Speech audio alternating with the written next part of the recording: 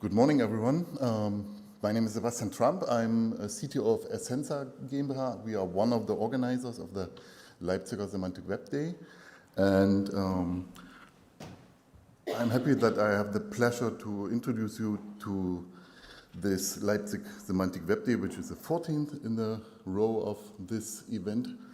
And before I start, I would like to thank all my colleagues from the organization team. So this is a team effort, not only from eccenca, but also from the INFI, from the Technical University of Chemnitz, and DB Peter and AKSW. So thank you very much for everyone helping to organize this day.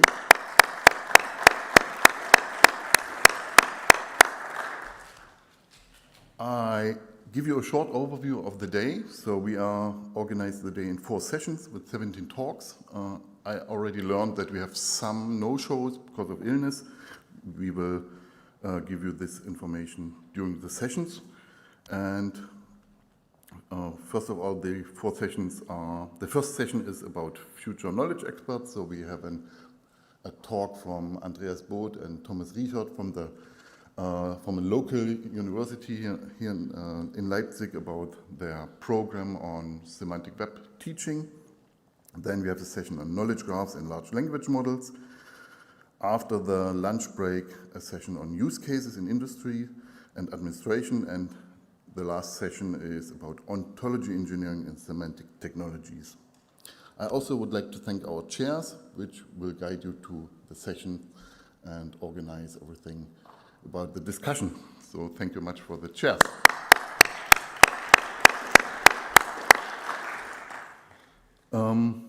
Our speakers are from, so we have 19 speakers from 16 evaluations and 14 locations. You see AI-generated map on the right side of the slide. So I'm especially happy to see that we also have international speakers today, which are from Toulouse and from Vienna.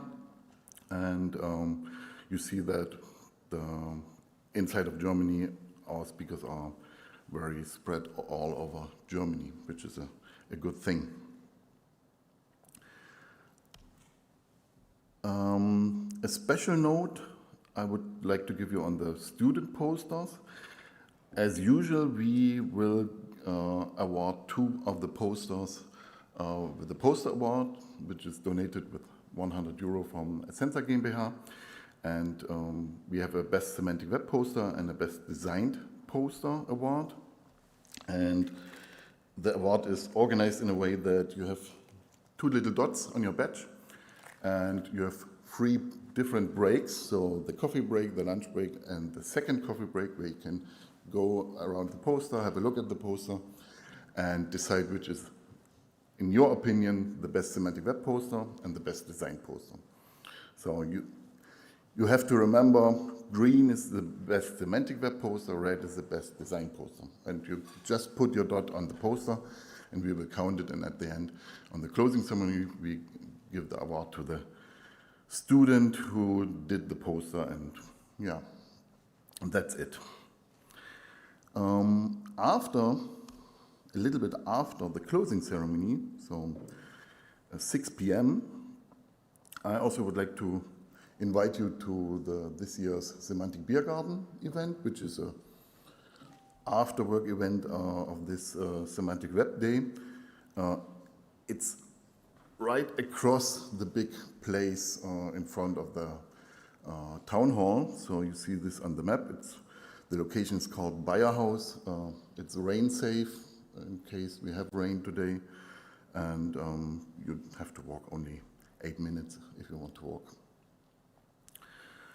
An additional note, I was asked to give you the information that it's not allowed to drink coffee here in this room, only water, and people will go around and ask you to move out the coffee and take away it from you. So please don't drink coffee here, just outside, not in this room. Okay, so without further ado, I will want to introduce you to the this year's keynote speakers. Noah Ramsey and Marcel Fröhlich are colleagues of mine from eccenca, and they will give you now a keynote on eccenca corporate memory marketplace, which is a new development we want to introduce to you. Thank you very much, Noah and Marcel.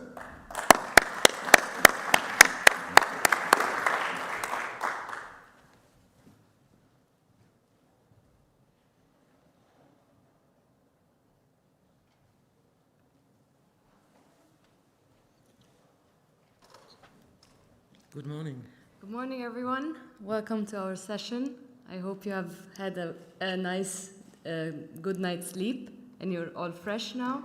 My name is Noor Ramzi and I work as a knowledge engineer at eccenca, and together With Marcel Fröhlich, I run customer projects at eccenca, and we're happy to introduce a new concept, a new component that is upcoming in our product, and we think it's a good one, so we wanted to give you a glimpse of what's coming to have time to prepare yourself. Before we get started, let me tell you a little story. I live in Munich, and while organizing myself to come to Leipzig by train, one of my colleagues asked me, when are you expecting to arrive in Leipzig? Which sounds like a simple question, but it was not actually a simple question to answer. The answer had to be manifold. The first part was, I expect to arrive at 12, but in reality, I cannot give you any concrete answer. We'll just have to wait and see. And I don't even know if the train conductor can give you a solid answer on this. And end of the day, I managed to arrive on time. I was only a couple of minutes late while the train application was still showing the original arrival time. So all worked out fine, but the point of my story being that we live in a world where speed matters, but not only speed matters. Precision matters, accuracy matters, and above all, trust in the system matters more. Okay? Especially when it comes to technology. AI feels like a high-speed train nowadays. It's moving at unprecedented speed, and that's what the Gartner cycle... Let me test this first. Yes, and that's what the Gartner cycle is showing us, that the AI technologies are moving at unprecedented speed now. Organizations are moving forward from testing, experimenting, to full adoption mode on. But again, similarly to my story, speed is not the problem with AI. Building models is no longer the challenge. The challenge now becomes building models that people can trust. Building models that give you answers that you can blindly rely on. And with this also, the Gartner cycle is showing us some other technologies that are now in this phase that we call Slope of enlightenment. slope of enlightenment, where you see the green box. And one of these technologies is knowledge graphs. The slope of enlightenment phase is basically the phase where technologies, after being in the hype, they are finding their own use and their true benefits to being used in real-world problem. It's no longer a hype and everyone excited, but they are really being used to resolve and solve some complex problems in the real world. And amongst these technologies is the knowledge graphs. So knowledge graphs are now being regarded and looked at as enabling technologies for AI. But what does that mean? When we say enterprise knowledge graphs are enabler for AI, first of all, what is an enterprise knowledge graph? Just a refresher for some of us. When you say an enterprise knowledge graph, you combine two main things. The first thing is you combine a semantic model, so what we also refer to as an ontology. So a representation of your domain, how concepts are defined in the domain, how they are related together in this domain. And the second part of an enterprise knowledge graph is your data, which is very important, but within the context of an enterprise knowledge graph, your data is ground and bound and aligned to an ontology model. So it's not just data scattered everywhere, but it is relevant and aligned to this semantic model. But what does this bring to us? Why are enterprise knowledge graph enabler? The first thing that an enterprise knowledge graph brings us is semantics. So semantics, you probably heard this word before, but just to refresh, it's basically the literal definition of a word. So a very simple example could be a plane, is also a Flugzeug, is also an Avion, and the literal definition of something like this is that it's a flat surface. Okay? So within an enterprise knowledge graph, you get the semantics of a word. What do you get as well? You get context. Okay, so context is basically changing depending on who you are, depending on where you are. When you have an enterprise knowledge graph, you introduce a context. So for example, back to the plane, a plane for a physicist is something that generates lift. For a kid, it's something that has wings and flies. But for an airline company, it's something that transports either people or cargo. Okay, so within your enterprise knowledge graph, you also bring in the context.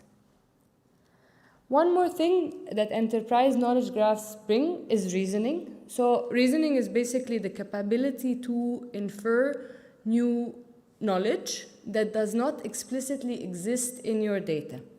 Another simple example with the plane. So you define in your semantics and in your context that a plane has a wing, and then you also have a physical object, something that you, let's call it plane A, and you know that this plane A is a plane. Then what the new inferred knowledge could be that a plane A has a wing. Why does this bring us anything beneficial? Because then you can use or take care of this plane A, that is the physical object, accordingly that it's something that has wings and thus needs certain types of maintenance, certain measurements, whatever. So this sort of inferred knowledge is added to your existing knowledge.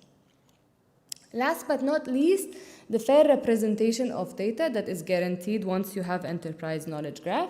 And fair basically means that your data becomes findable, accessible, interoperable, and reusable.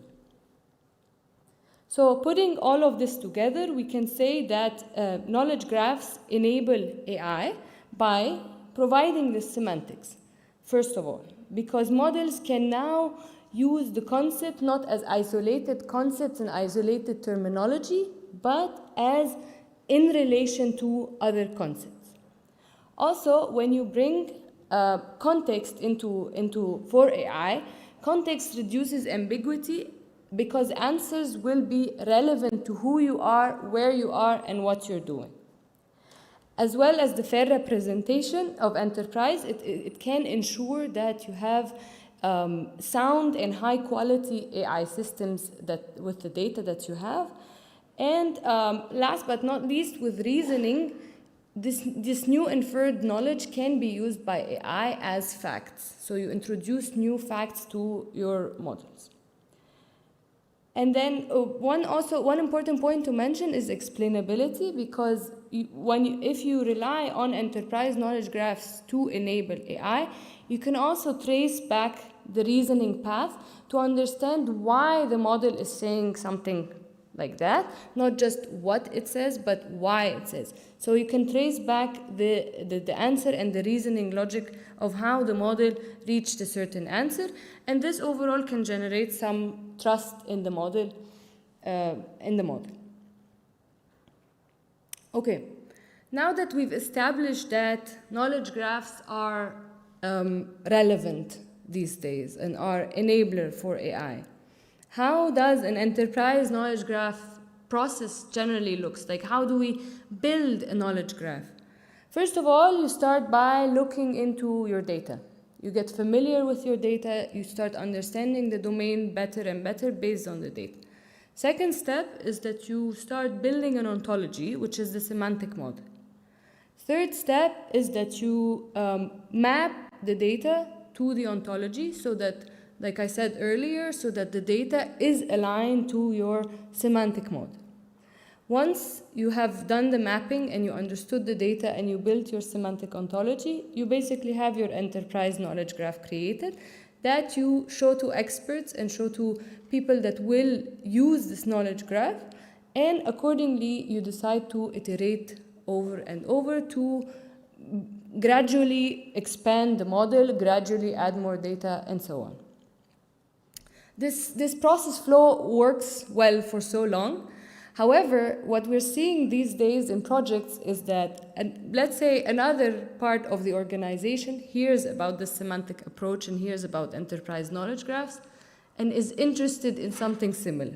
What would they do? They would start looking at their own data, building their own pipelines, looking at building their own ontology, and we start having these custom and niche bits of works that are independent within one organization.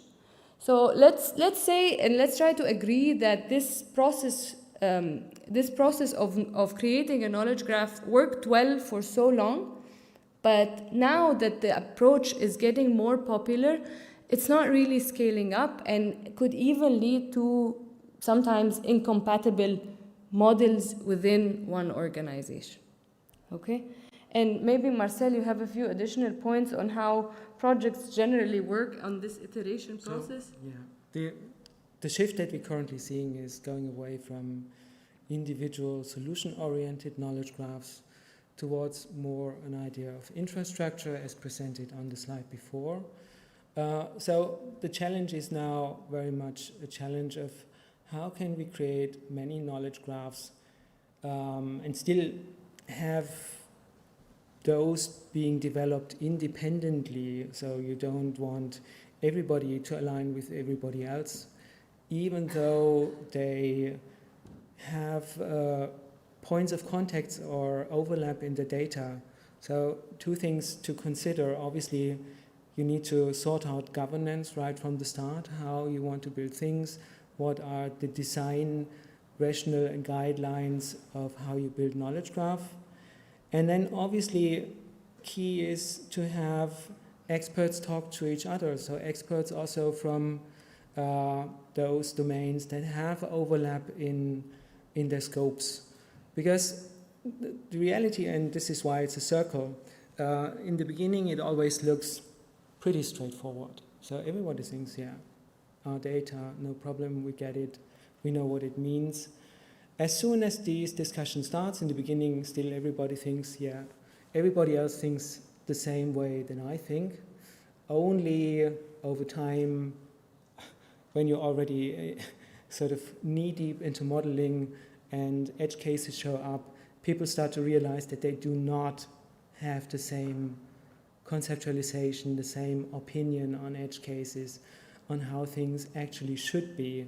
So, and this is where things start to get interesting and where the real work starts of aligning, of deciding where to go, how to define these things, where to introduce new abstractions, how to make sure that the perspective from one department can be clearly aligned with another department's perspective, which does not mean that one wins. It's not about one size fits all. It's about making sure that those different points that they make, they all have their different models for a reason, that they can be reconciled in a rational way, and that even in edge cases, everyone is clear about how to resolve these.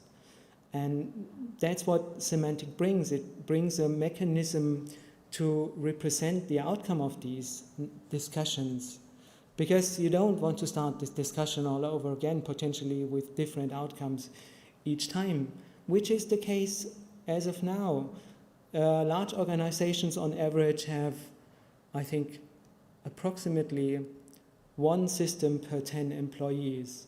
So look at large organizations, it's huge. They have so many systems, and each of them was probably developed as a project running very much on their own, making up their own decisions about designs of databases and whatnot. Obviously, it's not all lost. These organizations work, so there is naturally coherence in there.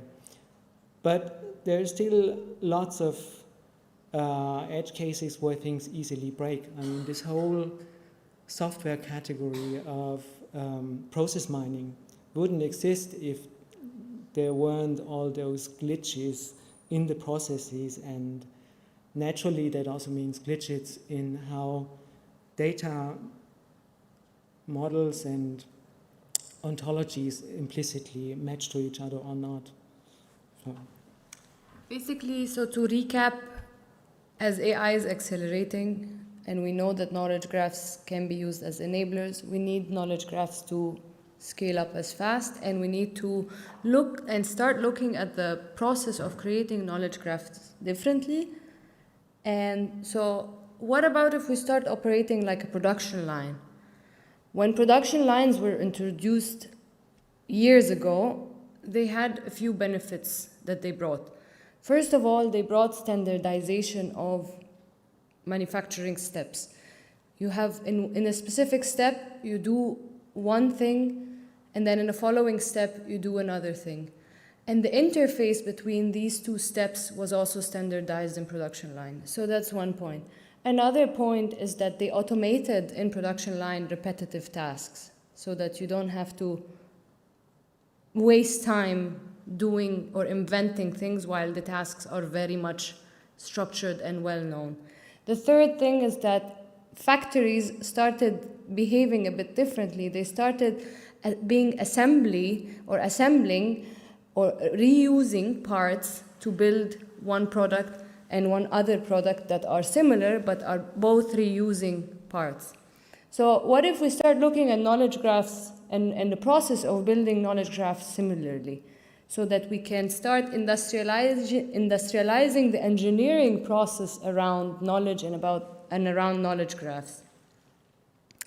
In fact, that's not a brand new idea. Software engineering faced the same paradigm shift, so to say, decades ago, when they moved from handcrafting codes to what you see here, probably very familiar with, only examples of libraries, packages, containers, and so on. So what if we start treating knowledge graphs similarly to software packages, where we can reuse them, reproduce them, and find them easily, and then they can scale? And this is what our main talking point today is about. We want to share with you about semantic packages and how you can use eccenca corporate memory marketplace to package your semantic artifacts, your knowledge graphs, your ontologies, controlled vocabularies, integration pipelines into semantic packages that can be reused and shared across organizations. Marcel, go ahead. Okay, so that's the main point. We introduce a package management system on the artifacts level, and obviously software as marketplace, or, well, the metaphor is also very close to App Store, depending on how you organize these things. And we see immediately so many benefits that we think this is really a major new facet of what our product brings, that we want to introduce it early on. It's already there, it's already working, but obviously there is a roadmap over the next 2 releases to make this sort of unfold and all the features come in. The very first and obvious thing is about lifecycle management. If we have a means to package all kind of artifacts together, all the deployment and DevOps related things get very much more predictable and easy to organize. So with infrastructures growing up, new obvious demands arise, like spinning up new servers automatically on demand, making sure that complicated dependency resolution needs to take place. A lot of this has been, well, done mostly handcrafted, because most of earlier solutions were focused sort of on one system running reliably and not so much on dynamic deployment patterns. So that is a big win to rationalize and improve the quality of all the automation and installation tasks. The other one, which I think is even more important, is about standardization. So knowledge graph, obviously from the very beginning, is the key idea to standardize, at least on a slightly more abstract level than data models, of the things that are being talked about as data within an organization. That's the whole idea of ontologies. But as we see in our own product, there is many more relevant artifacts around these things. So all those artifacts like knowledge graphs and so on don't come out of the blue. You have processing pipelines, all kinds of abstractions, workflows, mappings, data linking procedures, plugins of all kinds that all need to be put together, bound together, and ideally used repetitively in the same way across the organization. Because if you use, let's say, the same recipes and the same mechanisms to build things, you automatically have more coherence and also an easier life to evolve those software artifacts, because you don't have to change a dozen of them, but maybe just one ideally. So it enables kind of interoperability across different repositories. And if you continue this line of thinking, if you have a repository where specific processing of ontology-grounded things happen, you can also imagine that similarly to microservices in the software world, there is a much higher chance not just of reusing them, but also co-creating them. Think of stuff that happens within a single organization. At least within a single organization, there is a lot of incentives to make things together just to save resources. So if there is a processing component to create a certain kind of data product that different people use, somebody might have a need to extend this, and instead of building this anew, could use the package that already exists, make a branch of it, put the extension inside, share it back to the marketplace, and very likely he's not or she's not the only one in need of this extension or additional feature. So there is a dynamic unfolding that things are sort of being shared and progressed along the structure of what the ontologies give. So we see a tremendous opportunity to improve not only reuse, but also shared extensibilities of features of such packages, which we think is really a big one.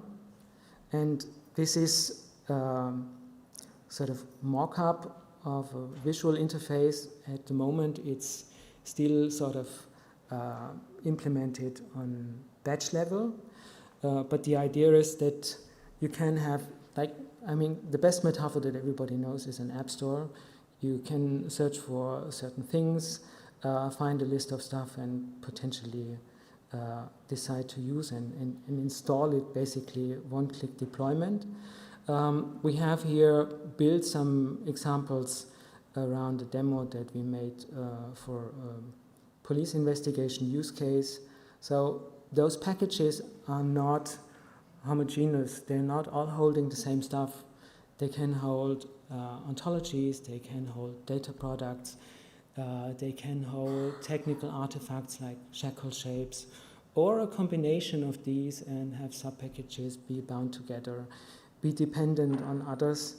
That's the kind of vision that you have a shared place where this happens. And the good question is, where does it happen? So obviously from a vendor perspective, we have an incentive to provide at least one central place where stuff that is sort of being considered as open and shareable is accessible to everyone. So we also put a lot of stuff that we develop ourselves in there. We have already built a huge number of plugins that will eventually then also show up in the marketplace.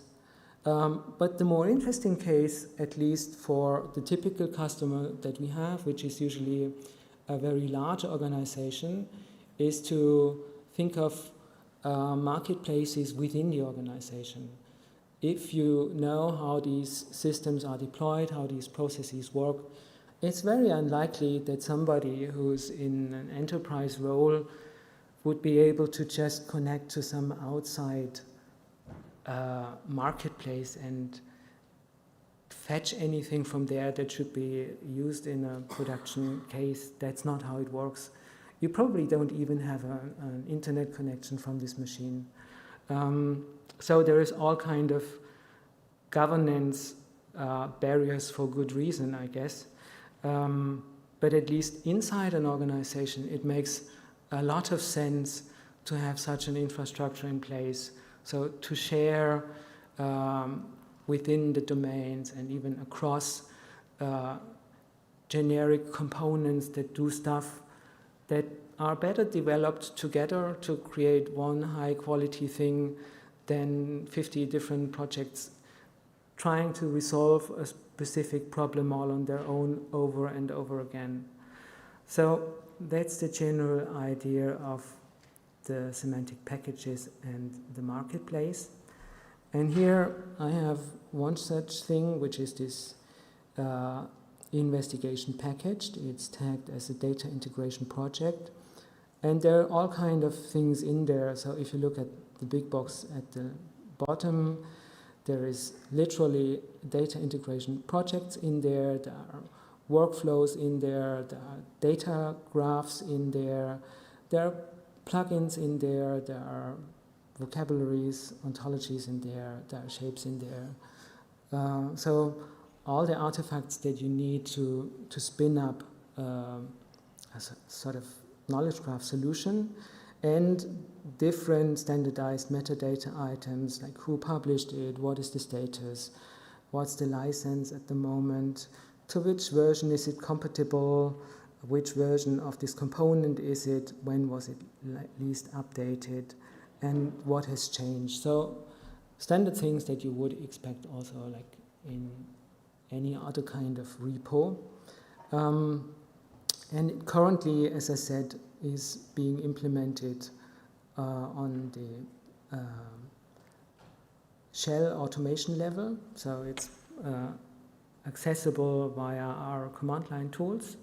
And from the next version on, every sensor corporate memory will also come with a local marketplace accessible. So you don't have to use it, but people who have a sensor corporate memory will at least locally have such a thing in place. And here I have a small demo showing some little things like something is installed, data sets showing up that were not there, projects showing up that were not there, functionality showing up that was not there. And let me try to run this. So we look at a sensor corporate memory front end, for those of you who've seen this before. And at the moment, all it basically shows that there is not many graphs in there, just some standard graphs. And it goes to the data integration and there's no project there. Then from the command line, some package is, it first shows what the commands are, then a package is picked and installed. And once the package is installed, we will go back, is it running? And see that there are projects in place. We will see that there are new data sets in place that haven't been there before. That there's also this package was shown as being installed. So new knowledge graph functionality or new knowledge graph artifacts are in there. And the next thing that we show is that this can also be used to add functionality. We have some address data in there, and the address data is currently shown basically just as a bunch of attributes. There is functionality that has been loaded with the plugin that can be activated by a shape to also give a more meaningful representation of the geodata, so not just coordinates as data, but actually showing a map which was not there before, so the capability to show this map has been installed from the package. And finally, it shows that there are some data sets that have information. There is a resource Leipzig, but there is no information in there. Finally, we also add an import, a dataset import of something that came with the package. And this dataset import has more information about geo entities in the Saxony region. So the next time we'll jump to the same place, we suddenly see there is now information about Leipzig available. So we go in there at the same place and suddenly it's populated because stuff has been brought in from the package. So straightforward, nothing surprising, but obviously a very powerful mechanism to automate and especially when it comes to automation with AI, this is going to be a big thing. So it's already the recap slide, but before I recap, I want to highlight some more things that we currently see could eventually be done with that. As a general package store, implicitly it is also obviously a data product store or data product marketplace that we bring. Data products at the moment, if you see them, you always have to take a decision, an informed decision, who can have access to that. So at the moment you would probably only share stuff in such an infrastructure that I explained that are at least considered accessible to everyone within the organization that can use the store, which is a start, but it's obviously only that, because eventually you would probably also want to have possibility to describe under which conditions such things would be allowed to use. So maybe not everything is meant to be used and accessed by everyone or for every purpose. So something that we currently build at the OMG, Object Management Group, sort of the standardization body that we're also involved in, where we did the DPROD standard, is also currently working on a policy layer on data products. So at least this is a case where financial service institutions have a large interest in. What they basically want to do is they want to describe policies of data products in a fine-grained way, because many of these data products they just bought from a third party with a complex contract attached to it, which not only says, here's the data, give me money, now do whatever you want, but it usually says, well, you can do certain things with this data that you just licensed from me, but there's many strings attached, so you can only use it for certain purposes, you can only use it a certain number of times, you must do this, you must not do that, and if you do this, then you also have to do something else, these kind of things. And if we manage to go to a place where we can describe these policies as part in an ontological way of data products, we will eventually reach a point where we can then truly safely and in a governed way also give AI agents the capability to discover data products and the infrastructure take a decision whether for the purpose this data is being searched for is actually covered by the contracts that are in place.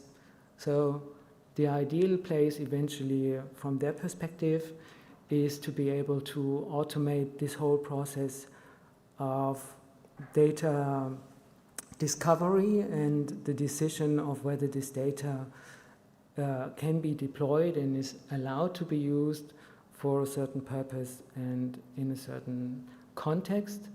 And if this is formally covered, this can be automated. That's where we're going. Obviously, this extends to other things as well.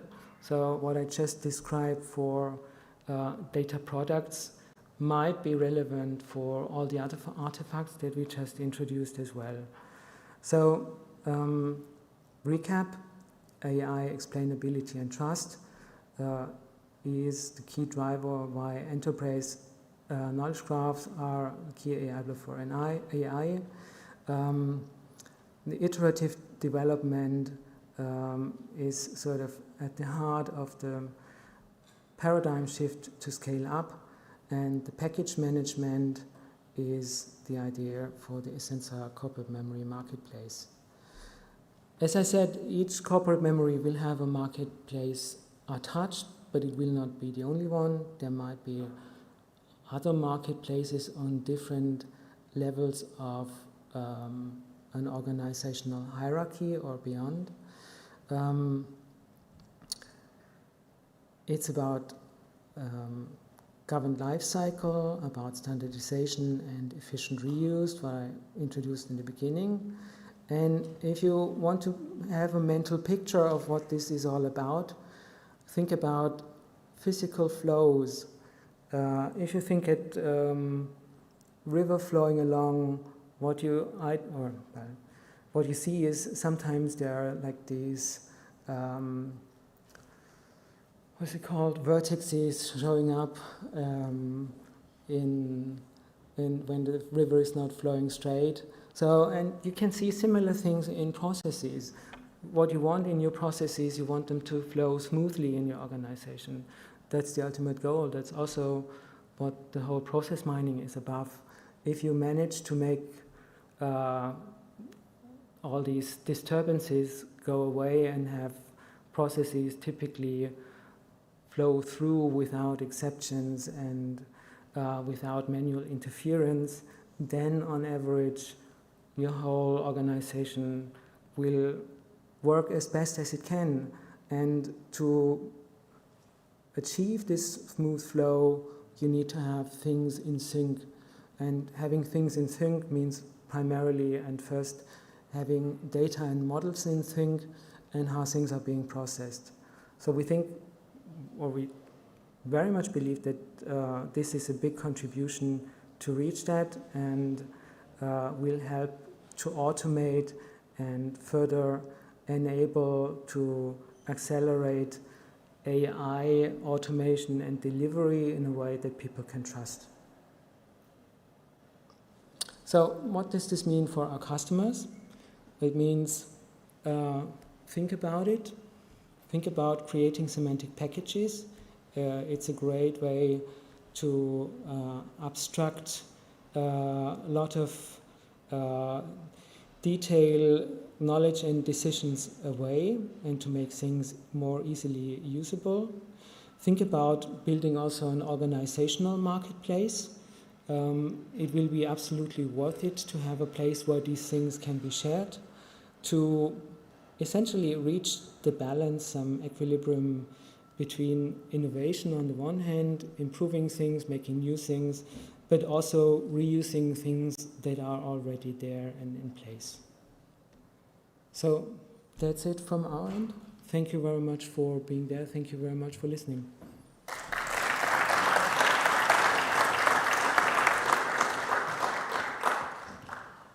Thank you, Noor and Marcel. So we have 5 minutes for questions. Do you have any questions? And if so, please go to one of the microphones.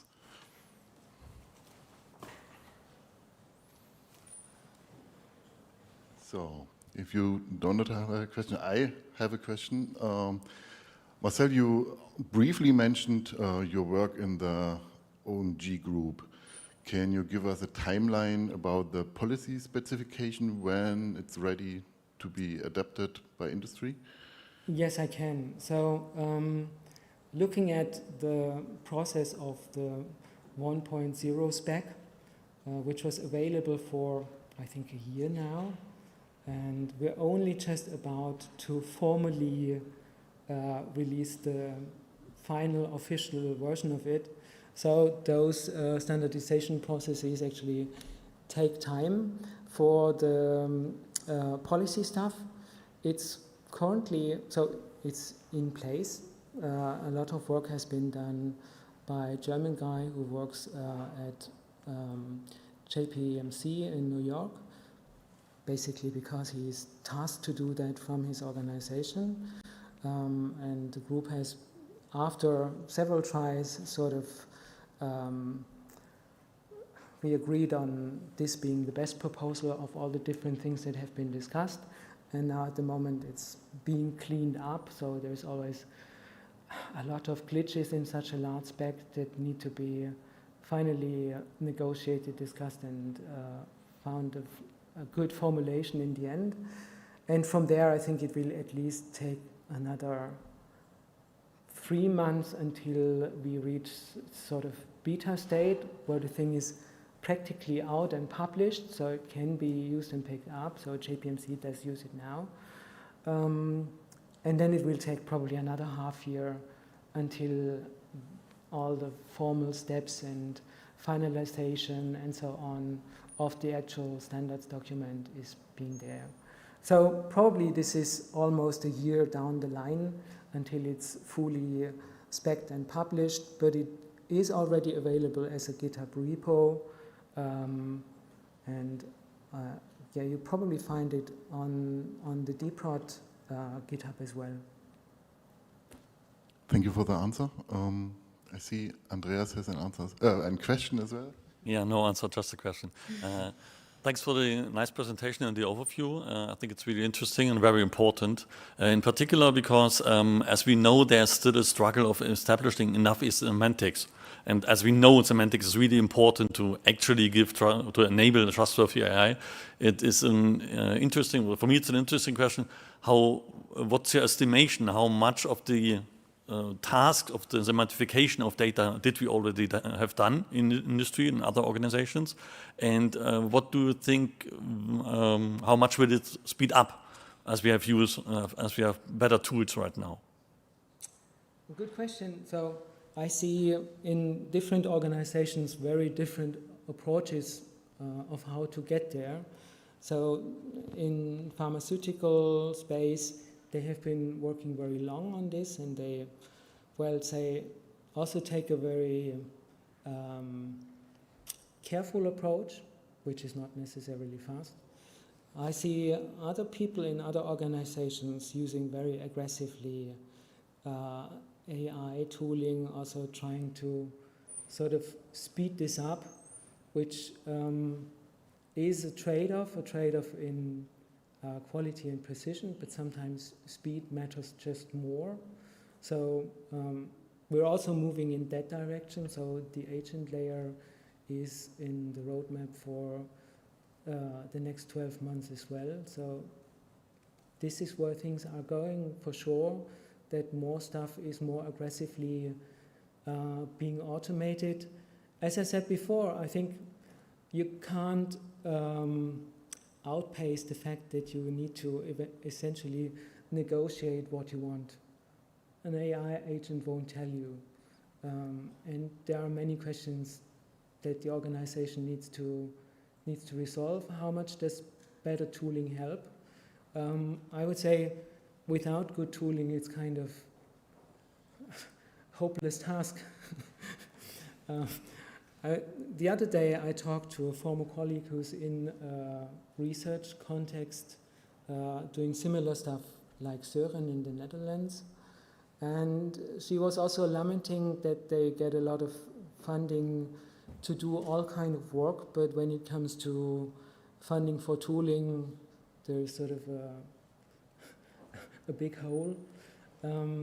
So it's a mindset. We now see this much more pop up in large organizations, which is very much due to the fact that with new central competency centers or even organizational top-level structures being installed for AI and data, there is suddenly somebody who's in charge and ultimately then also has a budget to make this happen.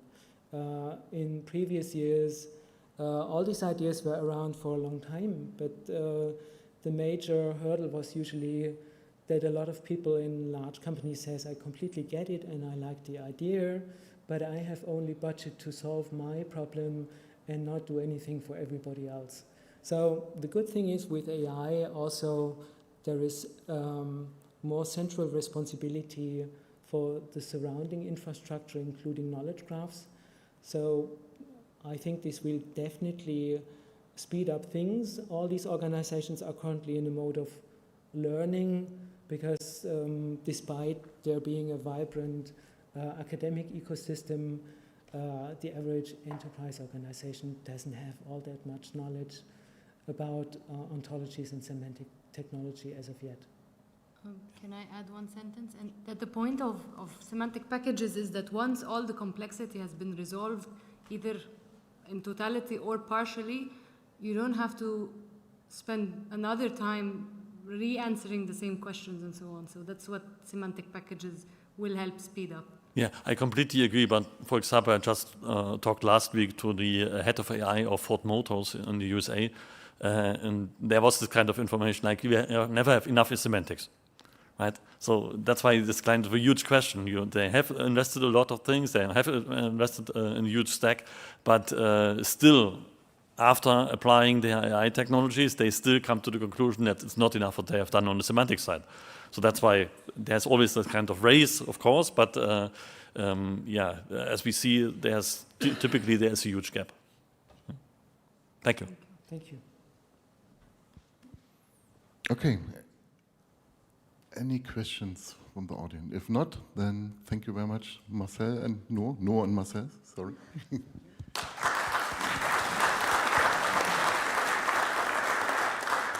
And we continue with our first regular session about the future semantic experts, and I ask myself okay, I have our speakers here.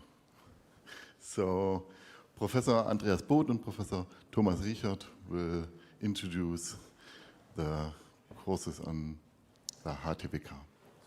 Thank you.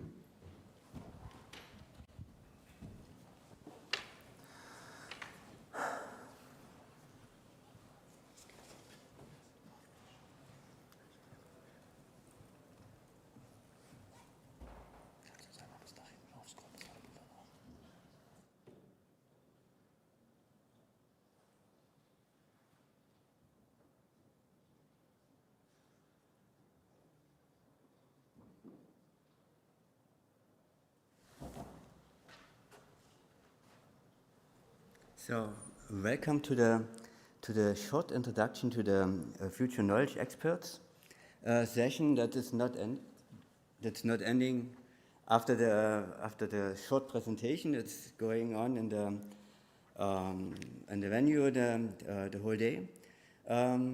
Yeah, thank you for the organizers of the Leipzig Semantic Web Day and the Data Week that we can here also integrate the students in the conference. So, and it's also, yeah, so we are still here from the beginning with several group of students. This year we have students here from HTWK or Leipzig University of Applied Science. We have also students here from Hochschule Merseburg, maybe also from TU Chemnitz. Yeah, so just introduction, I will hand over to Andreas Both, who will tell a little bit more about the University of Applied Science, and then we will give an introduction to the posters you will see in the coffee break.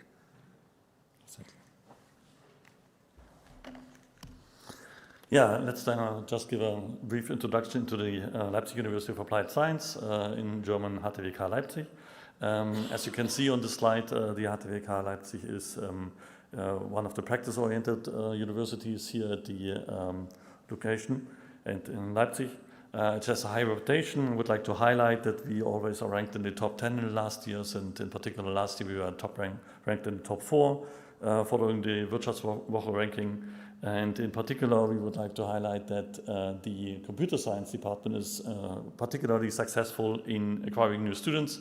We always have not just enough students, we always have much more students that we could actually handle, so we are always overbooked and always take more students that we actually should take, but I think with relation to the intended increase of the capabilities of our region, it's very worth to invest this extra time.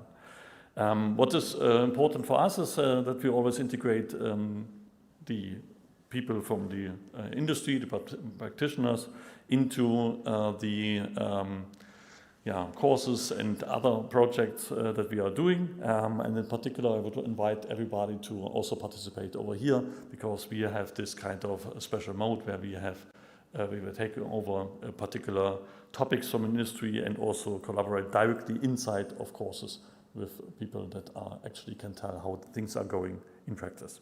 And that's actually also part of some of the posters, but first of all, Thomas will give the introduction in the posters he has supervised. So I think we have more introduction to posters. We have posters from different courses. The first one is the Semantic Web course. It's integrated in the bachelor course of informatics and media informatics. From this course we have, I think, 12 posters here. And the important thing is to know, if you are going to talk to the students, that the posters are not presenting final results of their work. So we are in the middle of the semester.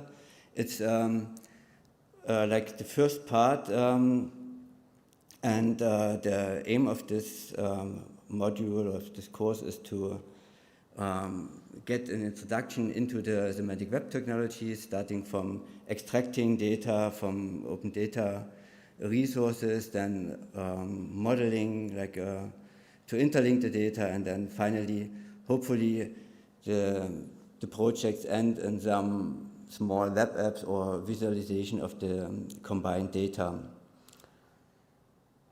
Yeah, I just want to, then I will hand over to Professor Both. Just also want to mention that we are always interested in get contact with the industrial or with the industry of Leipzig. So this course, for instance, is situated in the 5th semester, so it's the semester before the bachelor thesis started. And so if you are talking to the students, maybe also interesting if you are looking for students who can support you in semantic web technology in your enterprises. Another topic we are addressing is the topic of question answering in chatbots. In this particular case, on top of structured data, so not like text-based ChatGPT-like answers, but trustworthy answers, factored answers. This topic is integrated in several courses, so it's not just one course. Typically, these are master students working on these topics, and here the task is to actually integrate to actually implement an interactive system where users can interact with the data, can explore the data, can understand the data, so they should not just get the answer. And additionally, typically we try to also provide some explainability so that people actually get the information why this answer was created.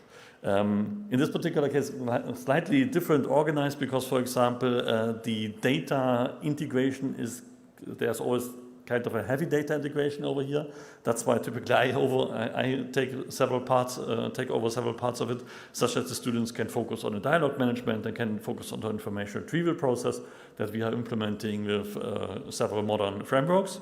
And the idea over here is to establish trustworthy and explainable answers or answering of factoid questions. So questions are actually provided, where an actual answer is provided. But on the meta level, we try to establish the understanding for AI-driven architectures and validation methods, because we would always would like to make sure that it's not just working once, it's providing consistent quality. And additionally, we hope that we can provide this kind of understanding to the partners that we have in these topics and the projects, as well as to the students, the understanding about how you can guide people in very complex data world. Another topic is a very special topic over here is the data sovereign file management topic. Is something that we are doing also in research, but right now we also have a particular person working on this task. Here it's all about digital sovereignty. As we all know, there's a huge problem in leaving our data to a very large company, typically not from Europe, that can take our data, and as we all know, also can just switch off the data or switch off the access to the data. It's a very famous case from last year where this actually happened.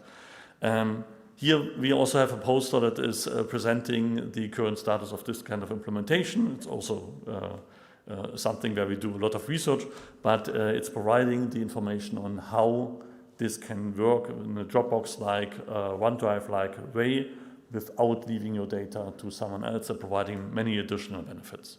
This will also be presented. So all of these kind of topics will be shown in the outside room in the Wanderhalle. We invite everybody to get this kind of information, to gather some information about how it actually works. We have many different projects, as you can see over here, many different forms of the project, many different representations of the project, as you can see here. And we would like to invite you to connect to the people. And also, that's why Thomas was showing me, just to me, also vote for the best poster and the best design. Best poster, the best design poster. Best poster design. Best poster and best poster design. Just to mention, there will be also a prize in the end. I think the prize session is in the last session on this day. Just looking for Sebi, as he's Accenture also sponsoring the prize. And red dot is for design, for the best design poster, and the green dot is for the best poster at all. So you have two choices. The dots are handed out at the information desk or at the reception desk, and as we said, it's starting now in the break, and it's also available in all other breaks over today. So please join the students, vote for the best posters, such that we have a very nice result at the end. Thank you.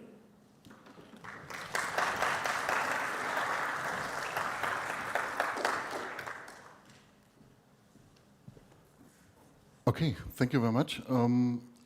We have now a coffee break, and after the coffee break, which is half an hour, so actually we have 5 minutes more than half an hour, we start with the knowledge graph and large language model session at 11. So now we have time until 11. Thank you very much.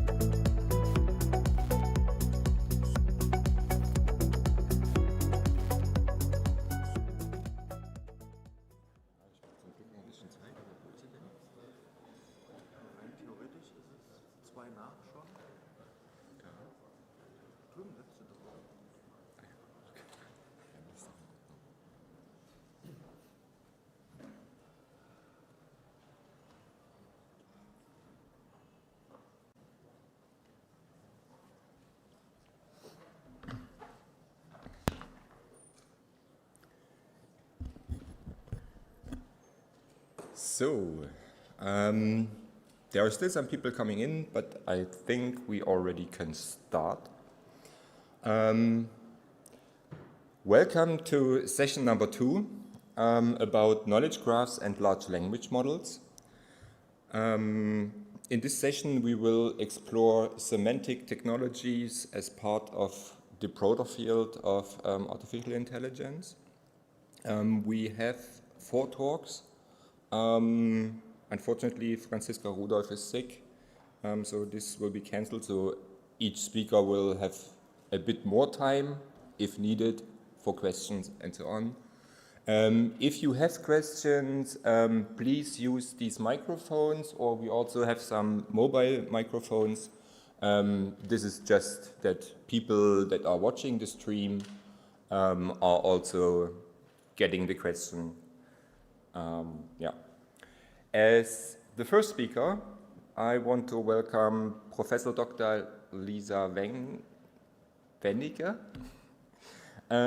She will present some results and lessons learned about large language models for metadata enrichment and question answering in open data.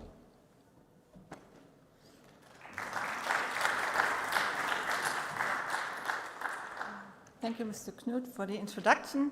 Yeah, my name is Lisa Wennige. I come from Hochschule Merseburg, and I will talk about a large language model application for open data. When we are talking about open data in this talk, I mean open government data, data that is published by public institutions in order to increase transparency, in order to inform about statistical data, so on and so forth. Open government data is increasing, or there are many open data portals worldwide. This is currently growing still, that the portals are worldwide available. Also because the High Value Data Set Directive of the European Union that made some legal underpinning for open data publishing. Open data can be beneficial for different stakeholders, for scientists, for journalists, for enterprises.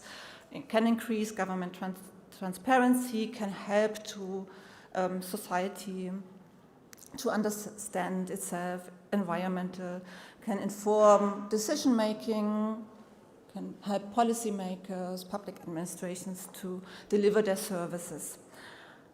With the open data portals and the portal software, we have come a long way. There are still quite good capabilities, but still some problems prevailing concerning dataset search, concerning metadata quality, and also data quality and processing.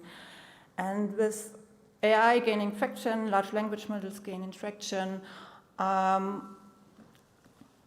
students, me and my colleague, Doreen Strass and Lina Thorhoff, we came up with the question, couldn't we automate the process of interacting with open data sets, open government data sets? Couldn't that be automated with an agentic approach? Currently, when questions are answered about governmental data, statistical data, this is a manual workflow that is done.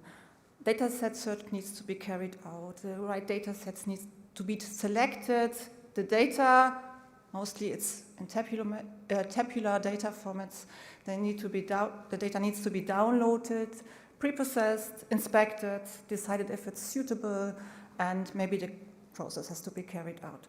Often questions come in the form that it cannot be answered from the raw data. Data needs to be aggregated, compared, filtered, so on and so forth. And with this manual workflow, we have these problems still regarding dataset search, metadata quality, and data quality and processing. For instance, when we talk about dataset search in open government data portals, there at least in Germany, most data portals operated on a Secan or on Pivot, and Secan works with Solr, and often there's only sparse retrieval implemented. Not so much semantic search, so we are really dependent on a good data set description, a good description of the data set when it comes to question answering. For instance, think about citizen parents that want to inquire about a nearby nursery, how many places are there in the nearby nursery. When the data set description, not the right terms are used, for instance, there's only a daycare center in the daycare description and the citizen search for nursery, the data is not found. So these examples come from actual examples from GovData, from the open data portal in Germany. So this is real examples. We have this problem still with DCAT descriptions that they are not comprehensively describing the data set itself, and that still the DCAT descriptions that are not fully integrated and not fully making use of URI terms, of vocabularies. So this is still a prevailing problem, and it could be useful if this would be the case, that DCAT description would be better integrated into the semantic web, because this would help automatic question answering. Another example, when we're not talking about the metadata that is used to find the data sets, or when we're talking about the data quality that is downloaded, special focus on tabular data in this talk. Common separated value files are the most common data type formats in open government data portals. For instance, a journalist inquiring about biowaste in the city of Constance. The journalist is faced with missing or incomplete data in the dataset itself, because there are the numbers in the dataset in this particular example, but the journalist doesn't know about the unit. The column does not have a unit attached to the data in the dataset itself, and the data is heterogeneously formatted, so there are different problems. Even when we have more complex questions, for instance, there can be questions that can only be answered with multiple data set or multiple distribution files.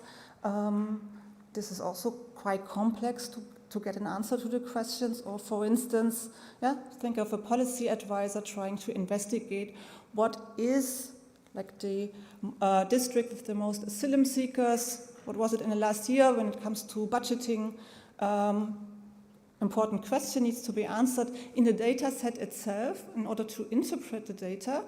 Real example, the policy advisor would need to download the data, understand it, needs to have domain understanding. It is not explained in the metadata about administrative units in Germany at district level, how to aggregate the different numbers here, in order to find it was Düsseldorf, in order to find out the right examples here. Data needs to be aggregated, calculations need to be done, and these are quite cumbersome and takes a lot of time to answer such particular questions with open data. So we came up, my colleague Dorin Strass and Lena Torhoff and I, with the question, can we already apply large language model in an agentic approach to open data question answering? Large language model have some language understanding, maybe they can help overcome the dataset search problems by synonym search and going back in the process until answers are, or the right datasets are found. They can automate maybe the process, and maybe sometimes they provide or have some inherent domain understanding. We had a look at the related work in this area, and there are two strands of research done. One was from agentic data science that we found, like researchers that already looked into automatic tabular data set processing, answering questions based on that. But these agentic data science work were mostly focused on machine learning tasks, data visualization tasks. So it wasn't it hasn't been done in the open data or open government data domain. And the other strand of research was regional language interfaces for open data. There has been quite some work done already. A chatbot that operates on the open data catalog, for instance, and gives some answers. There has been done some work in this direction. However, interestingly, in the open data domain, work that has been done was mostly done following a RAG approach. And we would argue that for open data question answering, you don't need retrieval-based, or maybe an additional feature, retrieval-based approaches with search and text data, but it's mostly focused on the actual raw data, so we need agentic data science or automatic data processing. So we wanted to try, come up with a first agent and evaluate how good does this agent perform. And in order to have a proper estimation how good this agent works, we need to set up a benchmark. There are not any or at least to our knowledge, no benchmarks available regarding open data question answering. So we crafted a benchmark data set with 200 question answer pairs in German and English, linked to the dataset distributions and from the open data portal in Germany, GovData, and also linking to the metadata description of each dataset. We also try to come up with questions of different complexity. So there are some easy questions in this benchmark and also some more complex ones. For the time being, we just focused on tabular data and XML data at the moment, CSV and XML data. Here we see the question types, different types of questions. As I said, we included simple questions, but also post-processing heavy questions, complex questions with multiple calculations involved, maybe integrating on the fly 2 or 3 dataset files together and doing a lot of multi-steps involved. We also tried to make this benchmark spread across different topics in order to have a variety of themes that we have in our benchmark. This is our small agent. To be honest, it's quite a simple implementation. It's implemented in Python Landgraph with a single LLM that has tools. In further steps, development steps, one would need to, or in order to increase the performance, to come up with a better orchestration workflow, think about how can we optimize that. This agentic setup, but it works like that. We have an LLM with tools that has access to the search tool, it queries the GovData open data portal, a tool that can download the dataset, XML or CSV file, then downloads the data, makes some pre-processing, tries to guess. This is not done by the LLM, but by code, by the tool. Tries to guess data types in the columns, and also propagates the table schema alongside the LLM messages, so that the LLM always knows what kind of schema does the table have.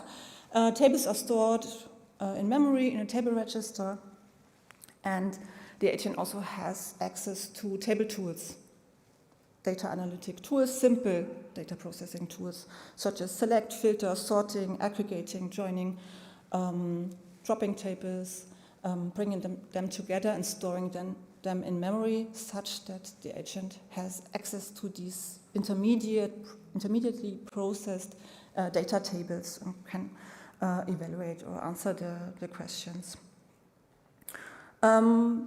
We tested this agentic setup with different LLMs, some higher priced ones, some lower priced ones, some open source models, in order to get an understanding how good does such a simple agent perform.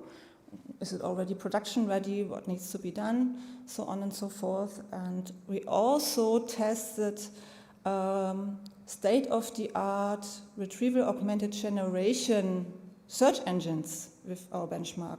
Yeah, because as you already know, or as you already do, searching for answers on the web, yeah, you get like an LLM summary for particular questions, and we also tested common frameworks here, common tools. Perplexity AI, we tested on our benchmark, and GPT-4o Search that has access to internet sources.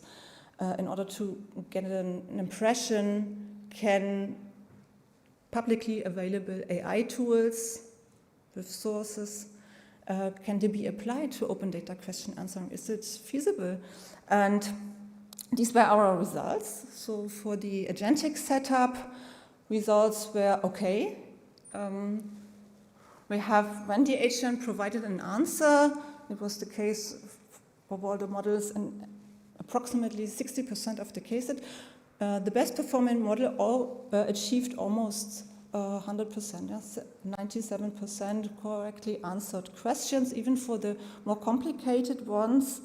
But we still had the problem that sometimes no answer could be provided due to token limit errors, due to recursion limit errors. So it was quite a good performance, yeah, even though here achieved with commercial model GPT-5.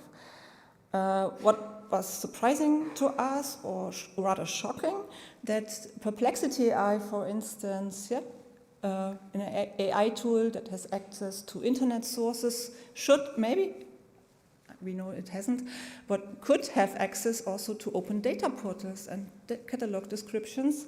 How do these tools perform? And performance was poor. Yeah, it was approximately only over 20%. Accurately answered questions here, and even though answer rate, yeah, completion rate was almost always these tools provided an answer, as we know. The LLMs always answer us, but sometimes with bullshit and sometimes with summaries and rough estimations. So it was only 20%. If you think about, and I already do this myself, I use a lot of AI tools also for answering questions in everyday life. And if these tools get used for open data question answering, so we are running into problems.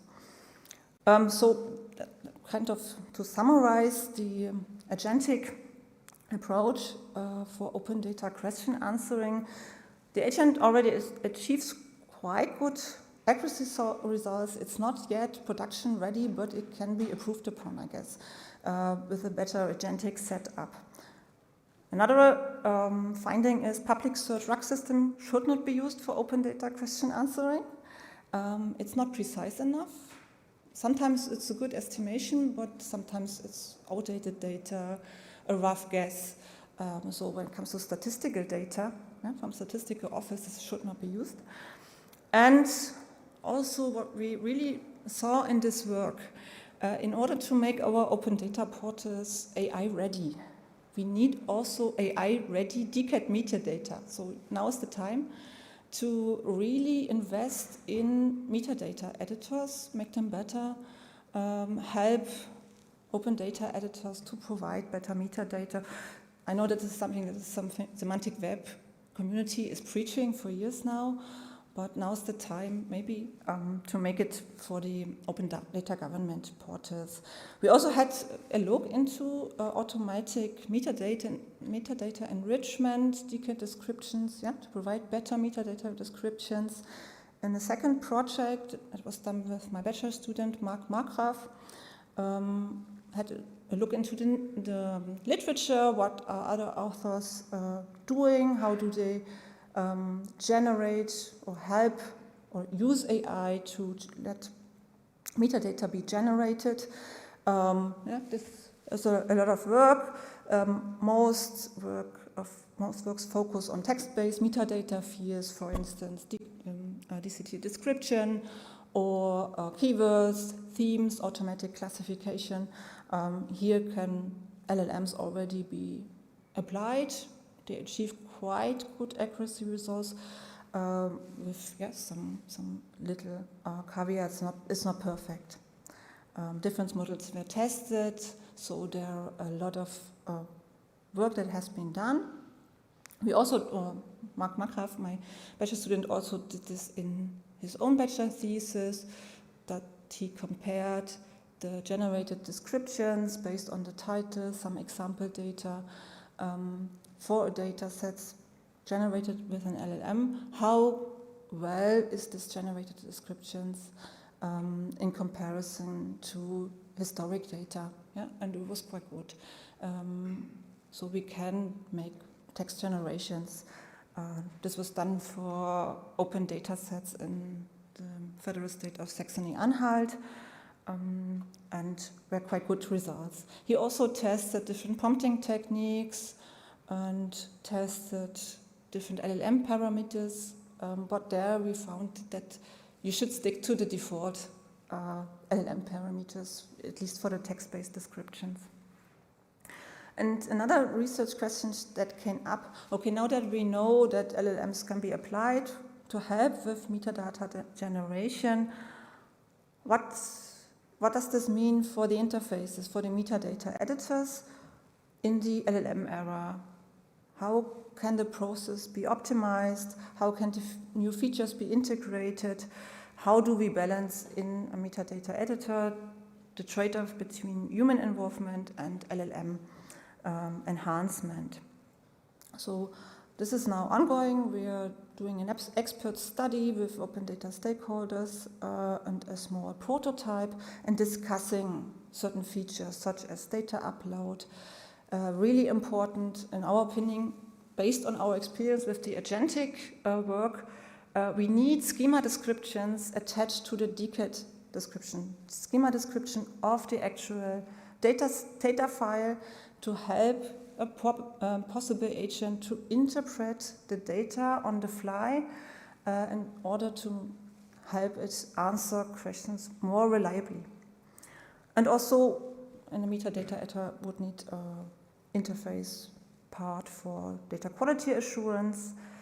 It needs, as it is already done in several other fields, suggestion lists for URIs, for RDF terms, based on a list or maybe based on a search index. Yeah? Should all the vocabularies should be there in the background, such that is already recommended to the user what to use. In order to help with LLM enhanced metadata generation, this should be integrated into the interface, maybe give the user the opportunity to select the model that is used, to define a system prompt, maybe give them the option to tune some LLM parameters. And then when already a little bit of metadata has been provided by the user, enhancement, LLM-based enhancement can be integrated into the interfaces. Good experience based on the literature has been made with keyword generation, automatic classification of DCAT themes, and also, of course, the text-based description of the data set. Therefore, the LLM needs a system prompt, example data from the data set, initial metadata fields, and maybe also similar data sets with the already present DCAT description. Desirable with modern open data editors would also be a checker DCAT validation, could be sent to APIs in this regard. Maybe also a Fuji API that gives some scoring in terms of fairness of the data.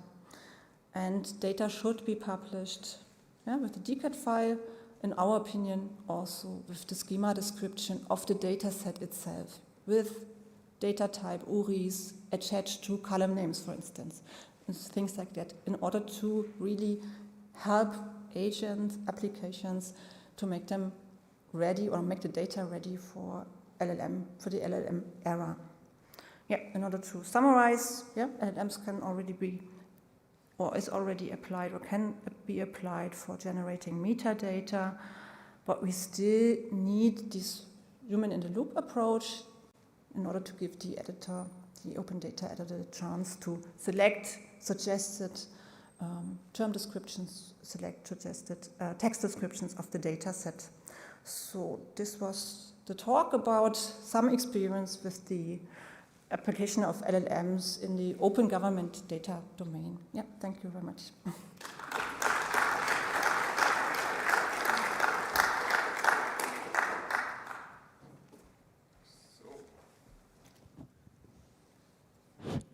Are there any questions from the audience? No? Okay. Yeah. Okay, nice. Thank you very much. Then we come to our second talk. It's by Sandra Schaffner from Technical University of Chemnitz. And it's about neuro-symbolic consolidation of crowdsourced knowledge. Thank you. I will take it already. Thank you. Yeah, hello everyone. My name is Sandra Schaffner and I'm from Technische Universität Chemnitz. And I would like to present now my work about neuro-symbolic consolidation of crowdsourced knowledge, and especially the ORKG use case that I did. I was told this might take some time. Okay, I would like to start my presentation with a very simple statement that you can see here to bring us all onto the same page. So you can read knowledge graphs make data fair, and you can already see the red cross, because this statement is oversimplified and also in a sense actually wrong, because you cannot just turn any data into a knowledge graph and expect it to be fair. I think that's clear, but I also have an example here where you can see it. So there, you can see that 4 times the concept of a method should be represented, but it's represented by actually 4 different inconsistent properties. And so this resulting knowledge graph is neither truly interoperable nor reusable. So what we actually need is real semantic fairness. So we need a semantic component that is usually achieved by a shared ontology or shared vocabulary. And you can see here, if we use 4 times consistently the same property for the concept of a method, then we have more interoperability and reusability. So I think now this was nothing new for the most of you here in this room. Yes. So you might ask, okay, what's the point?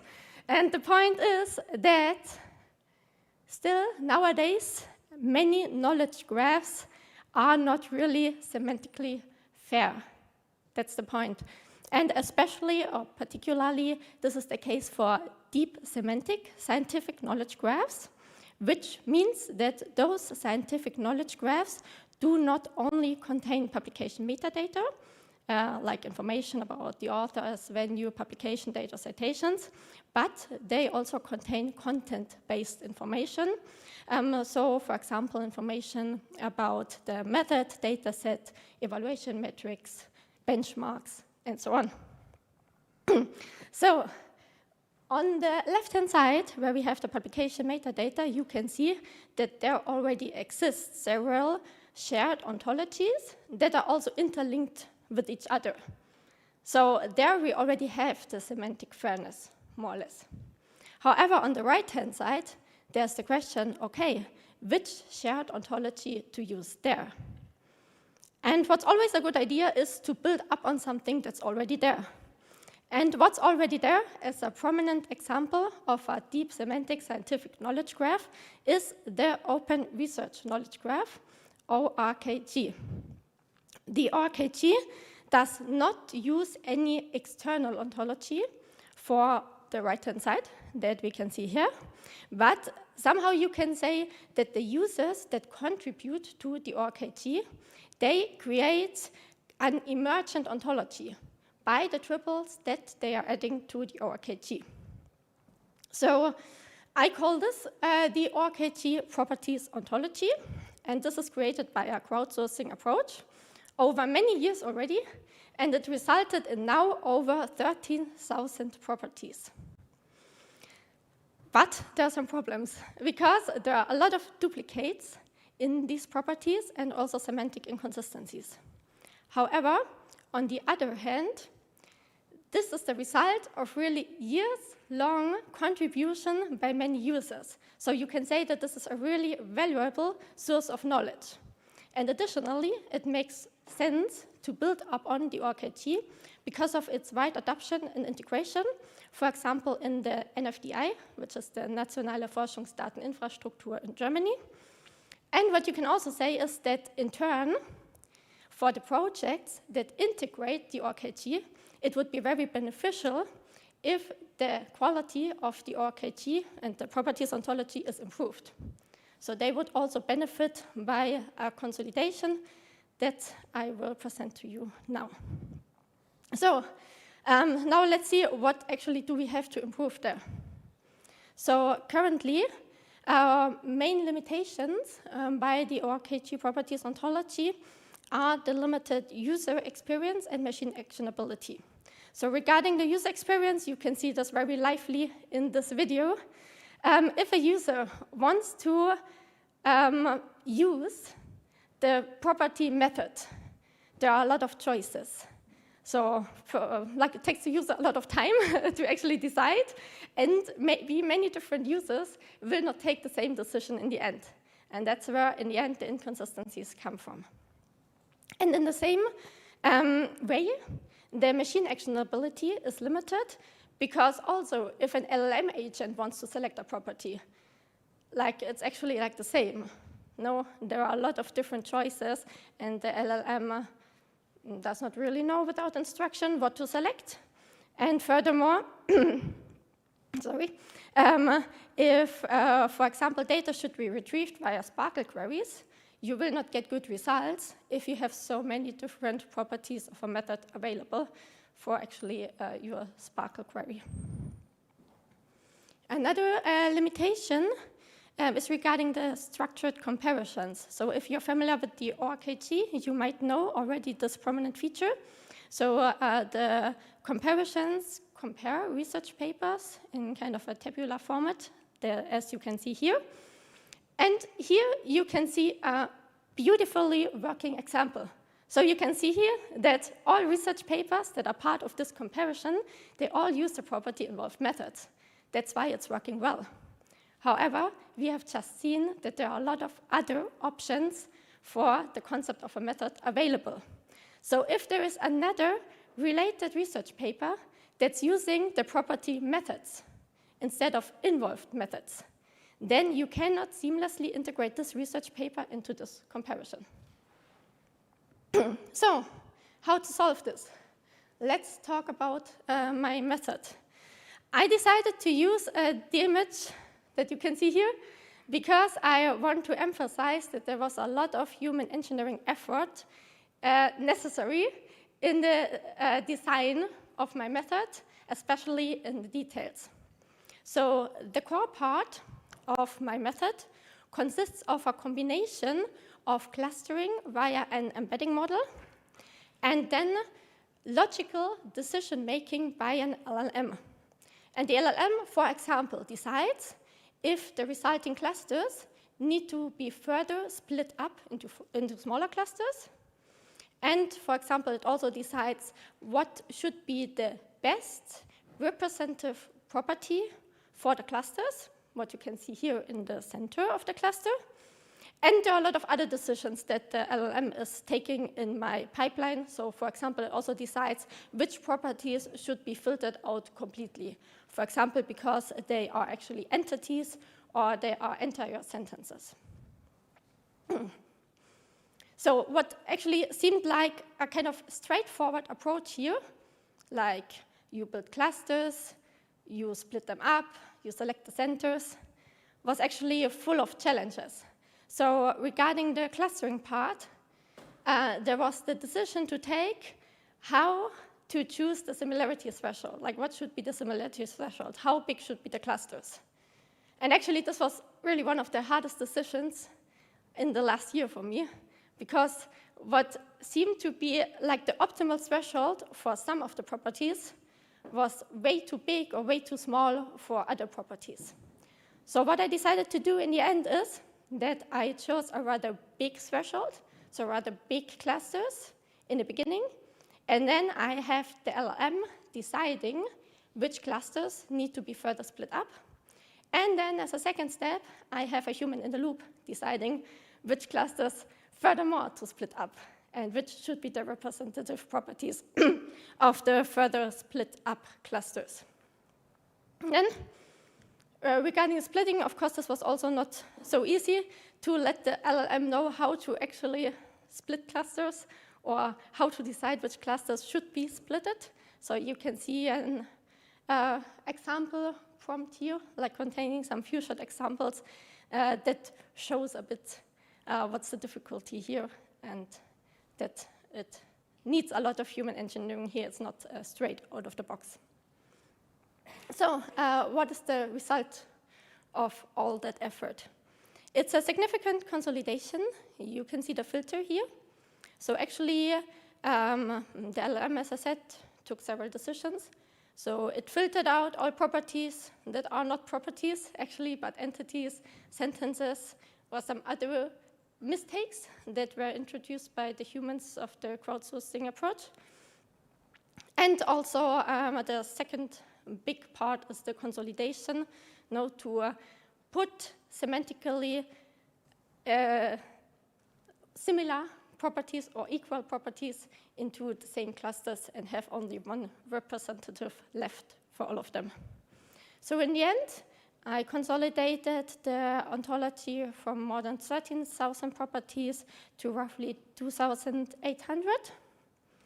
And I also did some experiment for evaluation where I measured the reduction of semantic ambiguity, and the result was a 6-fold reduction of semantic ambiguity. If you search for a certain property, and for this I used the gold standard data set that was provided by a former work by ORKG. And importantly, I also ensured 100% backward compatibility. So meaning that all properties from the original ORKG property are mapped to one of the new properties in the consolidated ontology. And you can see this here, it's mapped by OWL equivalent property and scores exact match.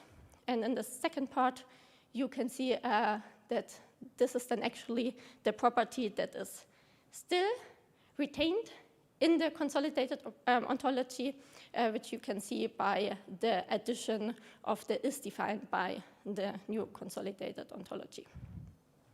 You can find the whole ontology and the complete code and my paper on my website. So feel free to scan the QR code and take a look there.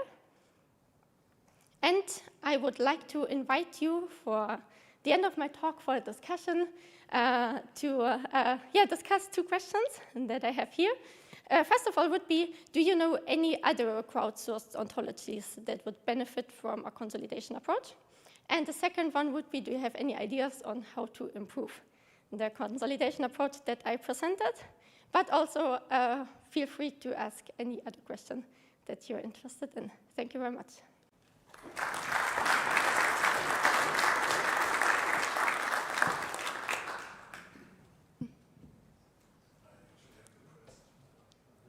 I use also the mic. Yeah, thank you very much.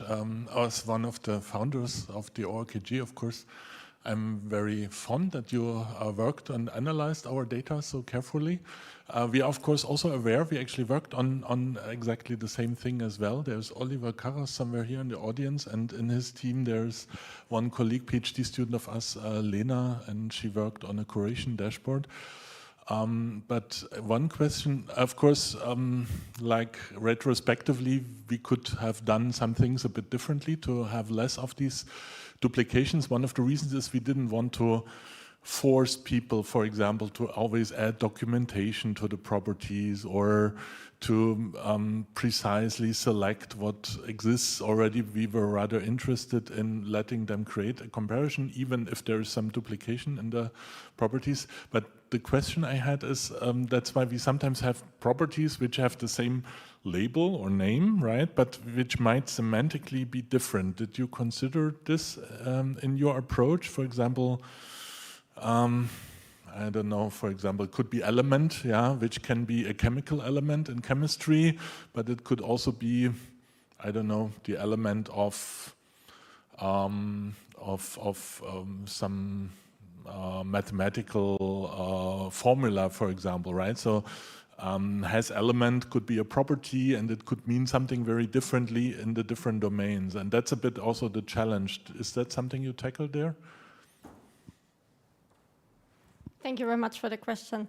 Let's say I tackled it if the users have added descriptions. Otherwise, if there's just a label available, that's kind of impossible to tackle it. No, but with the descriptions, yes, and also the descriptions are taken into account when the LLM selects the best representative property for each cluster. And yeah, among other rules that are taken into account there. Thank you. I think it's actually possible because if you take the comparison, right, you can see that element, it's a chemical context, right? And then you might have a different context in different areas. So if we take this into account, maybe it's possible to distinguish this a bit. But we can talk about this later. One idea, like another crowdsourced ontology, which we also started here in Leipzig, is actually the one from OpenStreetMaps, and there's this linked geodata, and they have such an approach already integrated as well. I think there is also the possibility to create new properties for spatial entities in linked geodata. And what they had, but I looked at this many years ago, I don't know how it's now, maybe it's something you could check, is that they had some kind of feed of the newly created properties, and then also they had the statistics how often they were used, and by this way you could filter the less used and the new properties, and this could then be used in the crowdsourcing process, but maybe you can more systematically analyze this knowledge graph as well. Thank you. Thank you very much. And then regarding your comment on how to distinguish element and element, for example, you're totally right. That's actually an improvement that can be incorporated.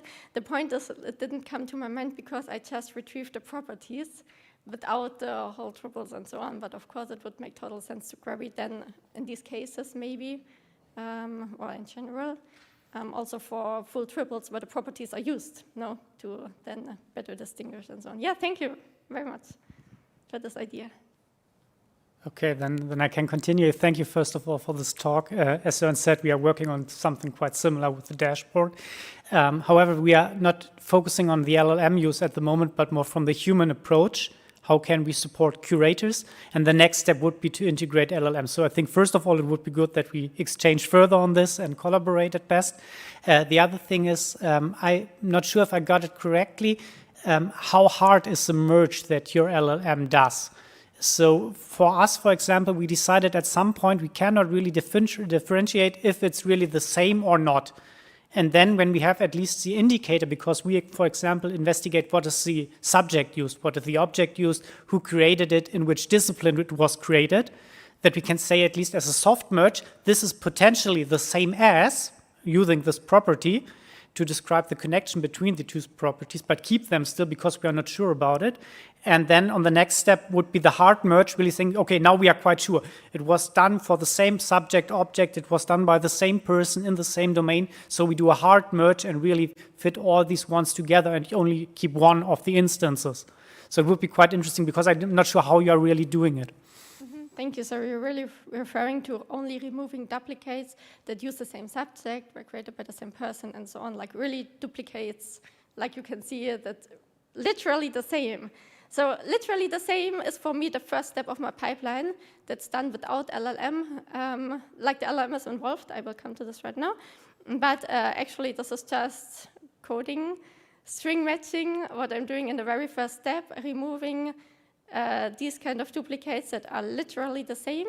and also like only just upper lowercase variations. No, that's the first step that I'm doing really, and the LLM is involved and then selecting the best property and also taking into account the description, as I said. So I have some more slides here actually.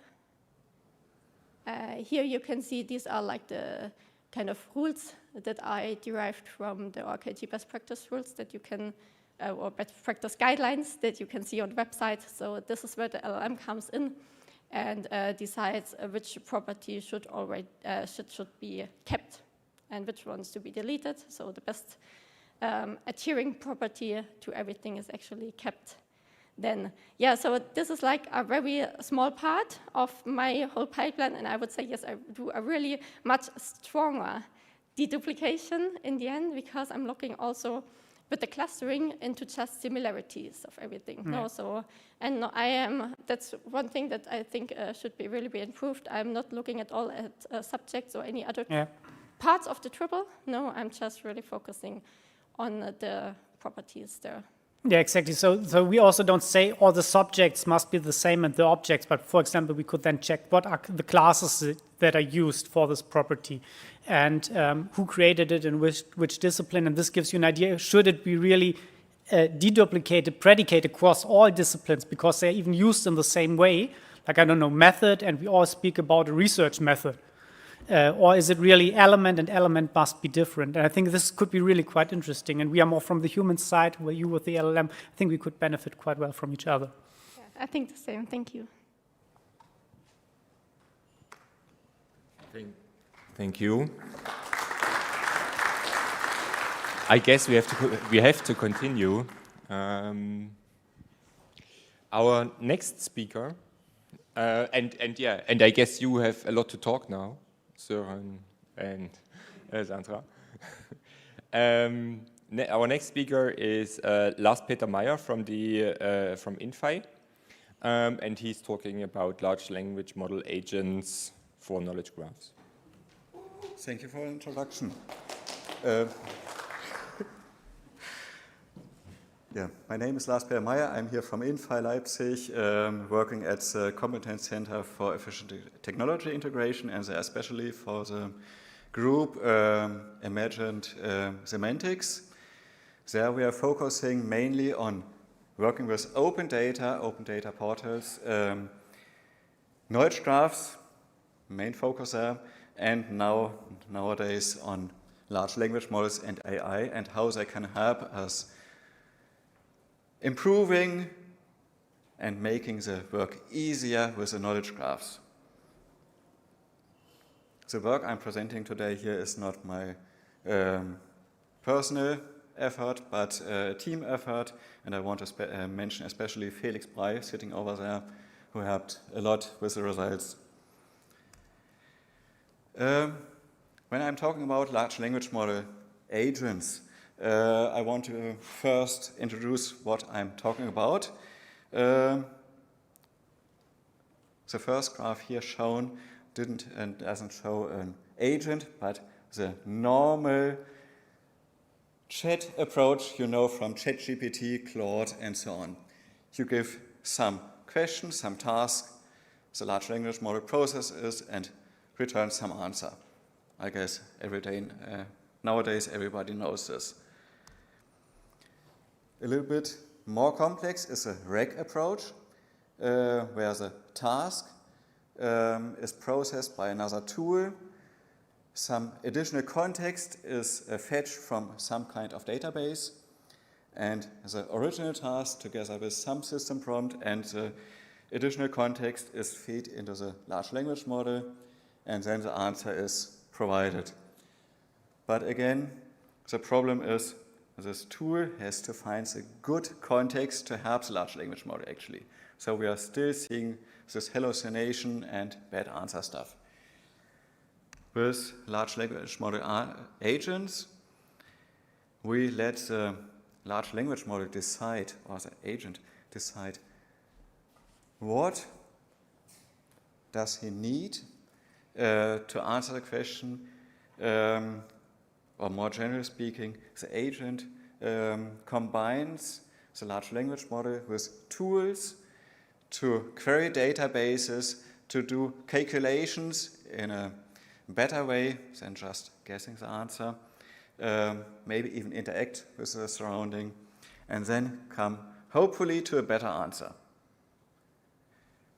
And just to finish this overview, another approach would be the multi-agent orchestration, where one combines several agents with specific roles or capabilities. They work together like a normal team, and then hopefully again they come to an answer.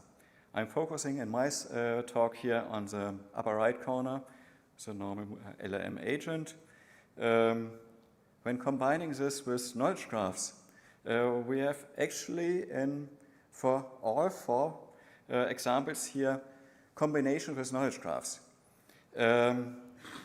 With a simple completion or chat, we are quite good in benchmarking this, how good the large language models are working together with knowledge graphs. With RAG, there is a graph RAG approach, not designed by us, but I guess quite common.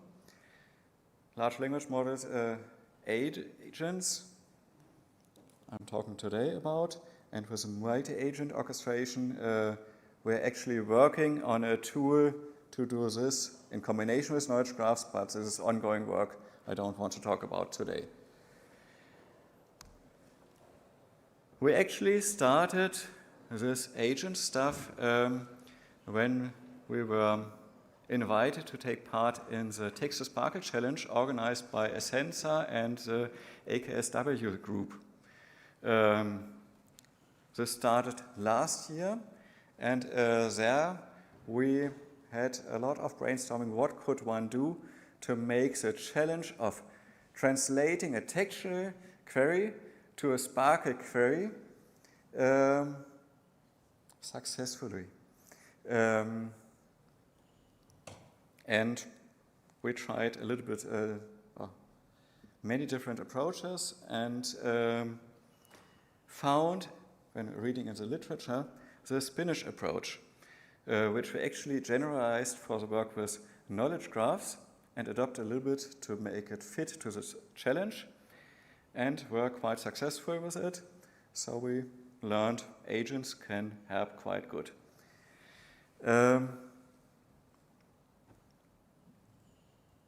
On the left side, I have included a graph similar. This graph structure is quite similar to the graph you have seen in the first talk of Professor Weniger. Normally, one organizes these agents around graph nodes, especially when working, organizing them with the Python LangGraph framework. So we have a controller node where a large language model can decide which next step to take.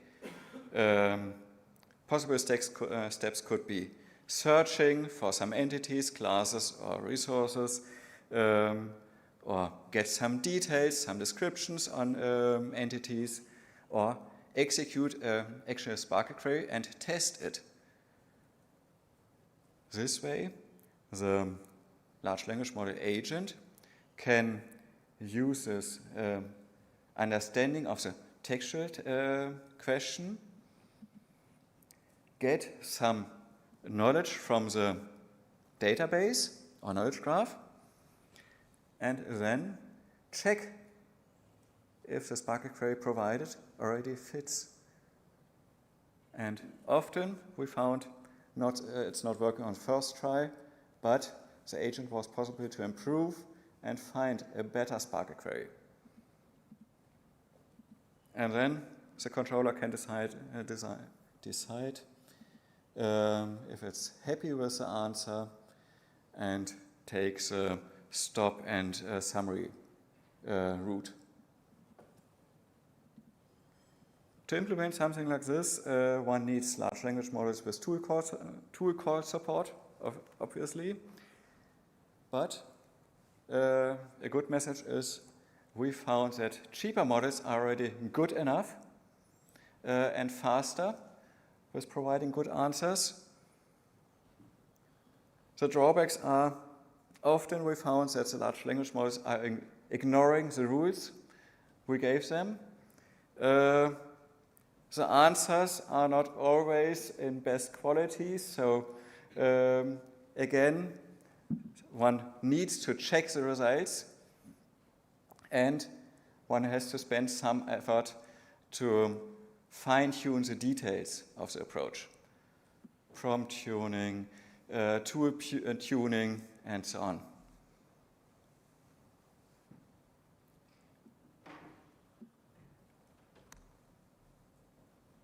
Based on this success, we decided to use this approach for another problem. There we were working together with an open data portal. And they had already an Elasticsearch function, but we offered them the idea maybe the search could be improved with an LLM agent as well. And of course a knowledge graph. So the user can again hand in a textual question, and then the controller node again can use the normal Elasticsearch and maybe improve the search terms a little bit, or the controller node could use the expand tool to expand the concepts a little bit, find specific entries in the knowledge graphs, or for example get parts of a country. And with this tool support again we found for some questions we reached improvement in the search result quality. But to get this, we actually spent some time to find a good problem where we can improve the search results. To be honest, Elasticsearch is already doing a quite good job. We needed to structure the output, use the structured output feature, because otherwise it's difficult to do something sensible with a large language textual output. We decided, as the results are not always perfect, we wanted to help the user checking the results, so we always included the basis and the way to come to this result, so the user can actually check if everything is okay. And we have to trick a little bit with limiting our internal search results and even prune the context across the chat history, because the context limit is still an open problem with large language models. But we got then a nice interface where the user can input some question, see the tool calls done during answering the question, and if the answer was not good enough, the user could even decide, oh, maybe the open data portal could add more data. And then the large language model agent could help creating a missing data issue. So I have a question, I didn't find an answer, maybe you can help me for the future. More of our experience we did as well in Ontology term search. We did some experiments with Claude Code for the text-to-Sparkle challenge, but there the results were good, but it was much too inefficient. It took too long time. It was too costly to get good results with the text-to-Sparkle challenge. Then we tested another approach. There actually we had an interesting experience. We did something wrong when setting up this agent. Some tools were not working due to some misconfiguration. The find tool was not working. Quite important for a text-to-Sparkle agent actually, to find the entities needed. And then we saw in the logs, the agent calls the find tool as expected and gets an error back. And after the second or third time the agent gets an error, the agent decided to try another path to get to the good results. And often the agent then just used the functioning execute Sparkle tool and was able to actually create a Sparkle query for searching in the knowledge graph and this circumventing the not functioning tool we misconfigured. That was quite impressive for us. Not efficient, definitely not efficient, the results were not good, but interesting thing to see. And another thing is we often saw the agent take some kind of shortcuts. For the example question, who is the mayor of the biggest city in Saxony? We found answers like select the mayor of Leipzig. So the agent was not querying for the biggest city in Saxony, but already inserting Leipzig. Or even more shorter would be possible, just answer with Burkhard Jung. It's so easy. And the answer is correct, but not the Sparkle query. And that's the problem when relying on the answers, the user would see this is a Sparkle query, okay, it should come from the database, but actually when reading this Sparkle query, it's not helpful and not reliable. So I come to a summary. From our experience, agents improve the results and help working with knowledge graphs a lot, but you have to take care of the details. The agents are quite slow. For example, in the text to Sparkle challenge, we took around 1 minute to process a query, and the results needs to be checked. Do I have any questions?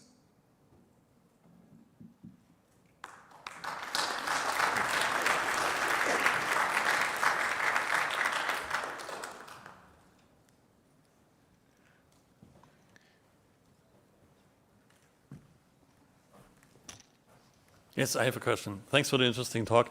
What you just showed on the last slide is so-called memorization effect. So the large language model actually was trained on data, for example, from DBpedia, which implies these kinds of approaches.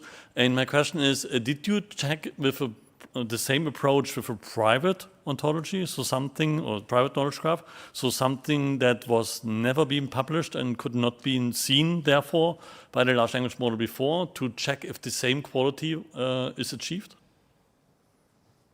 Thank you for your question. And I know you were taking part in the Text to Sparkle challenge last year as well, quite successfully. Oh, even better than us.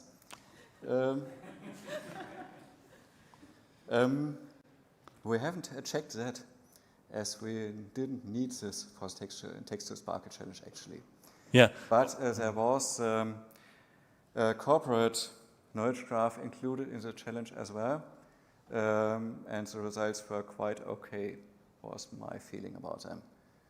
Okay, because I think from the with scientific perspective, we saw something like this happening quite a lot of time. Within the corporate knowledge graph, we haven't seen it. It should be possible to see it. Yeah, because this is actually one of the major challenges we have while generalizing our technology, question answering technologies, because in this particular case, most of the challenges use public data, so therefore it works really well. If you switch to private data, we see that many of the positive effects are not coming up anymore because they are not like memorized. Actually, we also published last year a paper and won, by the way, the best paper award for this publication at the conference about the memorization effect. And this was done for question answering, and their memorization effect was up to 30%. So the quality is dropping by 30%. And basically, this is not such that nobody is thinking that this is any kind of criticism. I'm just interested how we will approach this in the future, because we really need to check our approaches with other data. Because all the data that's available on the web is basically already was part of the training data for the large language models. Yeah, there's definitely much improvement necessary there. I still guess the large language models benefit from several aspects. The knowledge of the public knowledge graphs, but as well on the general world knowledge. They can use that and still check if the answer seems to be feasible. Something like that. Okay, thank you. Yeah? You mentioned the well-performing open source LLMs for your agentic approach. You said some open source models are quite efficient in tool calling, or did I get that cheap wrong? Models. Oh, cheap models, okay. Because my experience was the open source models are still lacking in function calling performance. Exactly. Okay. That was our experience as well. So we finally went with GPT 4.2 mini. Okay. But the mini model was good enough. Okay. Was our experience, and we had the same problems with the open source or open weight models. Yeah, thank you very much. Thank you. This was my experience as well. Thanks. Okay, any other questions? If not, then thank you, Lars, for the presentation. Thank you.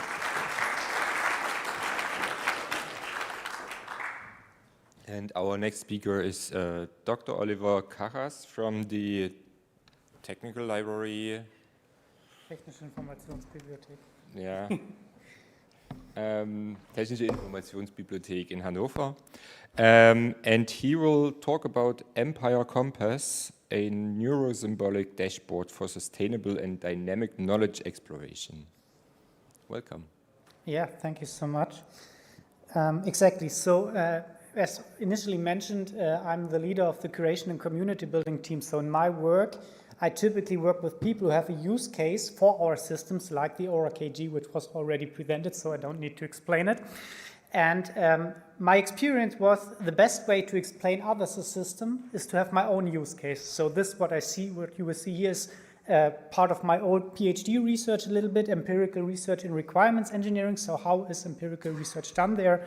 And it was leading to this dashboard in the end by using the ORKG as a basis.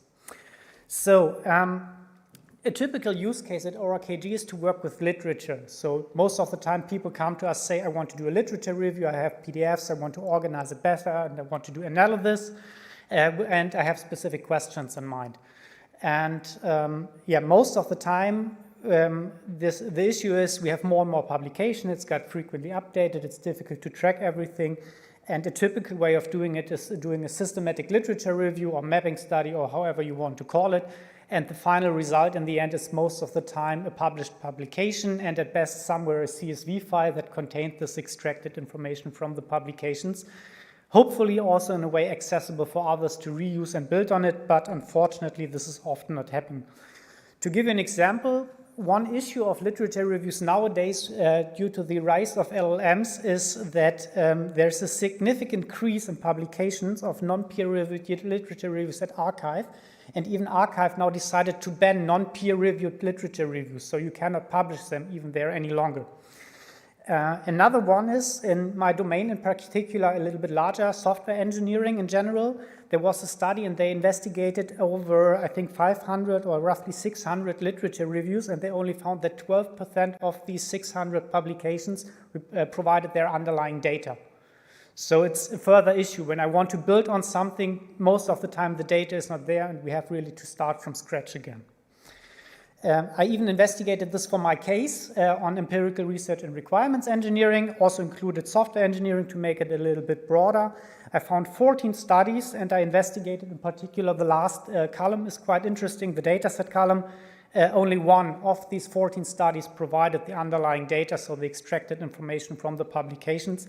All others were either unavailable or they used, I don't know, a university site or something like this, a private site, so the link they provided did no longer work. And this motivated my idea for my use case, and in relation to this, to ORKG, that we need more technical support. So it's good on how we do these kind of literature reviews, at least in my domain, but how to organize the data and make it really available for others and reusable, it's not well done at the moment. And the core issue is most of the time that the data is not available. So the idea was a little bit to combine research knowledge graphs and large language model. We did it in a stepwise approach. We started with the knowledge graph to integrate the data there, and to combine it later on in the dashboard also with a large language model. I think I can skip a little bit this slide. This is more for the people out of my domain who are less familiar with these terms, what we mean with neuro-symbolic.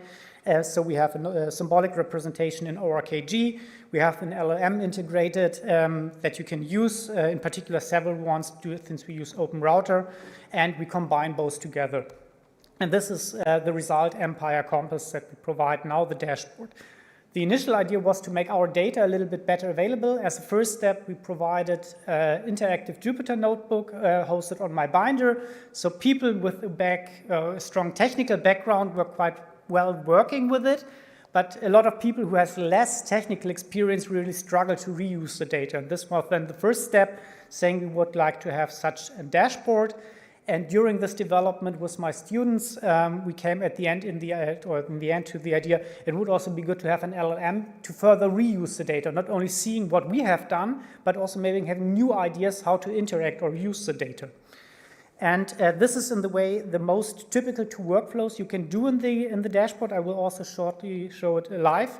We have on the one side curated questions, so we have a defined competency question based on our data that we wanted to analyze, and we have a corresponding SparkQL query, and we know that this result that is coming back is correct. And the user can simply select the question, it's executed, he can see the results, and then he can again interact with the LLM to make prompts like, I don't know what this term means, or show me only a part of the data, or in some way extend it to, for example, other research methods besides the one you show me here.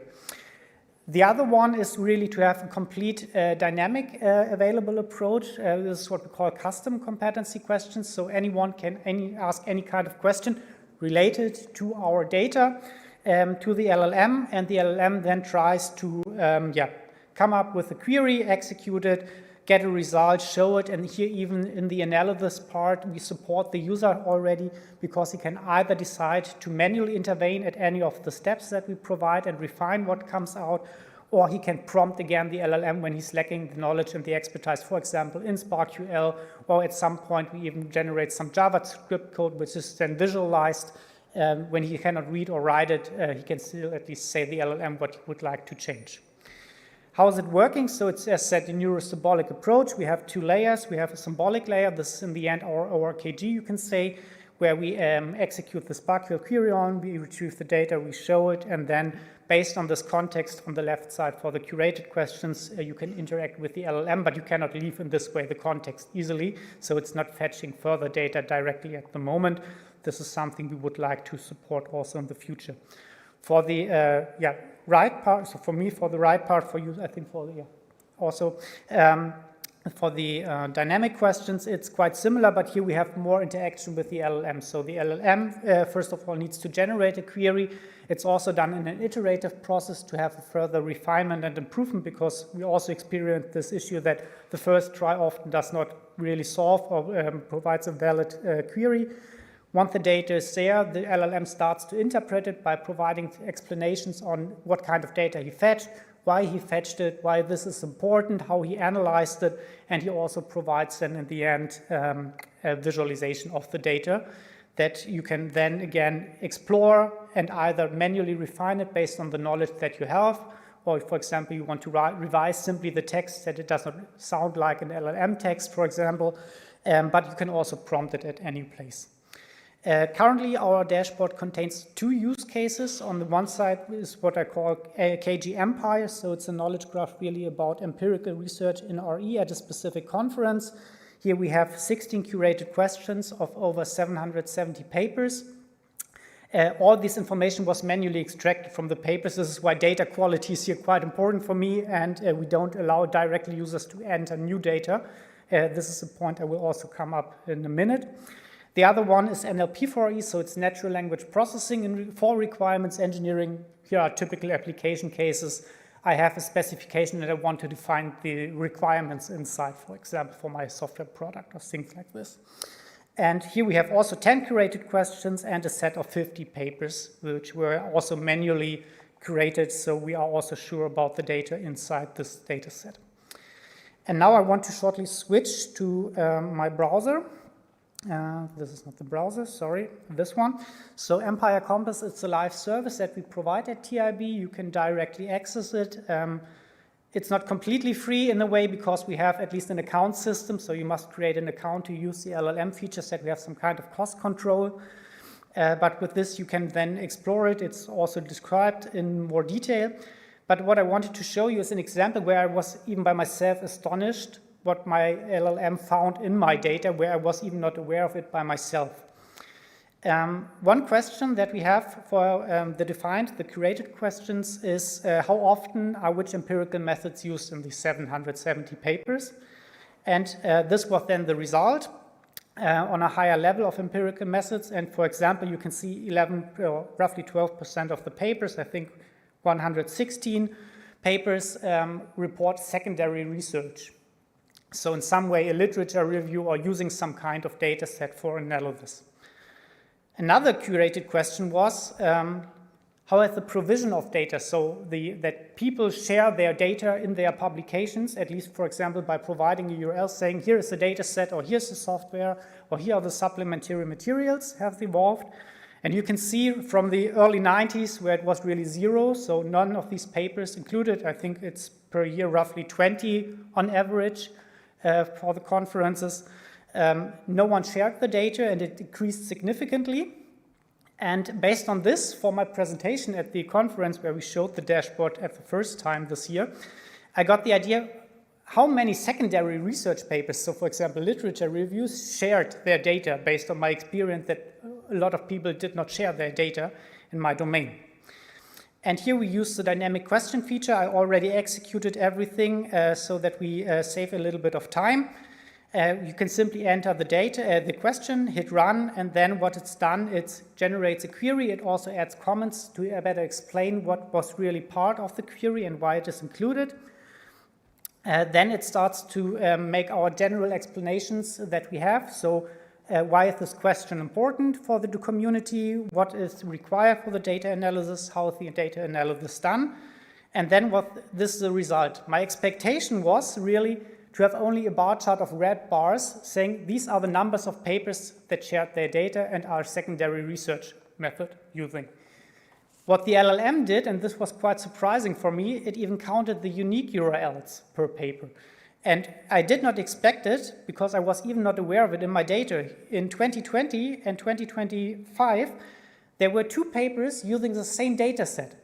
So there's reuse, and now I can really dig in. So are these the same authors who had 2 publications and used the same data set? Are these different authors who used the same data set? Which data set do they use? And now I can really explore the data and get further insights into this reuse, for example. And this was really quite astonishing for me. What we also provide, only to mention it, is we show a little bit the costs that result out of your query when you are executing it. You get the raw data. It's currently a problem since we lost the internet connection some minutes ago, where you can explore it directly here in the browser if you want, by filtering and aggregating and stuff like this. We also provide the raw data that you can download it. You can also store the entire site to reuse it. And as I mentioned, in every step you can see here either a pen symbol for editing or a robot icon. And in these cases you can simply say either I want, for example, to edit the SparkQL query manually because I know what I do, and then rerun the process, or I can even say to the LLM that I see there is some kind of issue, but I don't really know how to fix it. Not sure if we can make it work. Let it try. For example, a quite simple one, green bar chart, green bars in blue. So let's give it a try. I'm not sure if the internet connection is still working. But what would now be done, and I did it already even with more complex stuff that I wanted to add, it that the system now really starts about thinking about my prompt that I sent and tries to iterate over the visualization it created and refine it, but I'm not sure if it's really now working with the internet.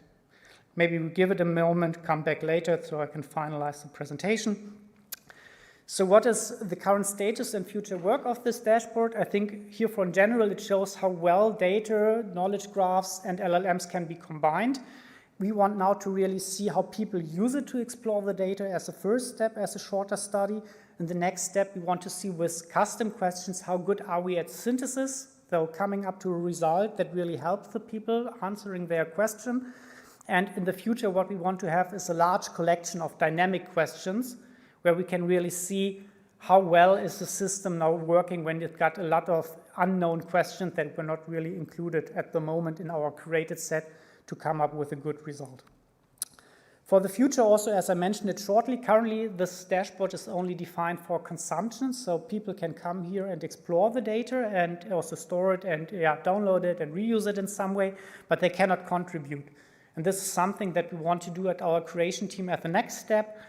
We are working on an approach that uses the idea of a questionnaire in combination with a PDF document. The questionnaire is mapped to the underlying schema, and the people simply fill out the questionnaire, can again prompt the LLM to get support. What could be an answer based on my PDF for this question?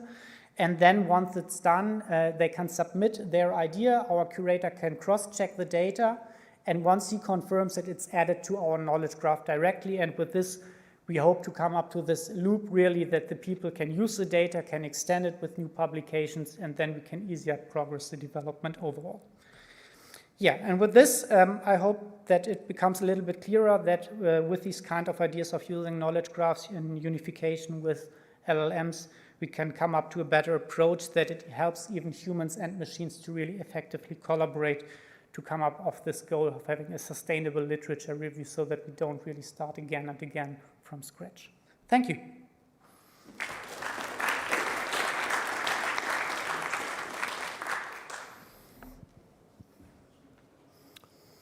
Are there any questions?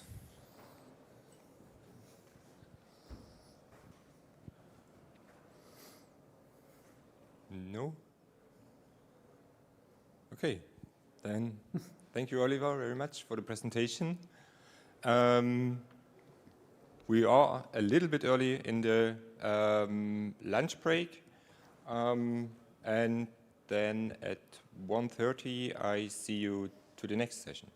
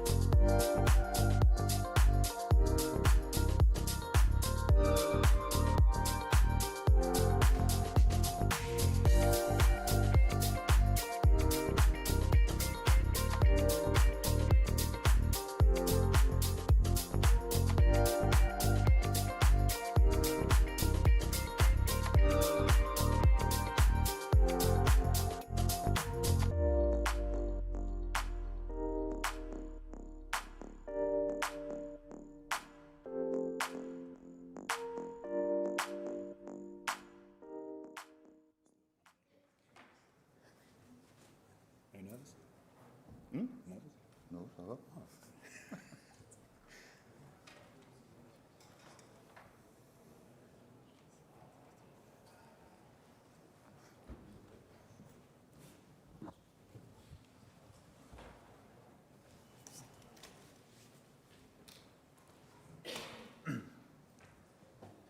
Hello and welcome everyone. It is a great honor to chair the third session on the Data Week Leipzig.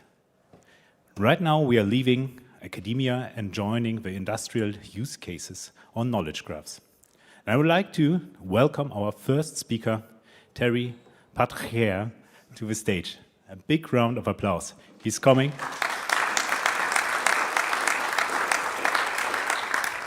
Straight from France, and is representing Airbus. And if I saw correctly, you were working there for over 23 years. Yeah. Wow, it's very impressive, especially for IT. So, big round of applause. Terry, the stage is yours. Good afternoon, everyone. So, as mentioned, I'm Thierry Platrier, working in Airbus corporate security function. So, at group level, protecting aircraft, helicopter, defense and space product as well, and also our production line and whatsoever. So in the past few years, we tried to do things and connect a lot of things, but we discovered that today the problem was coming more from sharing knowledge than loading data. Et comment on fait pour changer le slide? Voilà. So how do we maintain trusted cyber intelligence where everything is connected? Now, today, a lot of data are produced by a lot of things, all our tools, all our production line, everything. So how do we make to maintain this trust intelligence that a single system can understand? The question led us to a traditional architecture and, yes. And data is no longer the scarce resource, but it's to share the knowledge.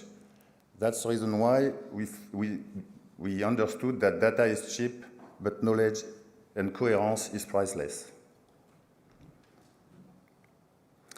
So when you see that, you discover that everything is connected. Everything produces data. Data are everywhere. How you make this data all connected with a right meaning which can be shared by all the people acting in security. I saw Noor, who is there working with me, and she is smiling because she understands the complexity of such things. Unfortunately, our first reaction was to set up a traditional architecture, and we decided to collect more and more data, because the motto at this point of time was more data means better decision. But then we discover that this legacy architecture, this way of thinking the things, fail at the end of the day. Because it's not because you are collecting more information, more data, that everybody's with, and every system who is managing all this data have the same understanding of this data. You need to add on top of it something allowing to understand and properly manage the data. Properly manage means not only load, extract, do things like this, and have insights, you know, big word, insights, but what does mean insight at the end of the day? If someone has an answer, I would be more than pleased to have it. And then we create more repository, more KPI, more dashboard, more data hub, more data lake, more big data stuff. So we have things, and it was working, but at the end of the day, everything remained in silos. And when people from engineering have to discuss with people from security or with IT, no one speaks the same language. So how do you proceed to move on that and having the same understanding on everything, especially on security? And especially on cybersecurity, where today AI is used by all the people who try to hack us, not only our product, but as well our production system. So the question is, why the understanding is becoming harder. So we thought about this,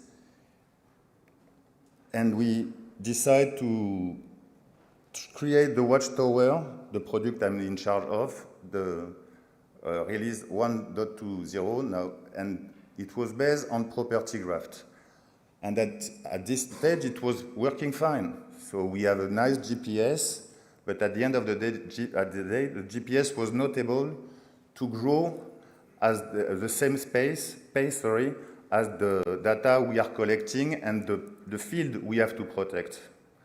So the problem is that the territory that we have to cover is growing fast, and then we must be able to react as quickly as possible to integrate new territory in our protection zone. That's the reason why we decide to jump on Watchtower 2.0. And then here we had a knowledge problem. Because everybody is speaking about data, about information, and even about knowledge. But knowledge graph, what is it at the end of the day? Is it something only understandable by machine, or by human, or by everybody? The idea was not to challenge the graph scalability, but the knowledge scalability. And in the future, and what if the future is not one graph? What if the future is a graph of graphs? The objective is not centralization from my perspective. The objective is orchestration. So, and it's not a problem of technology or whatsoever. So here, eccenca is supporting us not to centralize the things, but to orchestrate the things. And that will come with the upcoming release of the TRWT Watchtower, then 2.0 XXX, and maybe even the 3.0. So, but how do we govern the understanding? How we manage governance on ontologies and all the stuff. And once you try to do this, you discover very interesting things. You discover that you can onboard people by creating a space for them where they share the same vocabulary and the same understanding and the same meaning of the things. So, at the beginning of the story, intelligence meant gathering information. And you know that intelligence in French, have two senses. The renseignement, so capturing information to have something to do, and intelligence, the things that you have in your mind to be smart at the end of the day. And then we decide to move a little bit the thing. So at the beginning, we tried to gather threat intelligence data, vulnerability management data, risk management data, because with this product, our goal is to evaluate the risk surface attacks we have against our opponent. But now we discover that we mix the context, the meaning and the consequence. And we discover that data tell you what happened, but knowledge tell you why it matters. Because insights, when you just make pattern recognition, yes, you see something happening, but what is it? How are you making to make this explainable? Not by asking a lot of people to have this already made by the system you are producing. And all this is based on collective intelligence. The idea here is not to have one big single source of truth. The idea here is to have a federation of graphs, managed by a federation as well of expertise, a federation of knowledge, and a federation of trust. So the objective now is more a federation of trusted expertise. The expertise of what we are calling in Airbus the subject matter expert, and also the system they have developed to do their day-to-day business. And anyway, if you want to have people sharing with you the data and the information you have, you need to find a layer to create this collective intelligence. And ontologies are really the way to do this. At least it's my belief, and I think in Airbus it's also the belief of plenty of people, hopefully. So now, at the beginning, we try to scale information. Now we try to scale knowledge and share this at scale.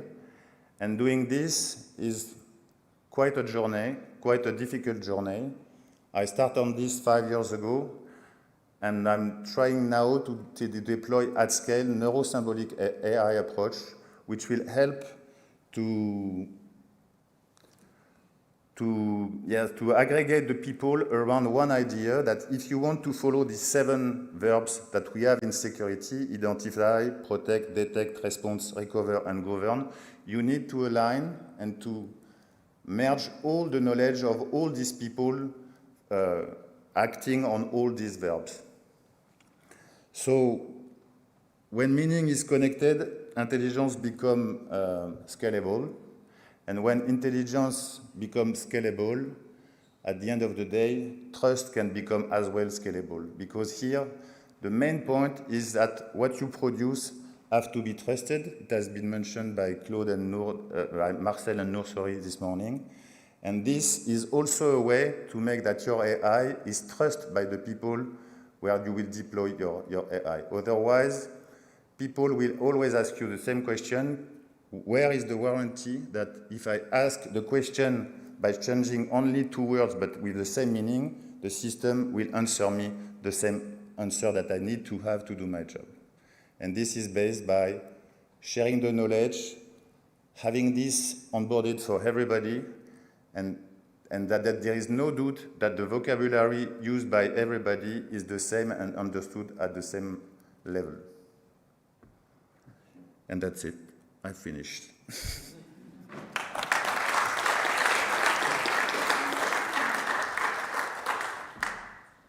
Thank you, Terry. Any questions? Any questions from the audience? We have microphones. I would like you to step up to the microphone so the stream can also hear you if you have any questions. So clear that there is no question. Otherwise, I have one. You have been talking about the federation of graphs. How are you structuring that federation? Is there an ownership principle behind it? Is the ownership of the individual graphs some kind distributed, or is one entity controlling all graphs? In large entreprises like Airbus, I think it's almost everywhere the same. When you try to ask your colleagues, please give me your data that I can fill up my system, it's difficult to obtain this data in a way that you can use it. Very often the people are reluctant. So the idea is not to force it, is to demonstrate that federation and orchestration is the best way, that they can also have win-win situation. They provide us with some information and also some knowledge. And more, I ask first, what is the knowledge you have in your area? And then the idea is to federate this by put this in what we are calling the central brain, and we are not acting on their graph. They are doing what they want with their graph. As soon as they change something and they discover a new knowledge, they feed up this brain. That's the idea that we want to achieve. So it's not to force them.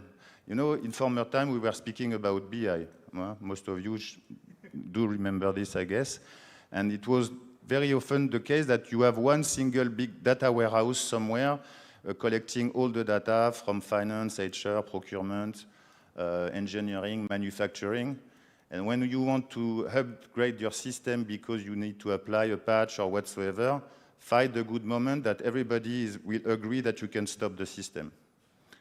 It's failed. Why? Because centralization is really blocking. And when you say to the people, no, you can keep on going what you are doing, but you need to share how you do it, that we can collect this and share this abroad the company. So it's much more a federative approach than a forced approach. The big data approach, you know, you can do plenty of stuff. I'm not saying that it's bad. We start first with a property graph, Neo4j, not to name them. And it was cool, it was working fine. But at the end of the day, we missed something, and we missed the meaning of what is coming out of this property graph. And especially in the case where if I ask in one use case all the people in the room to modelize something, I will have 10,000 different ways of modelize the things. When you harmonize this knowledge and the way of modelize this knowledge, then the people start to discuss with each other. And that's the magic of ontology. Is honestly, I saw that myself, since I pushed that in Airbus, that people start to discuss with them, even if at the beginning they were not discussing between them. So I'm more working on these things today, and in parallel we try to deploy the technical stuff that will allow us to move forward on this. If I may make an analogy, we want to have a brain and muscle everywhere, which are all the different graphs that we have to orchestrate and harmonize, and especially also observe them. Because if you want to ground properly an AI, you also have to observe what happened at one point of time and integrate this observation. So you need antibodies or protection for your nervous system. Yeah. So, yes, Sören, please. Yeah, I thank you very much for the interesting talk. And a few years or many years back, I heard that at Airbus things work very differently than, for example, if you have a retailer like Lidl or Aldi, they have basically one type, and maybe this data warehouse approach works pretty well. But at Airbus, I heard, and maybe you can comment on that, that actually for every product, for every airplane which you produce, you have a complete different and distinguished set of IT systems, basically. And then when the product is produced for 30 years, it basically is kept pretty much intact in the same way, right? And is that an imperative for this federated approach? Are different depending on the program, 320, 350, and so on, because they are different because the new generation arrived. But each time you want to have an aircraft flying, you need a certification on each piece of this aircraft. Highly regulated, yeah, right? So if you onboard a computer on it or whatsoever, it has to be certified by the authority. So even when you change from one program to another, you try to reuse at least, even if it's improved, but having the certification on the improvement is faster than having the certification for a complete new things. Yeah. And you know, to have the lead time to start thinking on an aircraft and having it on the market, it's an average of 10 years. A few years ago, we have started a program named DDMS, where the aim, and here as well we are using Ontology, the aim is to reduce this list time from 10 years to 5 years, to have a competitive advantage on the market against, of course, our famous competitor, Boeing. And they are using Ontology at scale as well. And we are also working on Ontology, which will help to support architecture definition, and that set up a language which will be understood not only by Airbus, but all by the aeronautical people, and also the certification institute, that we can go faster on certification. Today is a lot of paperwork. Tomorrow we want to make this faster, and we have to define a clear language on how we do architecture of aircraft and all this stuff. And I'm people working and do research on this in Airbus. I'm connected with because I'm specialized on cyber and then also on physical security, but they are working them more on architecture of the aircraft. But we are mixing up our idea, and we try to move forward. But this approach of knowledge graph and especially ontology, it's a very difficult thing, because when you speak about this, people start first to think about data. And my proposal is to start first thinking about knowledge and discussing with the people to capture the tacit knowledge that they have in their mind that we can also introduce in the ontology. Of course, in parallel, you look at the data that you have to ingest because you always need to ingest data to set up the knowledge graph. Yeah, thank you. So, is there any other question? We have still time for one left. Otherwise, yeah. Please come. I will just pass you the microphone. It's easier. Just a very simple question on the size. You are speaking about scalability. How many ontology are you handling? How many documents are you processing? And what is the volume of data at the end that you have been able to collect and put in your 360? We do have several ontology, even if they are only on the paper right now, and we try to publish it on a regular basis. How many documents have we analyzed on this? All the process paper that we have in Airbus, because in Airbus, each and everything is described by a process. So we have read that on cyber, as well on physical now, because I'm on this project and I'm also in another project which is named Security Intelligence Room, which mixes cyber and physical security. But we have spent more time with people discussing with what they are doing on the current basis. And to be fully transparent with the methodology that we have pushed, it was 10 hours of workshop, 5 multiplied by 2, workshop with different people doing intelligence, doing cyber and all the stuff. And also because we start from standard ontology. For cyber, we were on the NIST. We took that because you don't need to reinvent the wheel. This is existing. Ontology is old technology. And we have put that and we have asked our colleagues in that picture what is really meaningful in our context in Airbus. And how many data do we have today? Plenty of triple. In Neo4j, we have close to 100 million nodes, if I remember correctly. And in the triple store below eccenca, I can't tell you because I don't have the figure yet. But the intention, we need to start step by step. You need to start by normalization and after setting up the brain. Because I see Noor asking me a lot of questions with his eyes, so voilà. Yes, thank you.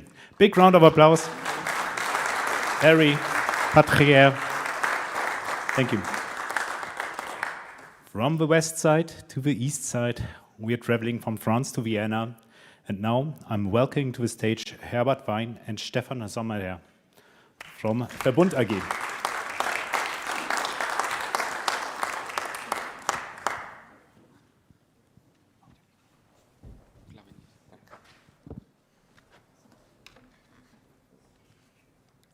Okay, hello and a warm welcome from Austria.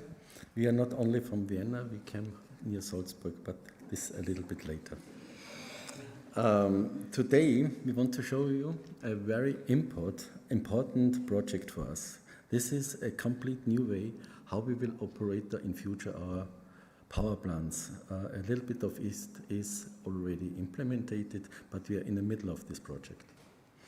This project changed the way, and it is described in 3 words: operate, secure, and control. Herbert, before we start, can you explain the structure of today's presentation? Of course, Stefan. The presentation is split in 2 parts. First, we explain the vision behind this operate, secure, and center, and our whispering giants. Then we show you the problem of our old data and why using the LLM only did not work for us, and how deterministic knowledge graph became the invisible nervous system for our SCADA system. That sounds very exciting. Now let's introduce ourselves. Okay. For everyone, me, it's Wein Herbert. I come from near Salzburg, and I'm the head of the OT section from Verbund.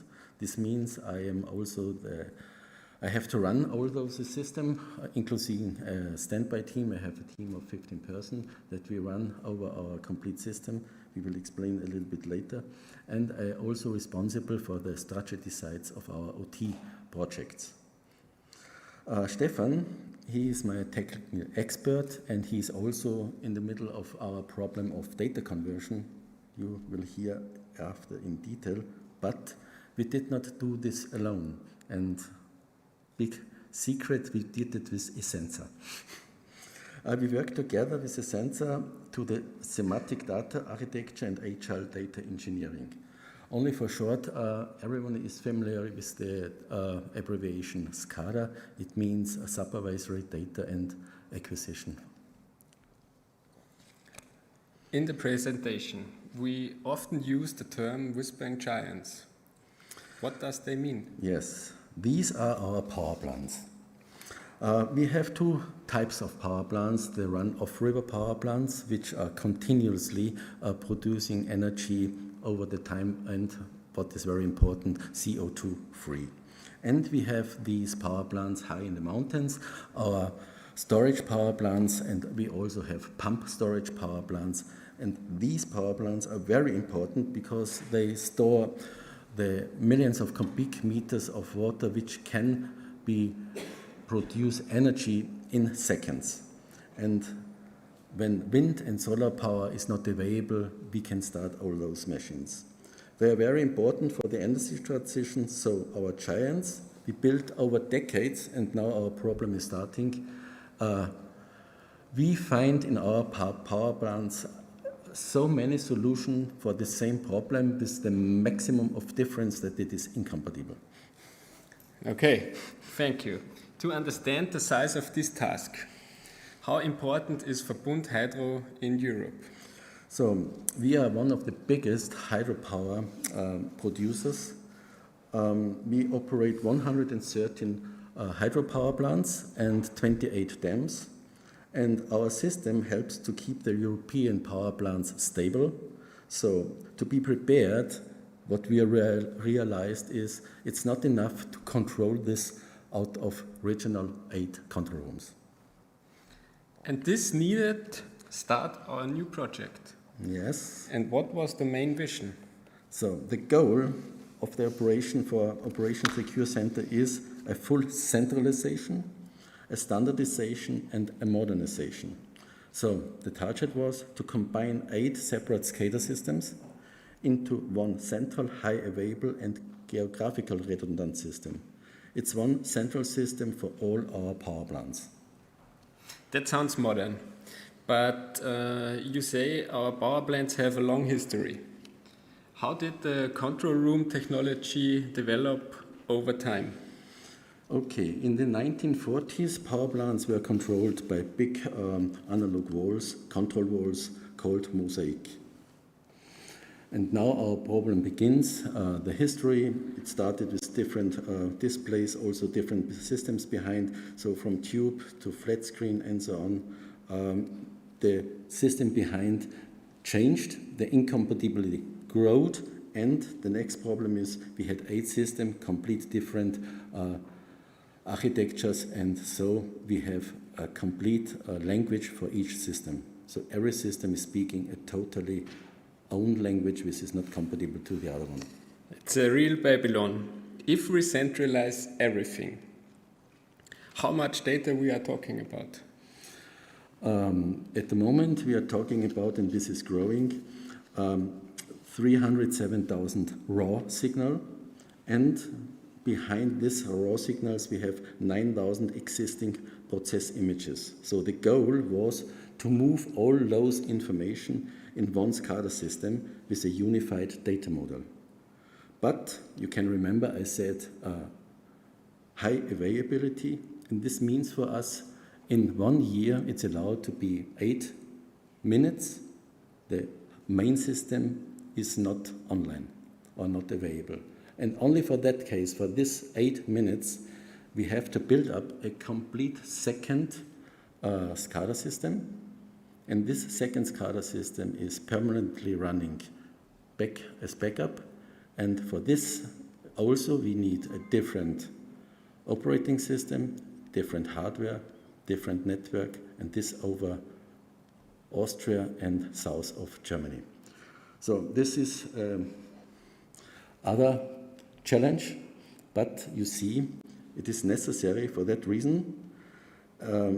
Everything is different, but we need the same data, and only with the same data we are able with the same HMI to control and visualize it equal, and this is the way how it works.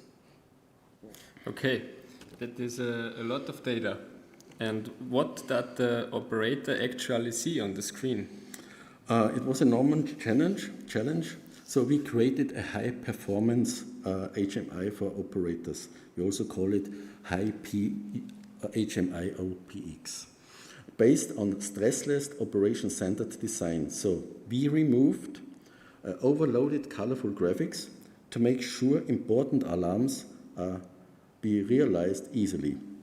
Today we have a clear gray scale graphic for day and night mode. Color appears only if attention is needed, and we also created one unified navigation system instead of 8 different ways to control the system. So it looks very simple, but it is very complex behind.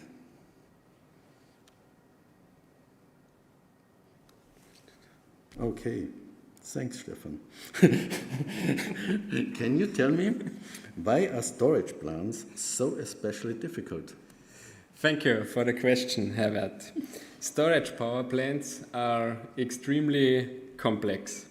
A run-of-river plant is small and simpler, but alpine storage power plants spread across many kilometers of tunnels and different altitude levels. This complexity also exists in the data model. These plants contain many different systems, support systems, and water tunnels full of sensors. The asset density is 5 to 10 times higher than in normal power plants. Okay. Why does this high data density means for operation in daily work? Yeah, when an alarm appears, the operator must immediately know the exact location. The data model must be so precise that the operator can guide the maintenance team to the correct unit inside the mountain. Mistakes caused by inconsistent data are not acceptable in critical infrastructure. Here can you see the dimension. This is a construction area of an underground cavern power station. Okay, this sounds very difficult, Stefan. How did you solve this problem? Yes, we looked deeply into our old data system. What we found was complete chaos. Every plant group used different abbreviations and naming systems. Often, only long-term employees know the meaning of these codes, and many of them were close to retirement. So we had a real problem of knowledge transfer. Since we are here in Leipzig at Data Week, the main question must be, why didn't you use the LLM to solve this automatically? We say the 50-50 trap, because statical AI models are not reliable for OT infrastructure. AI works with probabilities and not real understanding. Without strict context, LLMs started confabulating. They invented plant groups that sounded correct but did not exist. In practice, the model was correct only about half the time. Since the AI could not check technical truth, the results were useless for us. So this sounds like a serious problem. Can you show us more issues like this? Yes, of course. We had a context problem. A RAG system with 5,000 examples make the context too large and the model could not longer make clear decisions. Also, the old training data already contained human errors. So the AI simply guessed when there were a contradiction. We still needed 100% manual review. For a SCADA system, this kind of randomness is dangerous. So, a 100% manually review means no automation. How did you solve this together with eccenca? We stopped using probabilistic AI and moved to deterministic data engineering. Logical instead of statistics. We built a four-step rule-based rule-based conversion pipeline inside our data management called DNA. The process is exact. Tokenization, categorization, field allocation, and suffix standardization. The results are always reducible and always the same. We build our own digital brain. So a rule-based structure gives us a stable foundation, what we needed, but you mentioned a digital brain. What's that? Yeah, our digital brain is the knowledge graph. In a normal database, you only store text strings. In the knowledge graph, we create a true object. It's a digital twin of the real physical asset. This object exists only once and is connected semantically with all related informations, documents, and neighboring systems. So the system understands relationships, and can you give us an example? Of course. Take the word bank. Take the word bank from the old system. An LLM might guess, is it a bench or is it a financial bank? Our knowledge graph uses physical and topological context. It understands that this object is a riverbank near the dam of a specific power plant. The expert knowledge of our engineers is permanently stored in nodes and edges. So that's very clever. Now the data are structured and correct. How do the operators benefit out of it? It allows true operation-centered design. The goal is to reduce stress and mistakes. A safety researcher, James Reason, said, "You cannot change the human conditions, but you can change the condition in which human works." Today, our clean data model always allows automatic graphic configuration and correct dynamic coloring in the SCADA system. This digital system has also a real physical home. Can you show us the control center?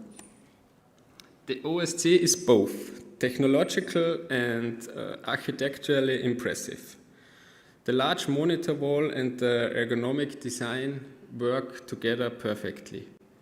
It connects the whole alpine environment with a modern and efficient indoor workspace. Here, all 370,000 data points come together. Thanks to precise data engineering, operators can now control the plants more safely and with more focus. Okay, this is a major milestone for Verbund Hydropower. Are we finished now, Stefan? Yes, the foundation is complete and stable. The reference model is finished and all old data has been integrated. All conversions and validations processes are fully automated. And the SCADA interface is ready for a global rollout. we create the foundation for a true industrial AI. We taught the computer our language instead of letting it guess. Okay, that's a perfect conclusion, Stefan. But can you summarize the special points? Okay, first, we successfully harmonized very complex storage power plants. Second, we solved the failure of LLMs with deterministic knowledge graphs. Third, we secured long-term knowledge by turning employee know-how into structured data. We moved from data chaos to alpine mastery. Okay, thank you, Stefan. So now we are ready for question out of the audience.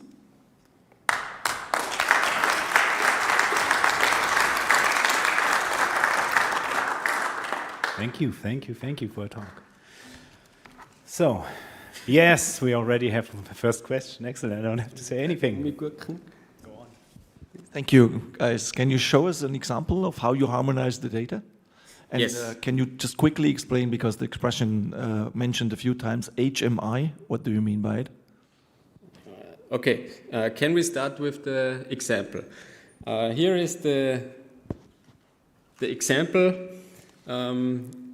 This little example shows you the three different plant groups, plant group 1, 2, and 3.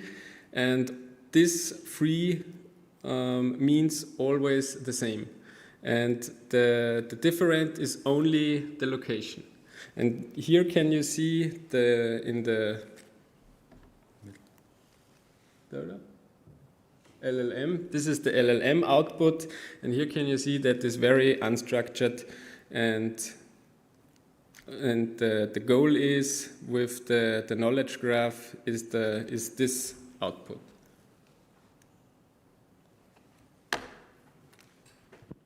Is okay? Thank you. HMI? Yeah, HMI is a long story because we developed a complete new HMI system to have the possibility different systems with a complete ident navigation and different system with a complete ident visualization and control. So we started with the data and we saw out of the data we cannot make harmonization. So we completed the way. We started with the operator. We put the operator in a bubble and we thought about what needs the operator. And first of all was the operator, and we always work together with the operator. And first of all, the operator told us what is necessary, how he used the system. So we also made a screen view, which monitor needs always the same information. And out of this, step by step, we said, only for example, a circuit breaker. A circuit breaker is like a switch on, light off and on, has 2 information. But in real, it has 4 information because it has 0, 0 and 1, 1 you don't see. And the 0, 0 means there is no end position, and the 1, 1 means it is an impossible position. But in real, a circuit breaker has over 73 informations. It can be switched in, it can be in test mode, and so on. So now what we have the problem in Zillertal, in the mountain, a circuit breaker, the same information is completely different as in Styria in a tiny power plant in the middle of the latest point you never will see. And so out of this subject we said the mimic, the operator C, has a volume of information, and this always needed to be same. So this was the first step. And if this information is coming, you will see always the same. And out of this, we divide it. We have information you have to acknowledge, and you have information you will see. And this is the minimum needs to be equal. So we started. And this is also integrated in a knowledge graph because this is also for future power plants. If a new supplier is coming and is building a new machine, then he is not allowed to use anymore a different signal. He always has to use this signal, what we defined now. And imagine with 113 power plants, every day is changing something in our system. So during we are converting from an old system to a new system, always something is changing. So how to handle this? And this is a strategy. We started on the screen, and the screen has to follow, the screen is the lead for the process. And though the HMI is one of the most important things for us.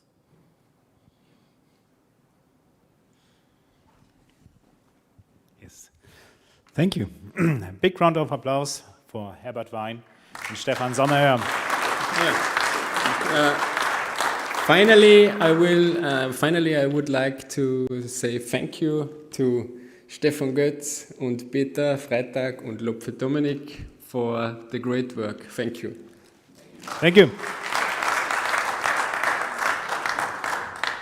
Our next journey will be a short one, as we are only traveling from Leipzig to Leipzig.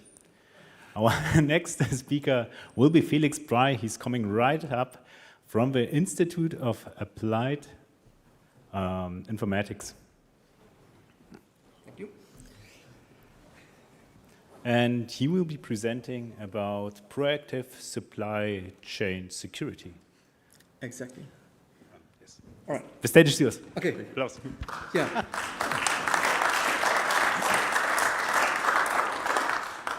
So yeah, hello everyone and welcome to our presentation about the provider research project.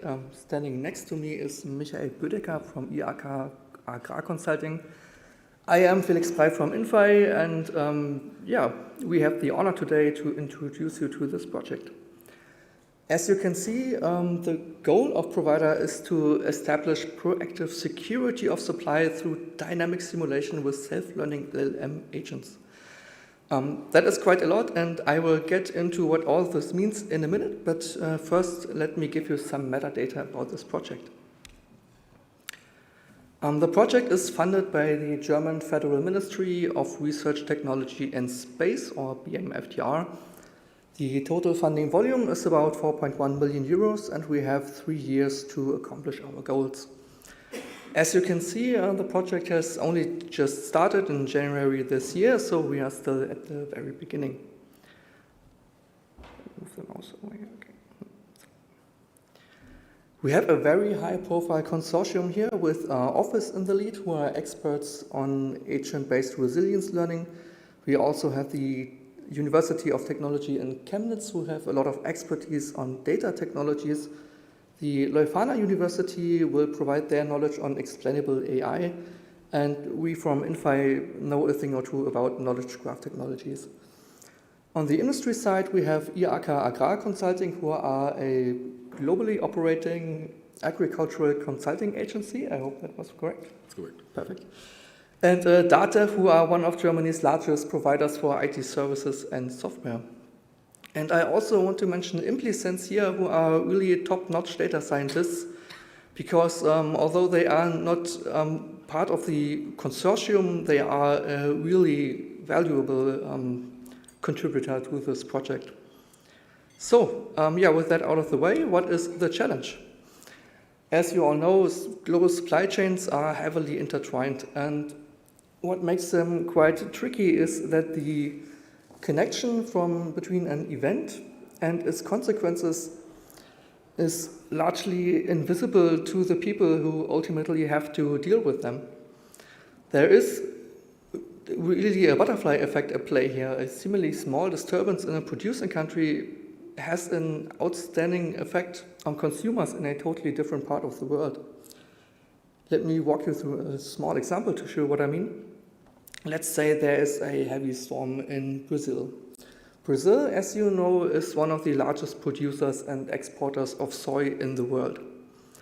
Now, if a sizable portion of that soy harvest is endangered or maybe even damaged by that weather event, then of course Brazil exports less soy to its trade partners across the globe.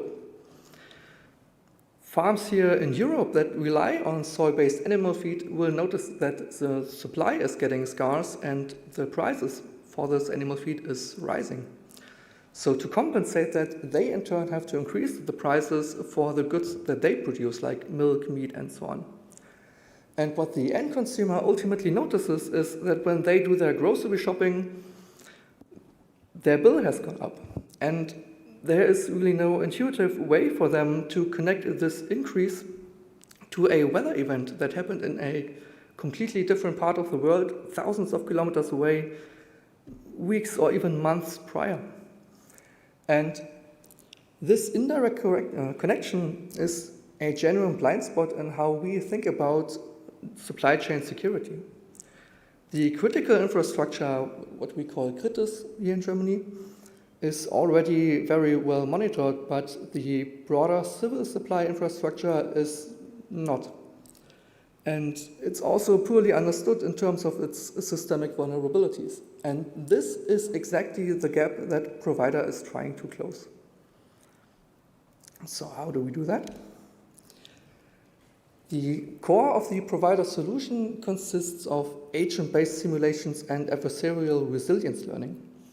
This is developed by Office and made available to the whole world via their Parles 3 framework, which anyone can download. The idea here is quite elegant. We model the supply chain system, and then we introduce two competing kinds of agents into this system. We have an attacker agent who probes the system, tries to find weaknesses, and ultimately wants to destabilize it.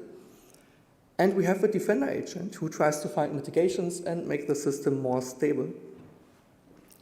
It's crucial here to note that neither agent has knowledge about the other. They both observe and act on the same underlying system, but they have no way to interact directly with each other. This is a quite faithful approximation of us real-world agents, because we as defenders, yes, we can implement measures to improve resilience of our supply chains, but we cannot prevent every negative event from happening. We can only prepare and respond. And what grounds the simulation ultimately in reality is that the definition of the simulation, the parameters, the data, and so on, are derived from real-world data sources. Let me show you what I mean by that. The centerpiece of the Provider tech stack is a dynamic knowledge graph that is continuously updated whenever new data arrives. It is derived from several public data sources and endpoints covering a broad range of topics. For example, trade data via the GTA or Barkey datasets. We cover armed conflicts via the ACLED dataset. We have datasets about infrastructure regarding seaports, airports, power plants, and many others, as well as economic datasets provided by Dativ. On top of that, we have large language model that monitor news feeds and social media posts. So what happens when an event is reported somewhere in the world? Let's say someone writes about a drought in Brazil or a fire somewhere in Europe. Then the LLM will read that post or news item, will tag it with a trade classification code and the type of event.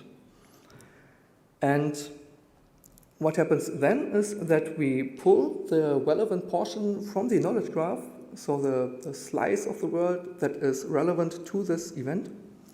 We derive the parameters for the simulation, and yeah, then we start it. And what we get from that simulation is not only a measure of the likely impact of that event, we also get information about potential blind spots and weaknesses in our supply chain, and information about possible supply gaps. So yeah, what you see here is that Provider doesn't just give you an analysis of a situation, it provides you with real actionable intelligence. And yeah, with that, I can already hand it over to the use cases. Michael, take it from here. Sure. Yeah. Yes, as shown by Felix, my colleague, the number of use cases is intense for Provider, but I am representing an agriculture consulting company, so I will show some practical examples which are related to our Provider case. And one very prominent case, which already happened, but where a solution like Provider would have helped us in our consulting work, is the Ukraine war. Because as all of you maybe can imagine, the Ukraine war caused many price increases in natural gas supplies, not only due to the war, but also due to the Russia sanctions. And this caused reduced urea production, which is very important for AdBlue, which you need for cars, which is mandatory to German law to use AdBlue.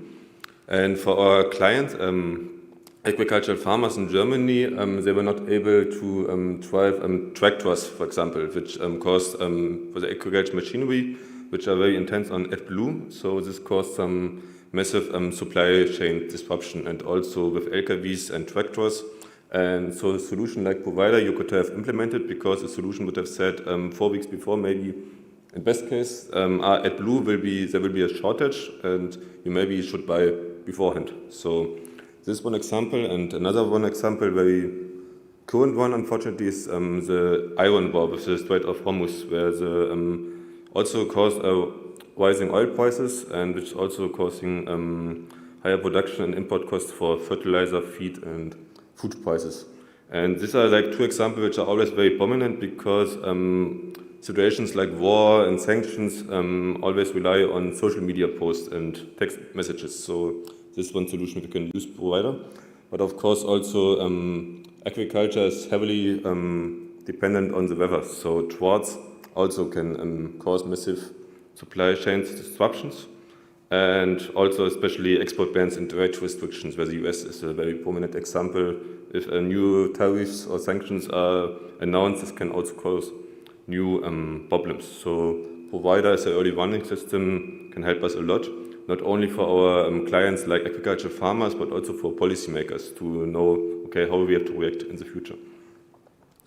So thank you very much all for your attention. It was a pleasure to be here, and we are now open for discussion, questions, or good feedback.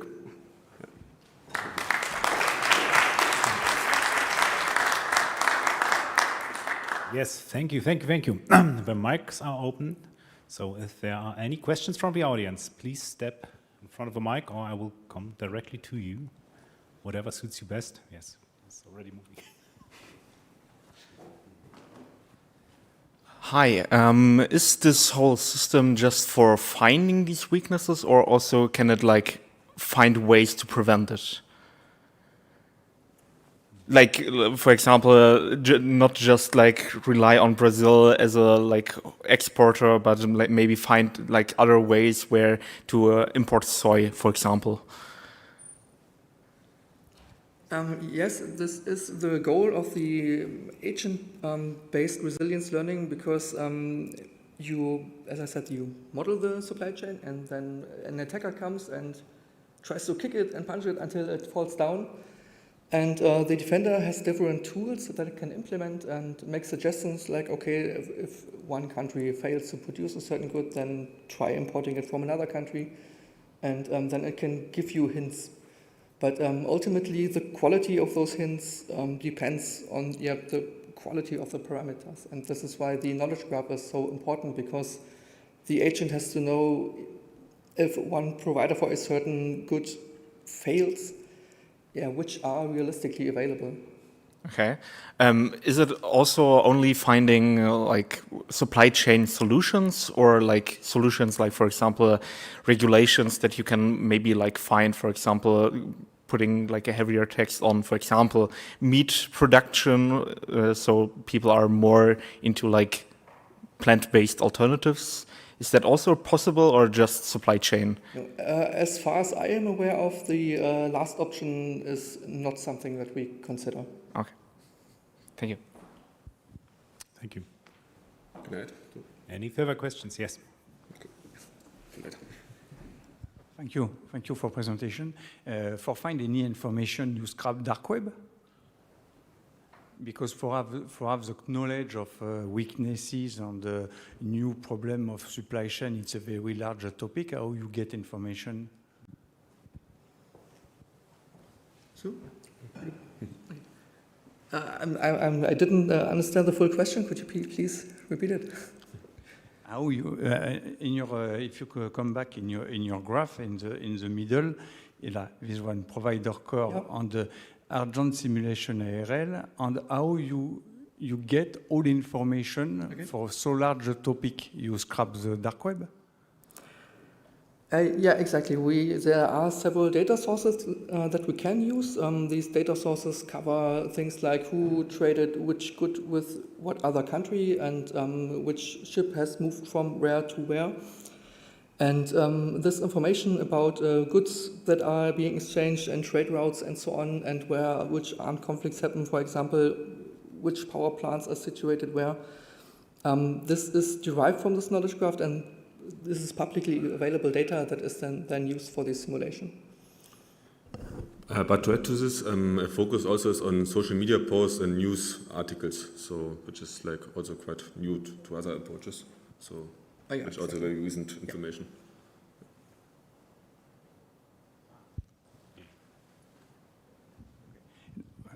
Sorry for the second question. Its meaning is not a cyber security system. It's more a knowledge system, because how you get surface attack, for example. Yeah, this is exactly not cybersecurity system, but a supply chain security system. But the idea is, I think, similar. And yeah. Excuse me, what was the last part of the question was? Okay, thank you. Okay, we have one last question. Hi, thank you for the presentation. My question was, will this simulation also be able to perhaps make predictions for when your next disruption in your supply chain will be? Is that another use of this? This is a goal, I think, so far. So, yeah. Okay. Yes, thank you. We are working on it. Yes, thank you very much. So, thank you, Felix. And Michael Bödecker. And Michael Bödecker. Our next journey will be, well, big round of applause. Thank you, thank you, thank you. Our next journey will once again be a short one. We are traveling to the southeastern part of Leipzig, to the Deutsche Nationalbibliothek. And a friend of ours is on stage, Tracy Arndt. Tracy, the stage is yours. Yes, thank you. Are you ready? Yeah.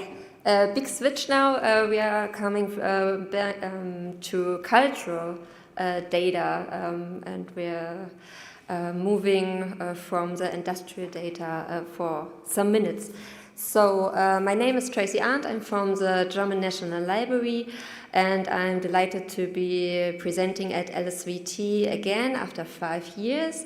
Back then I mainly talked about our linked data service, and today I'd like to discuss the experience we've gained over the past few years about.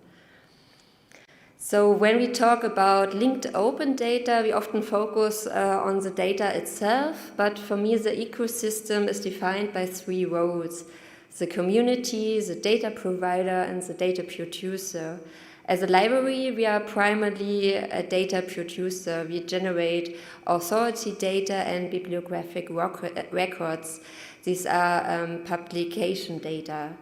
But we are also a data provider, serving this data via APIs and endpoints. And finally, we are part of a community that consumes and refines this data. Understanding these roles is critical for designing a sustainable architecture. So, and vocabularies have a major impact on shared understanding and data exchange, which is why I consider them as an integral part of the ecosystem. So let's look at what we produce. As data producer, we generate a large amount of data every day at the German National Library. This includes both publication data and authority data, which are used for cataloging both within and outside the library sector. The gemeinsame Normdatei, GND for short, is our most popular product and is now used in numerous digital humanities projects within the NFDI context, the National Forschungsdateninfrastruktur, and more broadly in the cultural sector. And there are also inquiries from the digital public administration regarding the reuse of the GND. Simply, the GND is a collaboratively maintained authority file for various entities, and the data is authority data because it's generated according to specific uniform rules by humans. We are making all data available to the public under CC0 without any access restrictions. In terms of volume, this represents a manageable number of triples for the GND, but our entire bibliography, that is publication data from the German Music Archives, the Deutsche Buch- und Schriftmuseum, and the Exil Archive, we have surpassed the 1 billion mark. In addition, we have smaller data sets that we offer as triples, and in total we are managing over 1.3 billion triples, increasing every day for sure. To manage this data, we rely on specific vocabularies. We use and maintain the GND ontology, the DNB metadata terms, and the agent relationship ontology. This is about relationships between persons like have daughter, have niece, and so on. And we have different element sets. We mainly use external vocabularies for the publication data. Currently, we develop these vocabularies in the open. You can find them on GitHub, and the open development model allows the community to report bugs and contribute for sure and review changes before they go live. At the same time, this allows us to better track the different versions of the vocabularies. So how do we serve this data? We offer dumps, APIs, and something you might not know, we have been running our Spark endpoint since September 2025. And as mentioned earlier, without access restrictions or API keys or any registration. We spent a long time looking for a stable, easy to maintain triple store. And after noticing about 2 years ago that the Clever team from the Uni Freiburg had been using our data as a showcase, we took a closer look at it, and it quickly became clear that it met our requirements for maintainability, scope, and performance. So far, the combination of Clever and our Kubernetes cluster has worked exceptionally well for us, and we are very satisfied with the performance, both in terms of indexing and querying. So when we started creating RDF, we also built a domain-specific tool to handle the transformation of our internal data format into RDF. At the time, there was nothing else we could use. This was 16 years ago. I didn't mention it so far, I think. So in 2010, we started to produce RDF for the public. So, and yes, we are still using this domain-specific tool. And it's important to note that the library sector primarily works with field and subfield-based data formats. In the table, you can see an excerpt from the documentation of our internal format. It's called PICA. This results in 3 rules for how the triples must be formed, depending on the presence of the individual subfields and their combinations. To give you a rough idea of how many data fields we have to account for publication data, we have about 300 main fields, and for the GND about 100, and on top of that there are significantly more subfields. As a result, we currently have approximately 800 transformation rules. However, this isn't entirely clear because some of the rules from the service inception are embedded in the code itself. and are not included in this massive Excel spreadsheet that currently serves as documentation. So we really need to revise this, but that would be a major project. And yes, so much complexity, and yet we're still not done. One of, this is only one challenge for us. It's not about transforming data, it's about the community we share the data with. So as a provider of linked open data for a broad user base, we regularly receive feedback that we want to address. If you make your data available as linked open data, you should be prepared to communicate with these data users. You shouldn't underestimate the importance of this community engagement. The good thing about it is that it helps you improve your data and identify records. For example, on Monday we received this message via Mastodon about a broken URI, and yesterday the editorial team fixed it. Another example involves the Wikidata community. We had already been collaborating with this community for some time in the era of the GND. However, data exchange was always somewhat difficult. We tried out various models. But since we have had the Spark endpoints, this community has been able to specifically retrieve the information that interests them at any given time. Federated queries in particular make this work much easier for them. At the same time, they provide us with valuable feedback on the data and the endpoint. As you can see, providing linked open data isn't just about making data available in RDF under a free license, and it isn't just a project that will ever be finished. It's a product with certain expectations for the service. So running a service of this size comes with specific challenges. So first, data quality. With billions of triples, inconsistencies are inevitable. Internal data may contain errors that result in invalid data in RDF serializations. When it comes to monitoring and validating the data, we haven't yet reached the point we'd like to be at. Data validation has not yet been implemented. We need to improve this area really soon. We often don't realize until it's too late that there's an error in the input data. Second, updates. Our Spark endpoint currently receives monthly updates, but up-to-date data is available via other interfaces. One challenge lies in updating the mappings to other external databases. This year we are working to revise the enrichment process so this happens more quickly and reliably.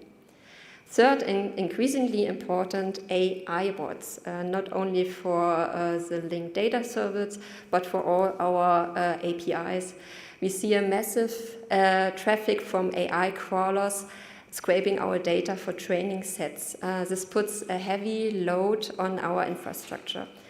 We have to balance our open data philosophy with the need to protect our resources. We implement rate limiting and monitor traffic patterns to distinguish between legitimate research queries and automated scraping. This is an ongoing technical and ethical discussion we have having internally. So after 16 years of maintaining this service, not that all the time I work for the Deutsche Nationalbibliothek, I worked there for 5 years. But what have we learned? So first of all, avoid over-engineering. We started small and the linked data service have grown gradually. In doing so, we always have to make sure that our data isn't just linked open data, but linked open usable data. So it's better to take a more pragmatic approach to modeling. Second, automation is mandatory, and we are still in the process of improving and automating our workflows. Third, community feedback. We do not build in a vacuum. We use workshops and direct feedback from researchers and developers to guide our roadmap. If the community cannot use the data is useless. And fourth, documentation. After we published the Sparker endpoint, we received a lot of feedback that our documentation wasn't very good, so we will continue to work on that. So all in all, linked open data is a long-term service that requires maintenance over the course of several years, not just one-time release. So it is clear that we still need to improve the linked data service in several areas. At the same time, however, we also want to make greater use of the data internally. For example, to provide AI agents with high-quality data. And furthermore, we are currently developing a project in which the rules used to generate our data will be converted into a graph. This rule graph will then be used to support the creation of new data, hopefully. So I am on time, I think, and yeah, I am quite certain that we will continue to provide linked open data for the next 16 years, and maybe I'll be able to provide another update at a future LSWT event. Thank you.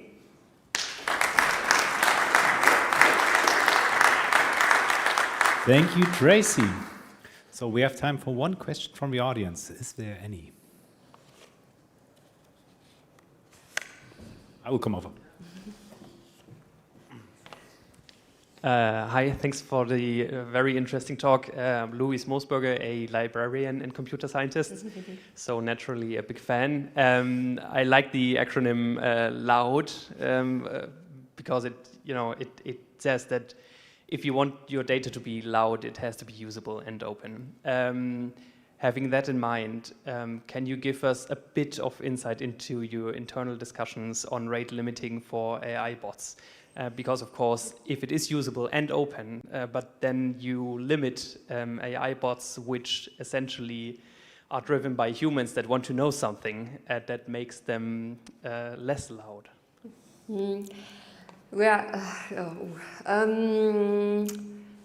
Our discussion behind it. So what we implement in the last few weeks, it's for our data portal or our catalog is Anubis.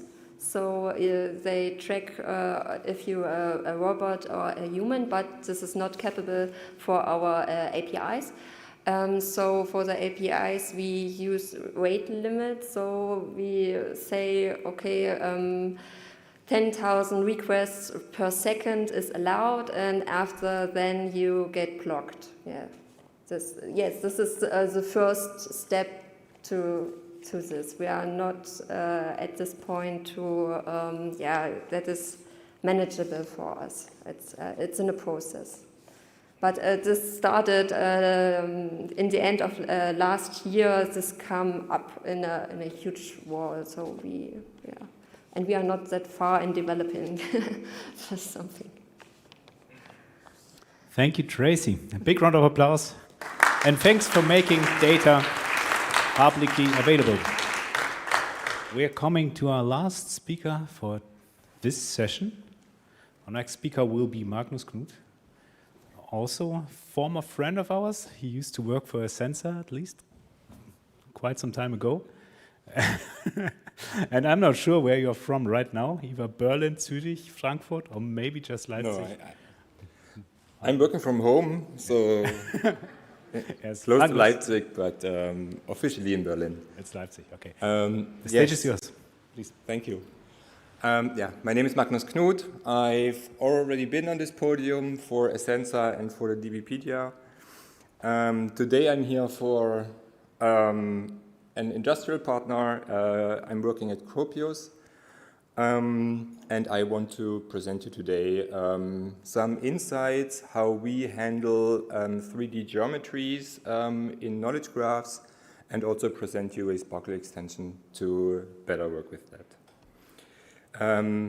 What is Cropius? Cropius is a construction technology company that aims to address the housing shortage through industrialized, technology-driven residential construction. Gropius' vision is to create a new generation of housing that combines affordability by industrial-scale production, sustainable by using timber constructions and continuous digital optimization, and aspirational living through attractive design, accessibility, comfort, and smart building technology.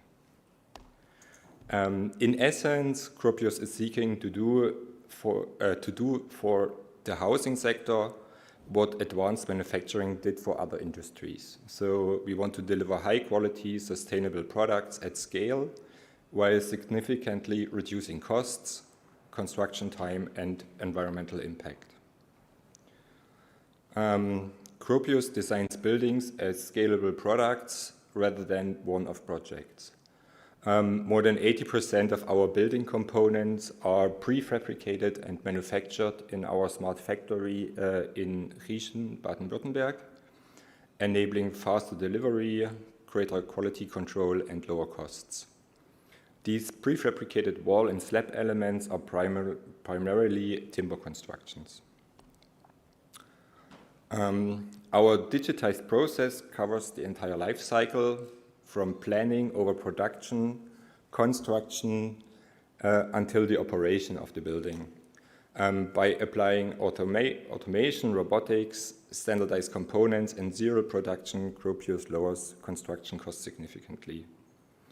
Every building includes a digital operating system, so like a smart home, that supports building management, resident services, energy monitoring, and operational efficiency. Me being part of the data language team, we support all of these steps. Our data fabric is backed by an RDF knowledge graph, and its purpose is to collect data from various sources within the company and provide all necessary information to the right party at the right time. Building knowledge graphs is increasingly common in architecture, engineering, and construction domains. By using a knowledge graph, we can model spaces, floors, building components, devices, and even systems like heating or ventilation, and constraints between those. Many of these resources have spatial properties, so that means they have a position and they also have a volumetric expansion.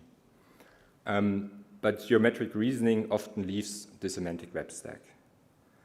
So that's why I want to present here also our contribution or a research paper where we contributed, which is a Geoff3D, a Sparkle extension. So is a Sparkle extension which enables 3D measurements, topological relations, Boolean operations on these on solids, and affine transformation directly inside an RDF triple store. This work has not been done by me. It has been mainly driven by the University of Stuttgart's Department for Computing and Architecture and Department of Analytical Computing. But we contributed with our knowledge and provided evaluation.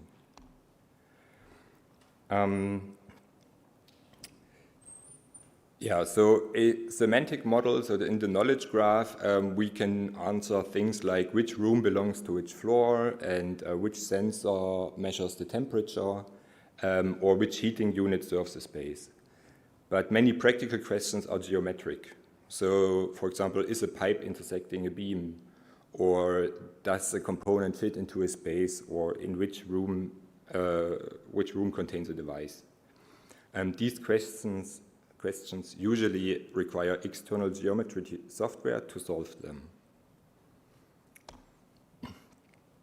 First, I want to clarify or introduce you to some key concepts on representing geometries in RDF. First of all, there are well-known text, or there is well-known text. Well-known texts are simple RDF literals, which contain a markup language to describe vector geometry objects, such as points, lines, and so on. We use the Z coordinate as well, so because we are working in the three-dimensional space. Second point is support in different ontologies. So there is a bunch of ontologies which support these three-dimensional geometries. Still about key concepts, there are two main representations for geometry, for representing solids.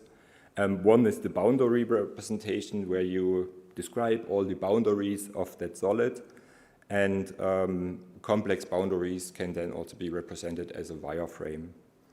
The second option is constructive solid geometries, where you have very simple, simple 3D primitives, and then you can combine them by Boolean operators and represent those combinations as a tree. And another problem or thing that is quite common are local reference points. So usually when you have a segment like a wall element, this has a reference point. For example, in the factory, so you know where a beam goes, where insulation goes, and where you have to drill and to nail. But when you move that element to the construction site, the reference point changes. So there you have these Vermessungspunkt on the plot somewhere, and then you need to know where this element has to go by a crane to be moved. So there is a semantic web, yet another semantic web gap about geometry in this case. So while industries rely on 3D geometry, there is no native support in RDF for these. Existing approaches usually reduce these geometries to 2 dimensions. They offload the computation to spatial databases or require external geometry pipelines. But in the end, that leads to fragmented workflows, broken interoperability, and geometry being disconnected from the reasoning. As a use case, for example, we have the question in which room a device is located. So a semantic answer usually is not possible because it's not in our knowledge graph. So we need to determine spatial relationships between walls and rooms to determine the room where this device is located. The traditional workflow to answer that would be to extract the geometry, for example, by Sparkle, then run external geometry code and re-import the results. But the problem is that we create complex pipelines, synchronization issues, and loss of declarative querying. So the idea of this Sparkle extension Geof3D is that when we have our geometries in our knowledge graph, we also want to use the common or the Sparkle as a query language to answer our questions. So the core contribution is that Geof3D extends Sparkle with 3D geometry functions executed directly within the RDF environment. So geometry becomes queryable just like semantics. In this library or in this extension, there are 18 functions defined in 4 families. So one family is about measurements, so to compute the distance, area, or volume of a solid. Then the second family is relational, so you can find, for example, or decide if 2 geometries intersect or overlap. Then the third family is constructive. So, for example, to build these constructive solid geometry objects, such functions are needed. And fourth is transformational. where you can like modify the solids, rotate them, move them, and for example, change the reference point. Yeah, the architecture of that is as follows. So we have custom RDF4J Sparkle built-in functions, which then are connected via a Java native interface to standard geometry algorithm libraries. So that actually do the work. They are usually in C or C++, and but the backend can be exchanged if needed. Yeah, how do we integrate that with linked building data? So these functions are compatible with various ontologies used in the industry, such as this building topology ontology or IFC, brick schema, and yeah, for example, our digital twin. So Geoff3D complements linked data pipelines, and it does not replace building information management tools. Yeah, so and back to our use case. So to answer the question, which room contains the device, is possible now to answer with these functional extensions. We can combine semantics from our graph, in this case, for example, that we are looking for a room, and geometry computations that this room has to contain the device we are looking for. So the reasoning now spans symbolic semantics, spatial computation, and building intelligence.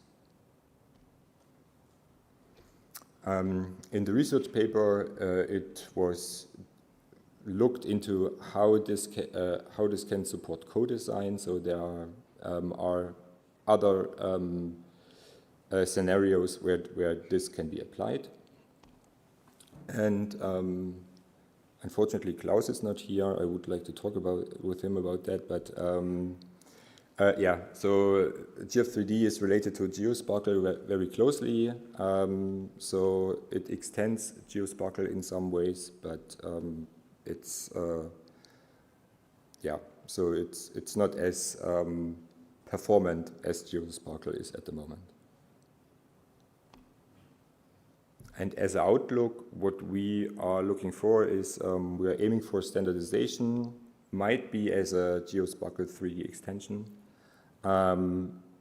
We want to yeah, support ontology-driven geometry reasoning as well. Aim for spatial indexing to improve performance and yeah, complement or improve our semantic digital twins. Thank you.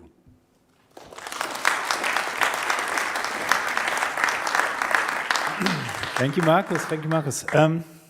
One last question for today. Anybody? Yes. Thank you, Magnus, and happy to see you with the new T-shirt. You're still performing like crazy. Beyond the technology and the combination between semantics and 3D, what are the output in terms of data accuracy or time to set up a new house regarding the use of this technology? Are you able to shorten the time cycle to set up new house and fight against the shortage of pretty decent and quality housing? I think, yeah, speeding up the development of buildings is the effort of the entire company. I'm just part of the data team which takes care of producing this digital twin. But yes, you're right. So we are in charge to deliver all the information to the people when they need it, and we also have to work with a lot of data integration. In this case, knowledge graphs help us a lot to keep track of all the resources because there are very manifold things and processes involved that we have to deliver information on. Yeah. Yes. Thank you, Markus. Magnus.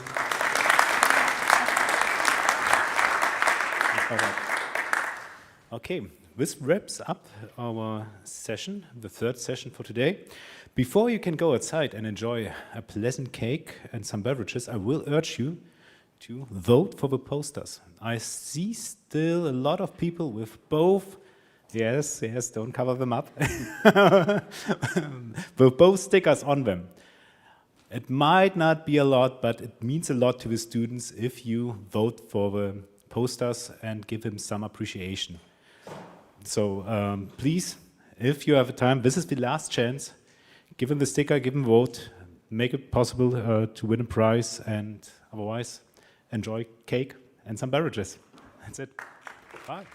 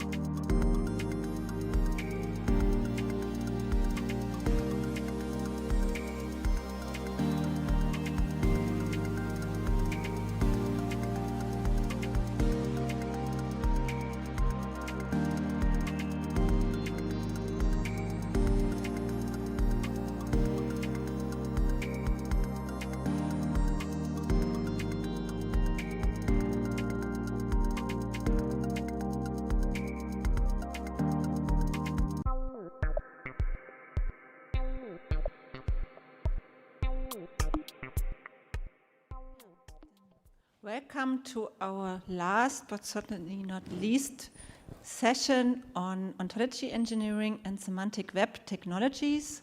My name is Lisa Wenige, and we will have a lot of very interesting talks today on fair data management, on ontology engineering, data platforms for crisis management, and maybe we will also learn whether zombies are alive or not. And our first speaker is Johannes Frey. Johannes Frey has a long-standing research track record on fair data management, data value change. He was also involved in the DBpedia development team and is now working for Umweltbundesamt for the umwelt.info search engine for nature conservation data. Please welcome Johannes Frey.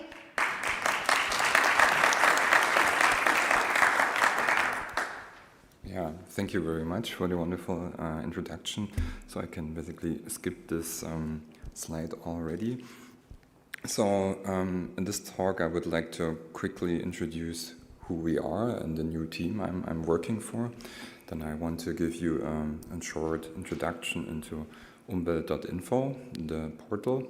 And in trying to align with this session topic, I also want to show you the role of ontologies and vocabularies and also knowledge graphs or other semantic technologies we use behind the scenes in umwelt.info. So on the title slide, you might have seen already a lot of different logos of different services and names. So who are we? So we are the National Center for Environment and Nature Conservation Information, and we're a team of around about 25 people that consists of data scientists, researchers, software and web developers, but also content and communication and PR specialists. We are located in Merseburg and are a branch of the Umweltbundesamt, the German Environment Agency. And we are in a very fortunate situation that we can design, develop and maintain umwelt.info as our primary service, mostly in-house. So we are actually working with cross-functional Scrum teams in a German agency, which is, I've been told, quite a unique thing in general. So what is the motivation and vision of this center and also the portal?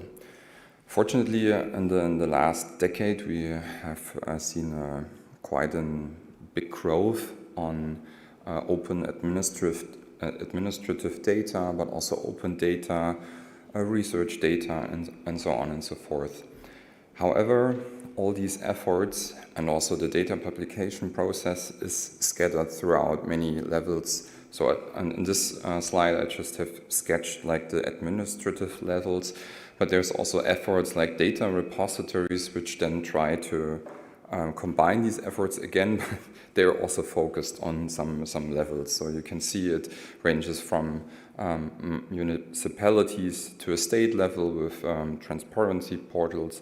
Then there's federal portals like Gov Data, and then there's the EU data portal you might have heard of, and other efforts that are on European or even international scope.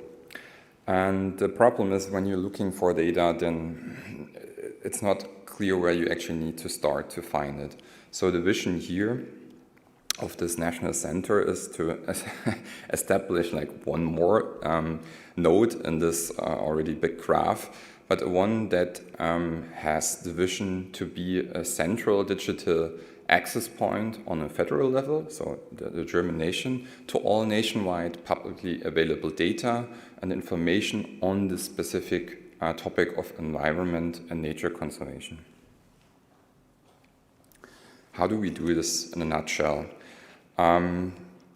On a technical aspect, it's basically we just perform some crawling and harvesting of those different data sources we just saw in the previous slide.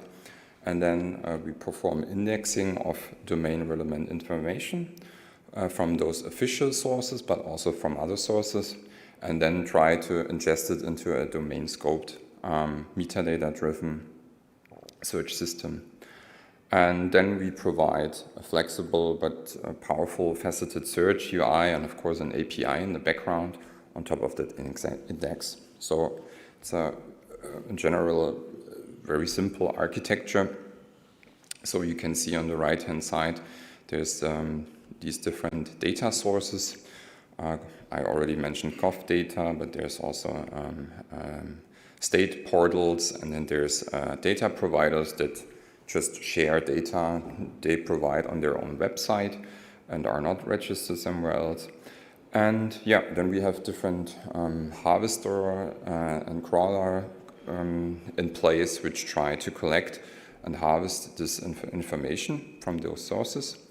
And then we take all these data, actually this metadata, we take it and try to aggregate it, consolidate it, enrich it further to finally ingest it into our own metadata index. And this metadata index can then be leveraged to drive our actual umwelt.info portal with its most critical component at the moment, the search UI. Of course, there's also an API which uses that search UI, and this API is also exposed to the public. But I think at the moment this search UI is like the critical component. But there's just more than that. It's not just plain metadata aggregation that we do. We also do like harmonization, or we need to do actually harmonization of these different metadata fields and identifiers, or even free text descriptions from all those different sources in order to provide a unified search experience for the users. Also, as I mentioned, these different portals sometimes, or actually it's quite typical pattern that these portals harvest and re-ingest data from other portals, like we do also. So you have a lot of duplicates of the same data sets, but sometimes with different information, because they also do some modification on the metadata or some selection of it. So we're faced with the problem of actually deduplicating these data sets again, especially if they don't use the same identifiers anymore. And also to harmonize and exclude values that are not in line with each other, and remove duplicates on a record level and also on a field level. But given our scope of nature information, we also need to add more fine-grained metadata with respect to this interest and demands we have in this domain. So one aspect here is that we actually need to look into the data itself and index also important aspects of that data. One example, for example, would be that if you have a measurement station, there would be only this information in the metadata portal that there's this measurement station and it somehow is related with water bodies. But for us, or for our users, it's even more interesting what kind of measurement they do. Is it like water quality, or is it like the race of water? And when it comes to water quality, what kind of substances are measured? So chemical substances, and which chemical substances. So this is kind of data we need to index as well. But also we want to make this metadata more useful for the search. So we also performing some enrichment with additional data from knowledge graph, or additional semantics we can get from those knowledge graphs. And finally, just as a side note here, we also try to evaluate how well the original metadata recrawled from these different sources adheres to fair data principles with our own score. So such that you can also have like a glimpse of how well the data has been published. In the next slides, I want to dive a little deeper on this idea of semantic metadata enrichment. And in this slide, you can see a process which we call or which we use, where we use the test, which I will briefly describe in the next slide. But the general idea here is that we perform an automated annotation of keywords and topics from the existing metadata description. So we have a pipeline which takes these metadata descriptions, and then we try to link concepts or named entities or topics, whatever, to this Umwelt-Thesaurus, which is the German environmental thesaurus. And in the center of the slide, you can see how this looks then on the user interface. So this is quite straightforward with this data which didn't exist before in the original sources. So you can see there is, for example, a data set that has somehow relevance for carbon dioxide emissions, but also drinking water pollution. And you can see on the right hand it's then linked to the original Umwelt-Thesaurus. So what is this Umwelt-Thesaurus? Very quickly, it's a SCOS concept scheme that is maintained itself at the Umweltbundesamt, and it contains around about 14,000 different SCOS concepts, which are then put in a hierarchy, kind of via those SCOS broader and narrower relationships.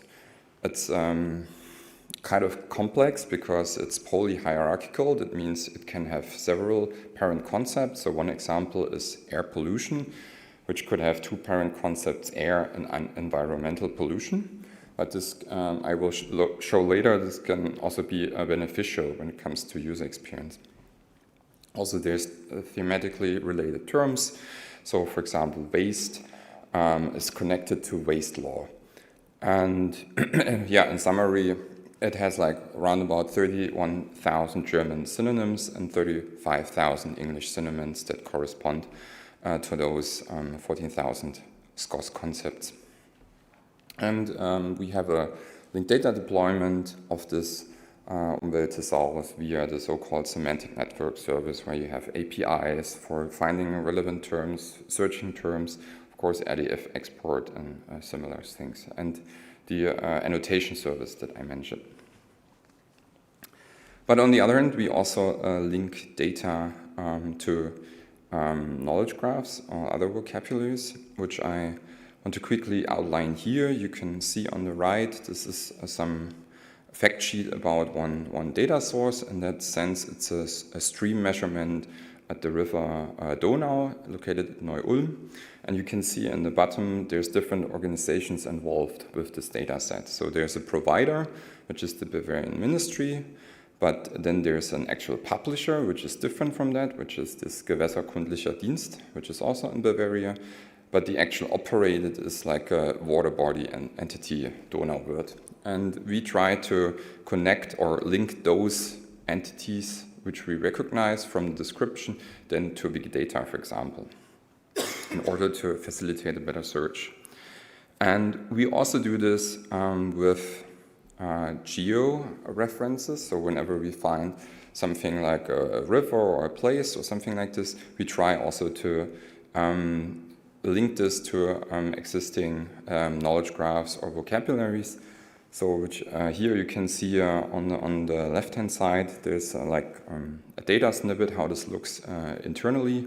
So we have three different entities linked there. So on the top, you can see this is like a European effort, which has codes for different, or entities for different regions. This is like a very coarse-grained river area, so it actually contains 3 rivers. You can also see there's a little spelling mistake, which we also then copy over from the original source because it's linked data. But then you can see we also have this regional, the state level, which is from the DCAT application profile for interoperability, and for very fine-grained specific places, we use geonames. And yeah, when we do this kind of linking, we can actually benefit from the data that is maintained at these linked entities. Right, so for the city of Grimma, which is close to Leipzig, we don't know the geo coordinates, for example, but geonames provide this. So once we identify this link, we have this information, And when we do this for as good as possible for every data set, then we can we can provide this little map where you can just select the rectangle, and then you get all the data sets that somehow are relevant for that area. And the same applies to the organizations. So if you're interested in organizations, then we have this grouping here by types, where you can navigate through the different organizations. We get this data from Wikidata then, whether they're federal or European or corporate bodies and so on.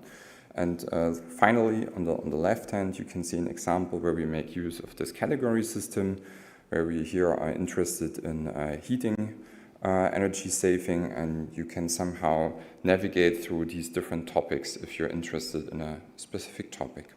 Yeah, so this is the message I basically want to communicate that once these data sets are properly maintained and you integrate them in your data sets, you can make benefits in order to build cool tools with it.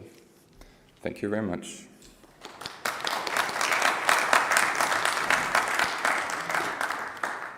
Thank you, Johannes, for the nice talk. Are there any questions? I can't see no questions, so then I have one. You already mentioned the integration of UMTS and Wikidata and other vocabularies. Are you planning on integrating even more? I joined quite new to the team, so it's not... Of course, I think we're looking out to integrate more, but I can't guarantee what the actual scope or focus for the end of the year is. So I think there's ideas to integrate more, but in general also we are facing with the problem that there's not many authoritative sources, like official sources. So Wikidata is actually just a workaround in that sense, but given the current financial situations, I also don't see that there's going to be efforts from the administrative or authoritative sources that there's going to be a free linked open data for everybody in the near future. Okay. So. Yeah. Okay, thanks for the question, and give a nice applause for Johannes Frey. Our next speaker is Dr. Konstantin Gobaev. He holds a PhD in material science and computer science and machine learning, and had research positions at FETS Karlsruhe, University of Stuttgart, works currently at FEM Institute and is involved in the Cooper Digital 2 process, working on the casting process for the copper alloy. Yes. Thank you for the introduction. Good afternoon, ladies and gentlemen. In this presentation, I will talk about development of ontology for the industrial data about metal casting. The work is done in scope of Cooper Digital 2 project. We at Forschungsedelmetall Institute have a long history of dealing with materials data, and mostly the data looks like this, and we now are doing the hard work of digitalization, the data. Here are the companies that participate in Kupfer Consortium, and we are dealing with the whole life cycle of copper products, including ore mining, development of basic metal ingots, then details using of those products, their decay and recycling. In particular, we are touching the topics of life cycle assessment, digital product passport and standardization, and development of ontologies for process chains. You already gave an introduction for me, so I can be quick. I received a knowledge in theoretical and analytical physics, and further enhanced it with machine learning and semantic technologies, and all that was mostly applied for materials. And before I go into details, let's briefly speak about what benefits good ontologies bring us. If we look at this figure, on the bottom level we have more basic data, like data collated from the sensors, recorded on some machines. Then when we go a little bit up, we have kind of CSV data, SQL databases, and so on, a bit more organized. Then if we rise the level of abstraction, we can have a semantic knowledge representation. And when this is available, when the meaning is explicitly and formally defined, then it is much easy to apply machine learning for analysis and prediction on top of this. So now I go into details. So I will talk about how do we rely on top and mid-level ontologies for develop our application-level ontologies for casting process. We are talking about basic formal ontologies as top level and platform material digital core 3 ontology as mid-level. So few words about what actually casting is. A generic casting process is when you take some pieces of metal, then you melt it to obtain a liquid metal, then in some way you transport it and make it fill the so-called mold, and so it solidifies in the shape that you actually need. This is the casting process. And usually there are a lot of process parameters corresponding to different parts of it, and usually they have both planned values, so the ones which were desired in the planning, and actual values, the ones which are measured. They are not always the same. The casting ontology is developed, it's actively developed now, and it consists of several modules, among which there is a module covering the basic physics, then the one that describes semantics of the casting processes and equipment, and also the ones corresponding to integration of time series data and life cycle analysis. So let's now speak about the semantic approach. How do we approach the so-called semantification of the casting process? We here need to speak about different dimensions if we want to classify that in a way like domain experts do. They usually distinguish between, let's say, discrete and continuous casting, the driving force which drives the metal to the mold, which can be a gravity, pressure difference, centrifugal force, or whatever. Then the mold architecture and reusability also plays the role.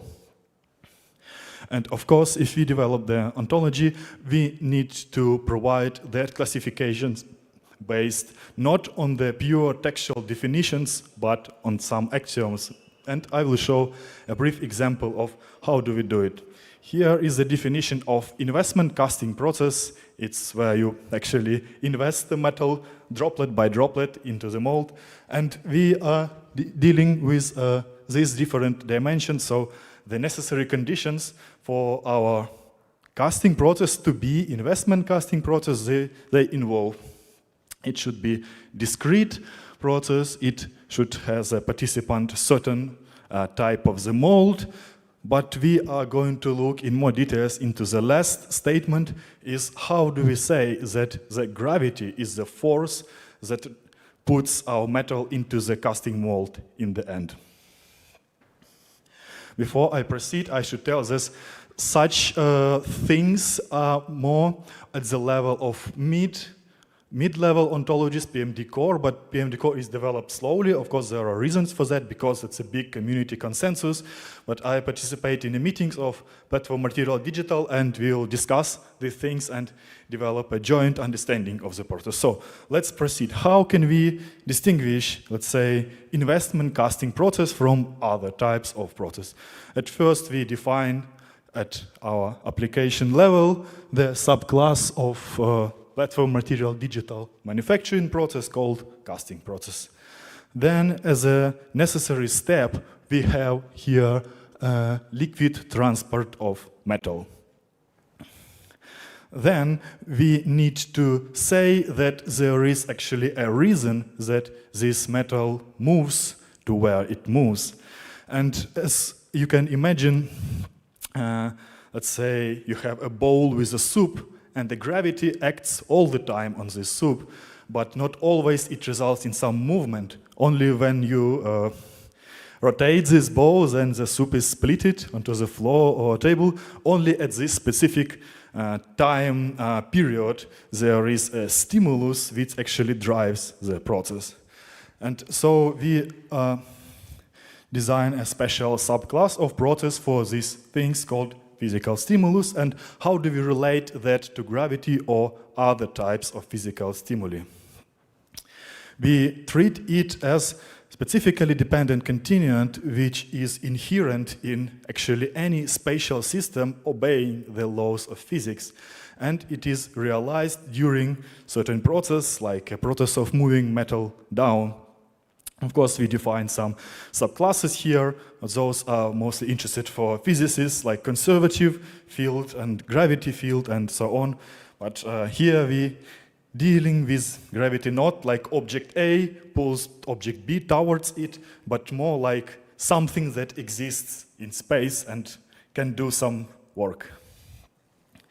Then let's go to the operational module. This is the module designed to handle the data assertion from CSV tables or textual files or whatever non-semantic sources, so to say, and put them into the knowledge graph in the form which is convenient for querying. So let's now imagine that we have a big, real casting process. We cannot imagine because we really have the data. And there is such a process parameter, a temperature of a cooling water. Or in this case, no, it's a flow rate. It tells how much of water is flowing through a pipe number 2 in the cooling subsystem, which is actually a part of a bigger process. And we here rely on the platform material digital core, on their patterns to describe this knowledge. When we can be happy with only PMD core, then we do it because that's a matter of top level and mid-level alignment. And we have these detailed assertions here that we have our participant, the participant have a certain temperature and so on. But what we want to achieve, we want to imitate for computer human statement, like we have a big casting machine and big process, and we have our parameter, let's say, flow rate.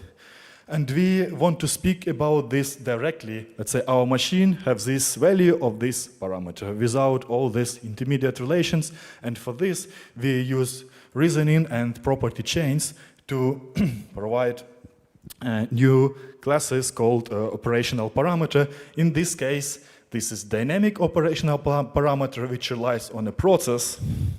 In other case, when we speak not about flow rate, but let's say about temperature of the cooling water, it has different data structure, different structure of statements inside because it's not related to process. It is bared by some piece of material which participates somewhere. And again, this is long property chain. And in the end, we use one shortcut property to relate this to our big casting machine. And what does it bring to us? If we want to query all those 20 or whatever parameters that we have in our process, we can use just one short query to track all those. Imagine if we would not use these inferred properties and insert the actual semantic interpretation of each of that parameter in the query. How long would it take and how more difficult would it take to write that? This simplification makes it easier to do more complex things. Let's say we can ask our knowledge graph, tell us the time steps at which difference between actual or planned value of some parameters in whatever units exceeds 5. Here, it's also executed quite fast because we rely on those inferred shortcut properties. Now the last part is the LCA module, as we need to integrate the life cycle assessment data into our knowledge graph. We also need to use the semantic approach and to put it into the BO4 world. To our understanding, the biggest initiative in this relation is ontology, but it is not friendly with BFO. It is more like a methodological tutorial and a vocabulary. So the work of putting this into the BFO world is upon us. And we are now starting with some simplest examples of expressing the CO2 equivalent. So as usually the CO2 equivalent is not actually a mass of some gas which is emitted, but we have different types of emissions that can be acids, liquid pollutants, some gases and so on. Then we put it into the disconnected material entity aggregate. That's a thing in PMD specifically for those cases when you speak about some material thing as a whole, as one, but it is spatially not really near each other. And what about the quantifiable thing? What about this CO2 equivalent that we actually calculate using specialized LCA software? How do we put this into the BFO taxonomy? Here we speak about certain type of disposition that is bared by this material entity and can be realized in a certain conditions regarding atmosphere, lithosphere, hydrosphere, or whatever. So we are now add here just two classes to represent the things that are currently missing at top level and mid-level ontologies, and for everything else, like in this case, it would be the model with which we calculate those values, the software and so on. We rely on the PMD core because that's how it should be done in the end. So at what do we want to do at the next steps? At the next steps, we have plans of creating a thermodynamics module which formalizes the thermodynamic knowledge and helps to relate data from different sources with each other. This, in turn, can help us to apply machine learning, because machine learning heavily relies on the semantics, on the sense of what you are learning, input, output, what do they mean. And if you make this knowledge available to computer with the help of ontologies, then machine learning analysis of industrial data will be much more easier. With this, I end my presentation, and if you have any questions, you're welcome.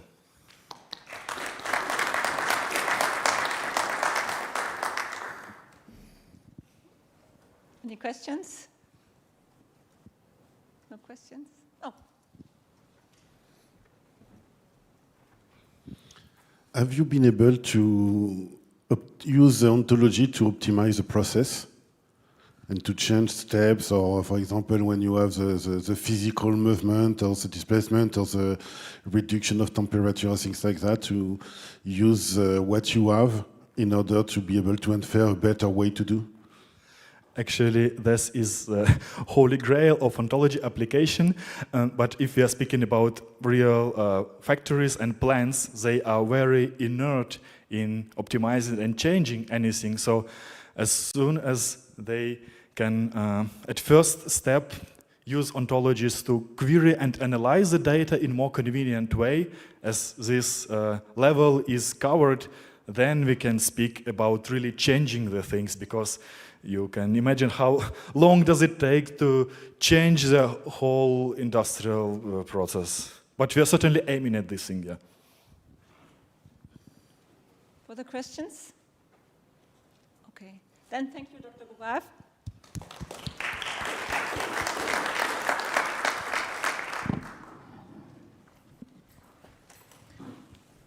Our next speaker is Florian Hahn from TU Chemnitz, from the Chair of Database Systems.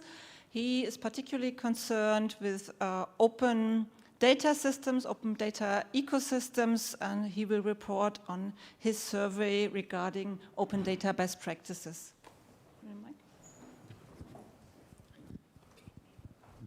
Thanks for the introduction, and thanks for having me. We heard a lot today about open data portals, open data in general, how to consume this later on in 1 to 3, 4 years, and the survey about the interoperability and especially about the best practices. in the process of publishing the data directly. And so far we designed a survey regarding all German-speaking countries, so Germany, Austria, and Switzerland, and asked different questions. And at the end, we developed an index to be able to answer if a certain data portal is then more interoperable or less interoperable, and what should be done in the future to improve then the score above the index. Sorry. Okay. There's also a law about this electronic government that every federal agency and national agency and also some cities have to publish their data. And to be more precise, it's not directly mentioned how they have to do it on a technical side. And that's the fact we like to discover here. And for sure also sometimes they enrich it with metadata. Hopefully they do so. But let's see what the survey tells us later on in the results. What is the study about? Again, all open data portals in Germany, Austria, and Switzerland were contacted. We collected 207 addresses, reached out to 161. 31 started the survey, and 16 fully completed the survey, which is still below our hope, or which was below our hope, but still we were able to collect 16 full surveys. Again, it's important to mention that full surveys were conducted if they reached the last page, which was page 6, because the last page was optional. I also have a slide about it, what was the content of the 7th optional page and what the participant mentioned there. Okay, we collected 16 full responses. We designed the index to be about 4 dimensions. I will come to this also later on, what the 4 dimensions are about, and some example questions out of the dimensions. And the index, which we defined as our threshold, that it's more interoperable instead of less interoperable, was 0.6. So the index is between 0 and 1. And 5 out of the 16 open data portals reach a threshold of 0.6 in the end. Okay, to start again, because Germany and Austria are still based on federalism, so that means that they have a national level and a federal level, and we see this also in the results, because 42.1 of the responses were from federal open data portals, 26.3 from state and national level, some from cities and some from others, like we heard 2 talks before from, for example, umwelt.info would be also then mentioned here as an other category. Okay, we talked about the dimensions. You see this here. First dimension, process formalization. So is there actually a process about publishing data or not? How it's conducted? How about collecting data and data sets? How is the update process? And so on and so forth. Implementation and tooling, are there actually interfaces for that? Are there, for example, an REST API or Sparkle API available? Quality assurance routines, I will get back to this later on because it's our most important dimension. And last but not least, awareness and prioritization. So what is about the knowledge, especially from the persons who are dealing with the open data portals, either on a technical or administrative level. About research question that we had and hypothesis that for sure we like to measure the current level of interoperability among the open data portals in the specific data portals from Germany, Austria, and Switzerland. Okay, some sample questions from the subcategories of the index. For example, in the process formalization, we ask, is there a defined process for publishing new data? This is our most important question. I also have an extra slide about this later on, because it's very important for our future work. Some sample questions from implementation tooling. Which data formats do you provide in your portal according to the Tim Berners-Lee 5-star scheme, or about quality assurance, are the procedures for quality assurance, and also if the administrative or technical persons are checking the data sets regarding metadata errors or in general also naming conventions or the content of the data sets and so on and so forth. And last but not least, about the awareness, we asked about, are you familiar with DKDB, or are you familiar with linked open data or RDF, and further questions. Later on also there is a GitHub repo where you can see all questions and all results are fully transparent in the GitHub repository. Okay, we talked about 7 different categories in the questions. Again, the first 6 are mandatory, that we count this as a full survey response. The last one, the comments, was optional, which were some free text fields, but which was used very often. We will get back to this later. Okay, we talked about the Process Awareness Index, and we talked about that 5 out of the 16 open data portals reached the threshold, and for sure also the subcategory, so dimension 1 to dimension 4 also for sure received the specific indexes. And as you can see, and maybe if you remember, I talked about that the dimension 3, quality assurance is mostly important for us, and you see that's actually the dimension which has the lowest index in this case. Also some other distribution about the range 0.2 upwards to 0.76 roughly, and you see also that we have a really good curve about the middle, which was a mean and median, which is nearly the same, about 0.53 and 0.52 about mean and median, so it's pretty much a good curve about the index which we received from all of the responses. Okay. This slide is the most important one for us and for our future work, because we ask also if the participants in the survey have a defined publishing process. And as you can see, exactly 50%, so 8 out of the 16 open data portals have a defined publishing process. And what is most important, as you can see on the right side, that if they don't have a fixed process, the index score drops to 0.4, and if they have one, it's increased to 0.6. So it's nearly 0.2 difference in the index itself if you compare them, if they have a process or not, and they directly can increase the index by nearly 0.2 points, which is very important, because if you can increase this process and if you can increase in dimension 3, which is currently the lowest one, we can be sure that the index in the future will also increase and will lead to better open data publishing process. We ask as well about metadata standards, and you see that 9 of the 16 are using DKT-PTE. DKT-P was also as well there, simple DKT as well. One response was about that they're using own metadata standard, and one response was about that they're actually not using any kind of metadata standard in the open data portal. Okay, about tooling, we talked about this, that some of them are offering RESTful interfaces, about nearly 70%, only one portal had a Sparkle endpoint available, and also about the portal software distribution. I have to tell you that the 31.2, which is mentioned here as other, is mostly about Pivot. We heard this today from Professor Weniger as well, that in Germany it's mostly distributed about Sicken, Pivot, and then either own development or Arcus is mentioned here as well. So this proves also the fact that Sicken and mostly Pivot is then the most used software there. Okay, quality assurance. Again, this is the dimension which has the lowest index rate, and also one slide towards this, that the measurement about the quality assurance, that still 75% of the responses checks if there are metadata errors or not. But as you can see, only 1/3 checks to follow best practices, for example, about CSV on the web, so CSVW, or to check for naming conventions or best practices from the W3C, also with some, for example, validator about DKT-PTE, so on and so forth. And below 50% checks for the content quality, and below 30% check for formal quality assurance procedures in general.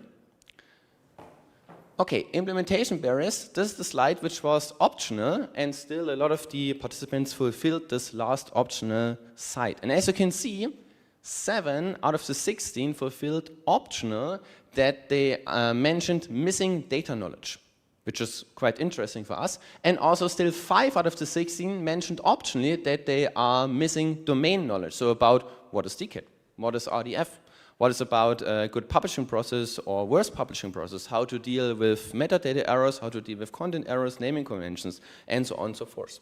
And still 1/3 of the participants mentioned optionally that they have limited personal resources.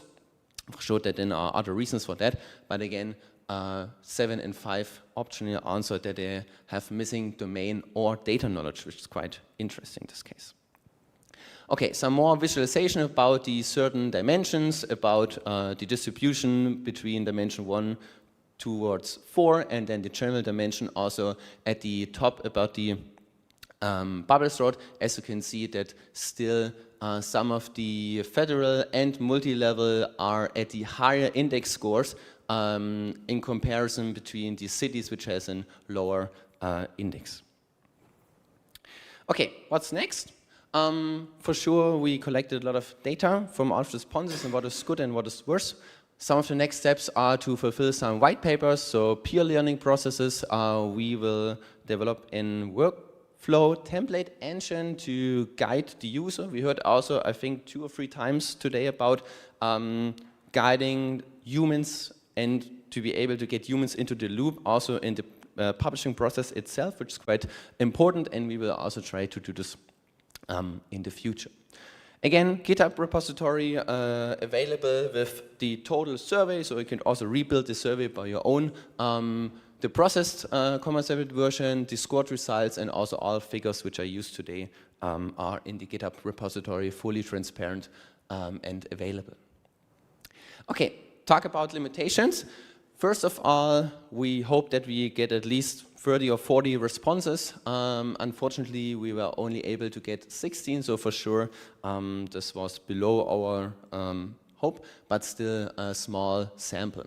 For sure, all of the answers are only self-reported. So that means we were not sitting beside the participants and ask, hey, you crossed about your knowledge about DKDB that you are an expert in this, please prove this. What is, for example, then mandatory and optional feed in DKDB 3.0.1? What is the changelog about 3.0 and 3.0.1? So all of the answers are for sure self-reported by the participants.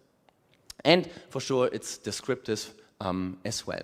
And it's also about the next steps so beside the guidance layer, per surveys about the responses with the artifact-based check. So we will set up another survey for next year and try to ask all of the participants, hey, you mentioned that you are an expert in RDF, please prove this. You mentioned that you are an expert in linking data with metadata standards in URIs and so forth, please prove this, or come up with some follow questions. Okay, some takeaways. So for sure, the interoperability readiness is measurable with our process awareness index, but it's still uneven, and especially, again, which we've proven, if they have a fixed publishing process or not, the index score difference is nearly 0.2. And for sure, we can monitor this over time. All right, that's it from my side. Thanks for listening, and I'm open to some questions. Thank you, Florian, for the nice talk. Any questions from the audience? Questions? Then I have one for you. You mentioned, or you asked about the formal quality assurance procedure, if there was one in place. How did you ask for that, or what did you mean by that? Can you refer back to which slide you saw this?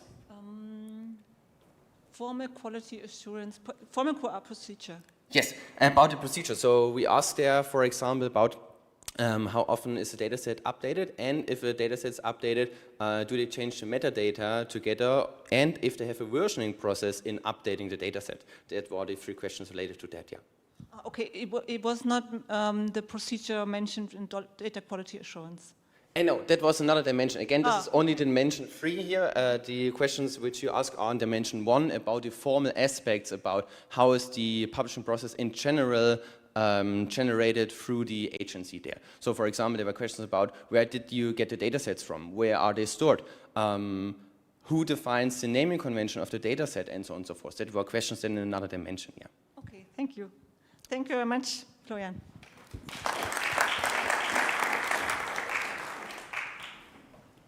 Our next speaker is Dr. Patrick Westphal.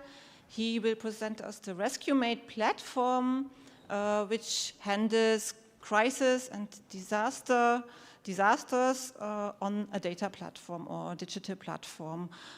He works for High Tech and will give us a talk now. Yep. Hello. Yeah, today I want to talk about this dynamic situational awareness generation and support for energy for emergency forces and complex crisis situations. And this is all based on some, or the core of this idea is a knowledge graph. All right, so this RescueMate project is funded by the German Federal Ministry of Research, Technology and Space. And the project started about almost two and a half years back, and it'll run until September next year. This is the project consortium. You can see that there are certain authorities on this left side. There's the police, firefighters, the Hamburg Port Authority, Technisches Hilfswerk, and so on. These are like the kind of use case partners that will use the ideas or refine it in the future that we develop. On the upper right corner, there are like all the research institutes like University of Hamburg, University of Applied Sciences, HAW, HCU, and HITECH, which is kind of the Hamburg version of INFI. And on the lower right corner, we also have certain companies that do part of the implementing simulations. Eurocommand is a big player for providing a whole system for situational awareness, and the Hanseatic Aviation Solutions, they're the ones providing us with drones. So the scenario we are facing is this. We are in Hamburg, of course, and there will be a storm surge with 7 meters above sea level. And this is what Hamburg would likely look like in this case. So this whole port region and all the regions close to the port will probably be flooded. So for the rescue services, they have certain tasks here, obviously. First, evacuations. People should moved away from these dangerous places. And in case there are still people there should, of course, be some rescue operations.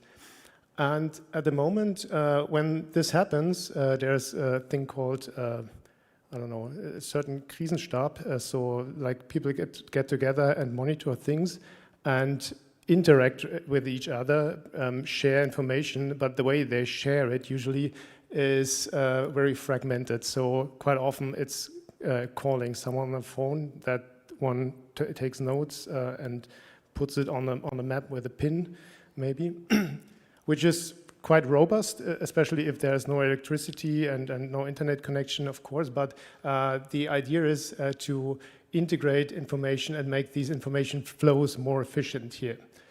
And as I said, there are also different information systems, and we also want to make them interoperable. So the goal is to provide a very timely overview of the situation so that everyone is aware on different levels. So what is like authoritative information, what is like very timely information that is vague but might still be very meaningful and useful. We want to automate this and also augment this via semantic data integration, for example, and also via semantic fusion. So the overall idea is that we have on the left side on this picture, we have certain information sources or even data sources that are already out there, like local knowledge from the firefighters on the ground, statistical data we have anyway from authoritative sources, sensor data from drones, which can take like drone footage to find people that are like out in the water. Social media is one use case. I'll present in more detail later.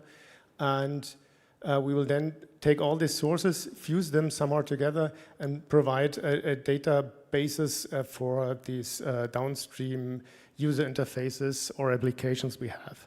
So our terminology, or in our terminology, these are all data sources or sensors, which provide either structured data or unstructured data that is turned into structured data. This will all be fed into our central knowledge graph we have there. And this data platform you just mentioned is exactly this. This RescueMate data platform is essentially how to store and generate this knowledge graph, and what the interfaces are on one hand side to the sources and sensors, and on the other hand side to the downstream applications we have. From a high-level view, this is how this looks like. This whole, each of these fields are like one data platform. There can be multiple of them, and each of these things are with the drone on it. This is a node. So the data platform consists of multiple nodes. Multiple platforms can talk to other platforms across the different authorities and rescue services. And there's usually a master node, and there are some secondary nodes that could, for example, be deployed on a firefighting vehicle and sync whenever they're back online. Drilling down a bit, this is what one such node looks like. These are the main components. On the bottom, we have certain data sources or sensors that feed in data. Then there's something happening in this data node or rescue-made node. And on top, we have the applications which can consume data, but they could also serve. If you think of like citizen apps on a phone, they could also serve as a data source themselves and feed in data back in the system. And I'll now briefly go through these components in the middle, which make this rescue-made data platform, or each of the nodes of this platform. So starting with this persistency component, there we use Virtuoso as a triple store. For certain reasons, we also experimented with others, but this was the thing that was easiest to deploy and to feed data into. We have a VA vector database. We use this because at some point we are using embeddings to check whether, for example, new events from social media refer to the same real-life event. So to do data duplication, we use the embeddings and clustering to see whether this is a original, genuine event, or this is something other people already talked about. And of course, file storage, because if we have drones and drone footage, this isn't something you would store in a triple store. In terms of the input transformation and normalization, whenever we have any kinds of structured data that is fed into the system, and here on the left-hand side, I have an example from the Urban Data Platform, which is an open data platform from Hamburg. There we take, for example, these GeoJSON stuff and apply or make use of this RIML idea, which is a mapping language which allows on any kind of structured data, for example, to say, okay, this ID field in this GeoJSON will be transformed by this subject map part to become a URI and then be part of this knowledge graph. And then we use this path properties.anlagenname to create something, an REFS literal for this, and so on and so forth. And so we are using this RIML. These RIML files can be registered with every data source that should be part of or should be ingested into this rescue-made platform. What you also see here is that there are some odd fields like this Kreuzungsbauwerk Ja, which isn't it's meant to be a Boolean, but it's given in German. And there are other things like these coordinates. As we saw before, we usually want to have this in a triple store as a WKT literal, and there we have just this array. So we wrote a lot of extensions to this RIML spec by means of this Carmel library. So there are a lot of external functions that are part of the platform. For example, to turn this LSBG literal into a URI such that we really generate a graph, not just a flat star-shaped thingy. All right. In terms of the anonymization and aggregation, we first thought about doing something in an online fashion. So whenever things come in, they will be kind of aggregated and anonymized. But this wasn't very flexible because the requirements can change there depending on how worse or how bad the situation is. So we came up with the idea that storing things anyway in subgraphs, if this is the whole rescue-made knowledge graph, we store things in subgraphs per data source, which also helps to manage who can see what, which is also essential in this context. So for the anonymization and aggregation, we usually take a whole subgraph, anonymize it, and store it back as another subgraph where we can say, okay, now this was the original one, which is only available for certain persons. And for example, for the firefighters on the ground, they just get an aggregated view, which was generated in an offline fashion here. All right, so as one example to go from left to right, we developed I picked the social media sensor, which applies some certain methods, knowledge extraction methods to take social media posts, do things like named entity recognition, recognize whenever like certain locations are referenced. This is done for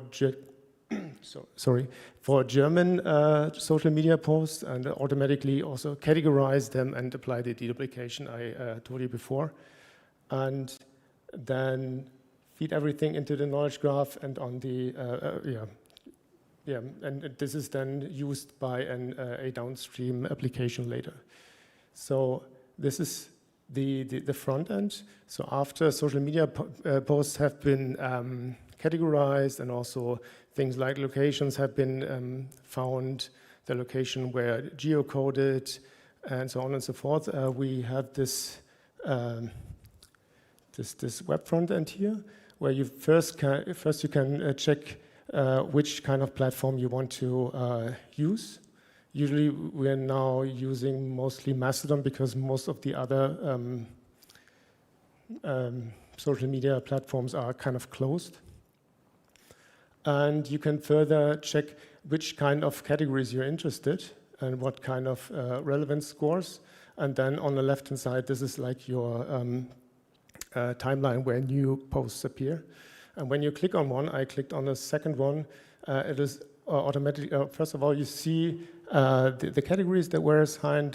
This one is warnings and notes with medium relevance. And if you click on this, you can see automatically on the map, it's highlighted to which region this refers. So that we have we have the social media as one source. We have a component that turns the social media posts into something structured, which will be part of the knowledge graph.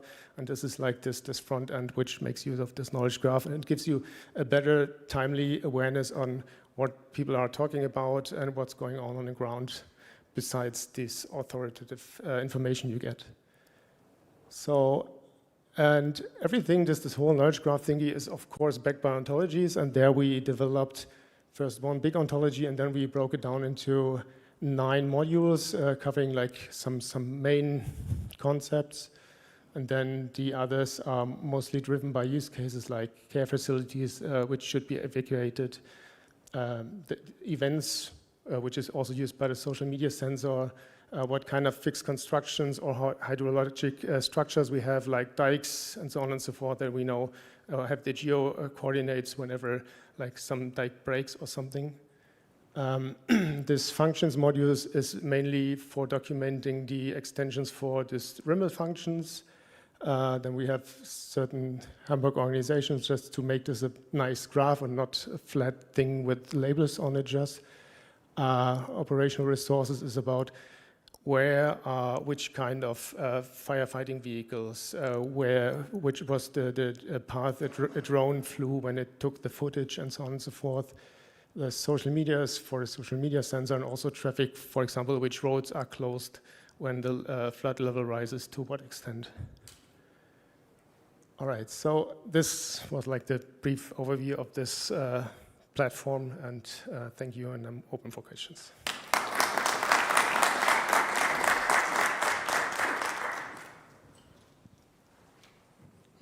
questions for the platform?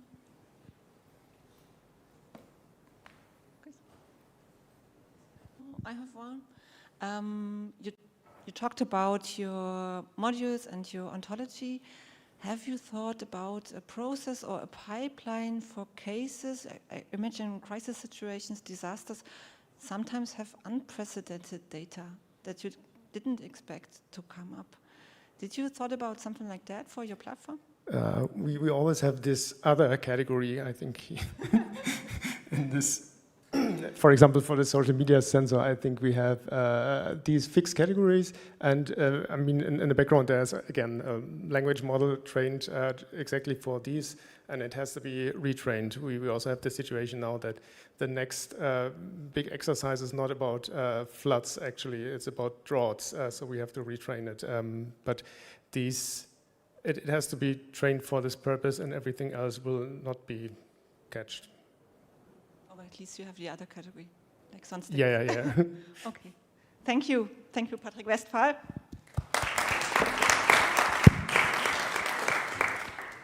So our final speaker for today is Kiri Bullard from Adorces. I'm a little bit scared, but also excited. Let's find out whether zombies eat knowledge graphs.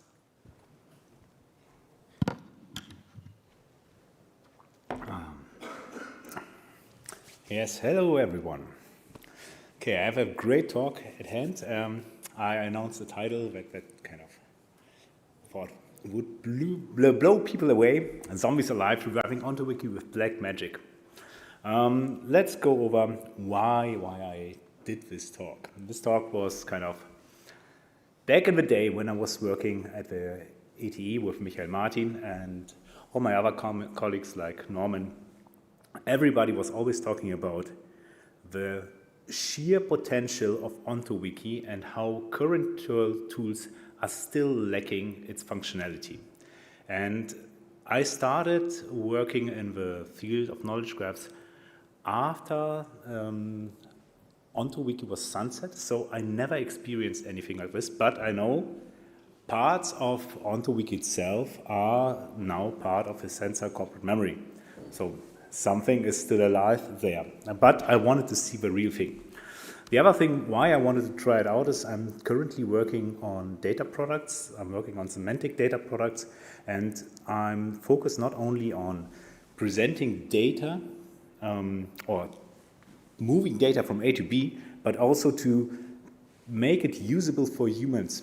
So the data itself is also complete with some kind of tooling that makes it possible to interact with it. Normally you just get the data that's maybe semantically annotated, but you don't get the tooling to interact with it. And another thing, something that came up at the current company is there's a lot of work done with legacy code transformations. So this is an actual sales slide. And yes, there's a tooling that helps customers to transform their existing COBOL database with knowledge graph technology to a modern solutions, either make it be Java or Rust. And I wanted to try out all those things together, so I thought maybe it might be something useful. Also, if you followed the news, recent approaches to porting code infrastructures and repositories with AI were in the news. The most famous one was Bun. Bun is the Java script runtime, and they announced that they are moving from Zig to Rust. It might be also a marketing stunt because Bun was acquired by Anthropic, and Zig was kind of against AI interaction with their code base. So the transition moving there, or the deporting a prominent software from one language to another might be also political, but the developer itself told, at least on Hacker News, that he's not very optimistic about the whole change and people should not freak out. But a week later, he was like, it worked, kind of. We were able to transition the whole code base There's still errors, there's still a lot of unsafe parameters in code, so it's not completely done, but they at least got away with it, and yeah. The other one was NextPad. NextPad was called for a short period of time Notepad++ for Mac. It was not a complete fork, it was an AI rewrite of the Notepad++ software code base, and it was also done very swiftly. And also AWS is also jumping on the bandwagon and trying to promote AWS Transform, so they have a lot of knowledge about code bases and try to help you to modernize your solutions. Now we're going to the results, and I will need a lot of your help right now because I failed. I failed badly. Boo. Boo.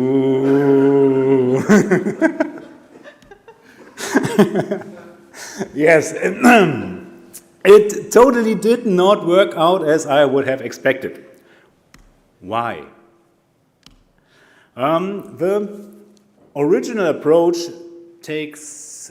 that was developed by the lovely people at the company takes an interactive approach. You are communicating with the chat has a lot of analysis tools in the background, everything is fed back and forth, and when the code is developed, and so on, and so on, and so on. I was kind of, let's do it a little bit more YOLO, just provide the legacy solution, ensure that it works, create a couple of end-to-end tests with, not karate, but I forgot the name. I got it.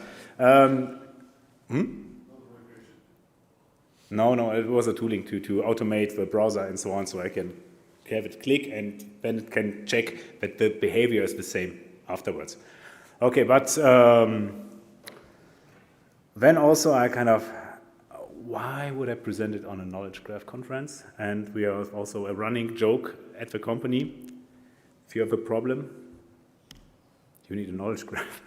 This is also from the actual sales pitch. And well, there was a time before me working knowledge graphs, and they did a lot of static code analysis. I did also, and software quality measuring aspects. And I thought, yes, you could do static analysis of code. You can abstract from the complete language, lift it to a higher level that is kind of not language dependent, and then make the transition to another language. And do not care at all about language. The same way we are working with language right now, as you can translate almost everything from one language to another, you can do almost the same with software. That was the idea I had in mind. But, that's where I added the knowledge graph, because all those semantics that you're kind of extracting, you need to place them somewhere. You can build an ontology of code and then compare everything. But I time-boxed myself too much. I thought this will be probably quite an easy project. It was not. So the time was running out. This was my first fail. The second one is definitely skill issue. I underestimated, since I work mostly with knowledge graphs and AI and create knowledge graphs and ontologies, I didn't really have enough experience to work with a code base, and especially the code base that I had in mind and the tooling was highly optimized for COBOL, not highly optimized for PHP, so I had also to do a lot of rewriting and inspecting there. And well, yeah, what I told you, I had previous knowledge and I tried to over-engineer the solution itself. It would be great if you could analyze the graph structure of code itself on a completely independent representation and create patterns and shapes that you can then transform. And this is a paper that was published 2014. I was there actually at the time. And they found multiple vulnerabilities in VLC just by having patterns repeat in the code base and analyze those. And then they can take those patterns and put them to another code base and find similar bugs. So if you have a boundary condition, like your variables are overflowing, then you can check those things in the code path itself. Yes, so what do I do next? The same thing I do every time. Try, fail, learn, try again, and maybe succeed next time. This was a talk about no great results, no scientific achievements, but well, it failed, and I think it's kind of interesting to have also on a scientific conference talk that failed. If you want to support me or maybe give advice or say that I was completely inadequate to do such work, please do so, contact me. Yes, otherwise, that's it, folks.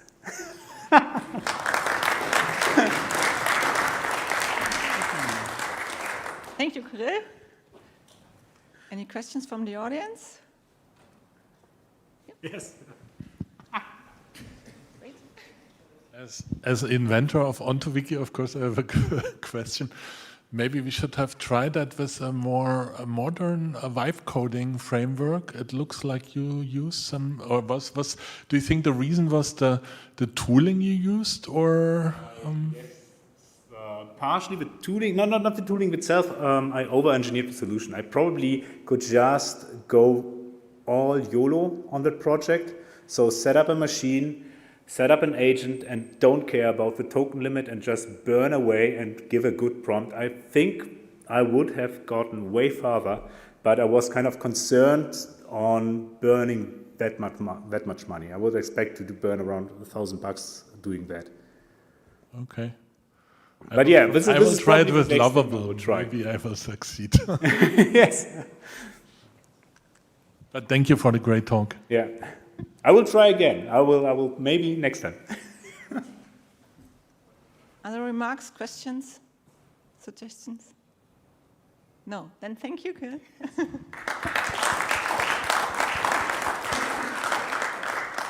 We will then close this session on ontology engineering and semantic technologies, and I will hand over now to Sebastian Tramp and Nieves Sant to Anna, the future knowledge graph expert.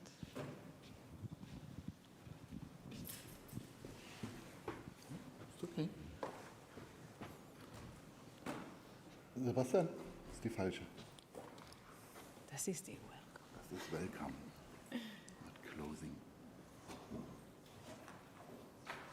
Okay. Gib mir eine Sekunde. Ah ja. Nehmen wir einfach die.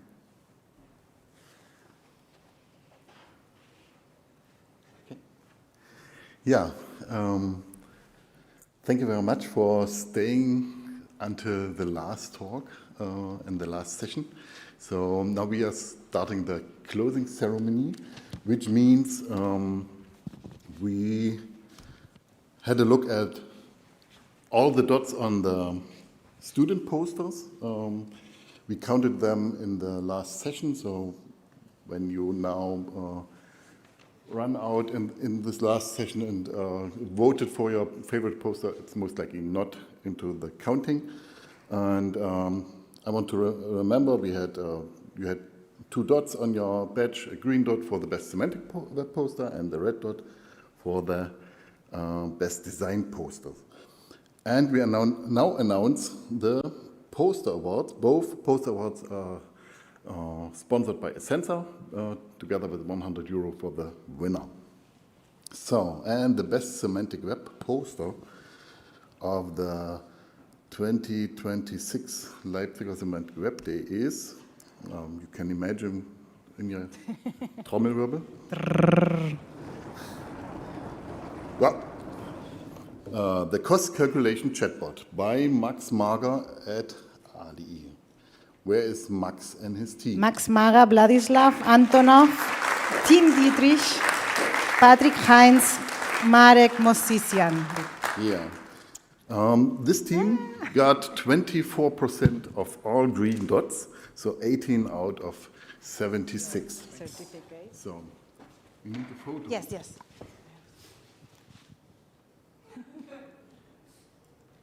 Thank you. Thank you very much.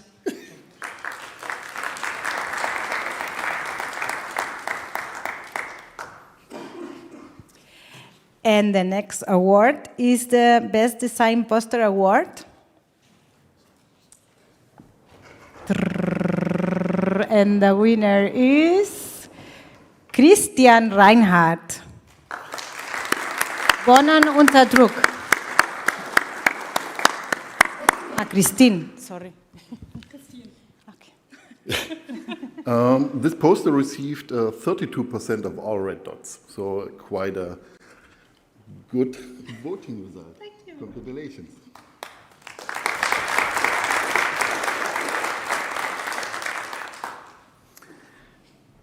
Okay. Yeah. So I have an invitation for you now that you fulfilled this Semantic Web Day, and maybe you think this is something I need to learn more. And our friends from the SCATS AI are organizing a summer school. So this is an advertisement of the SCATS AI. They are a research center for AI, and they are organizing a summer school on Neuro-symbolic AI in Leipzig. There are still seats open, and on the left-hand side you see very big names in the area, and they can teach you a lot of things useful for your job.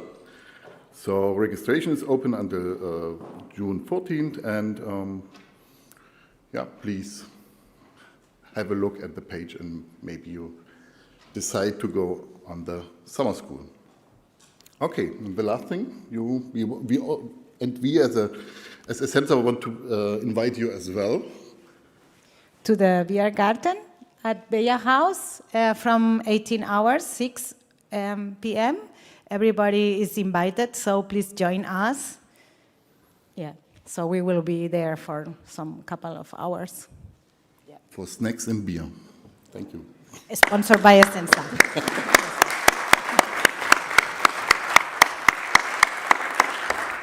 Thank you very much. So I hope to see you next week, next year. Okay, thank you.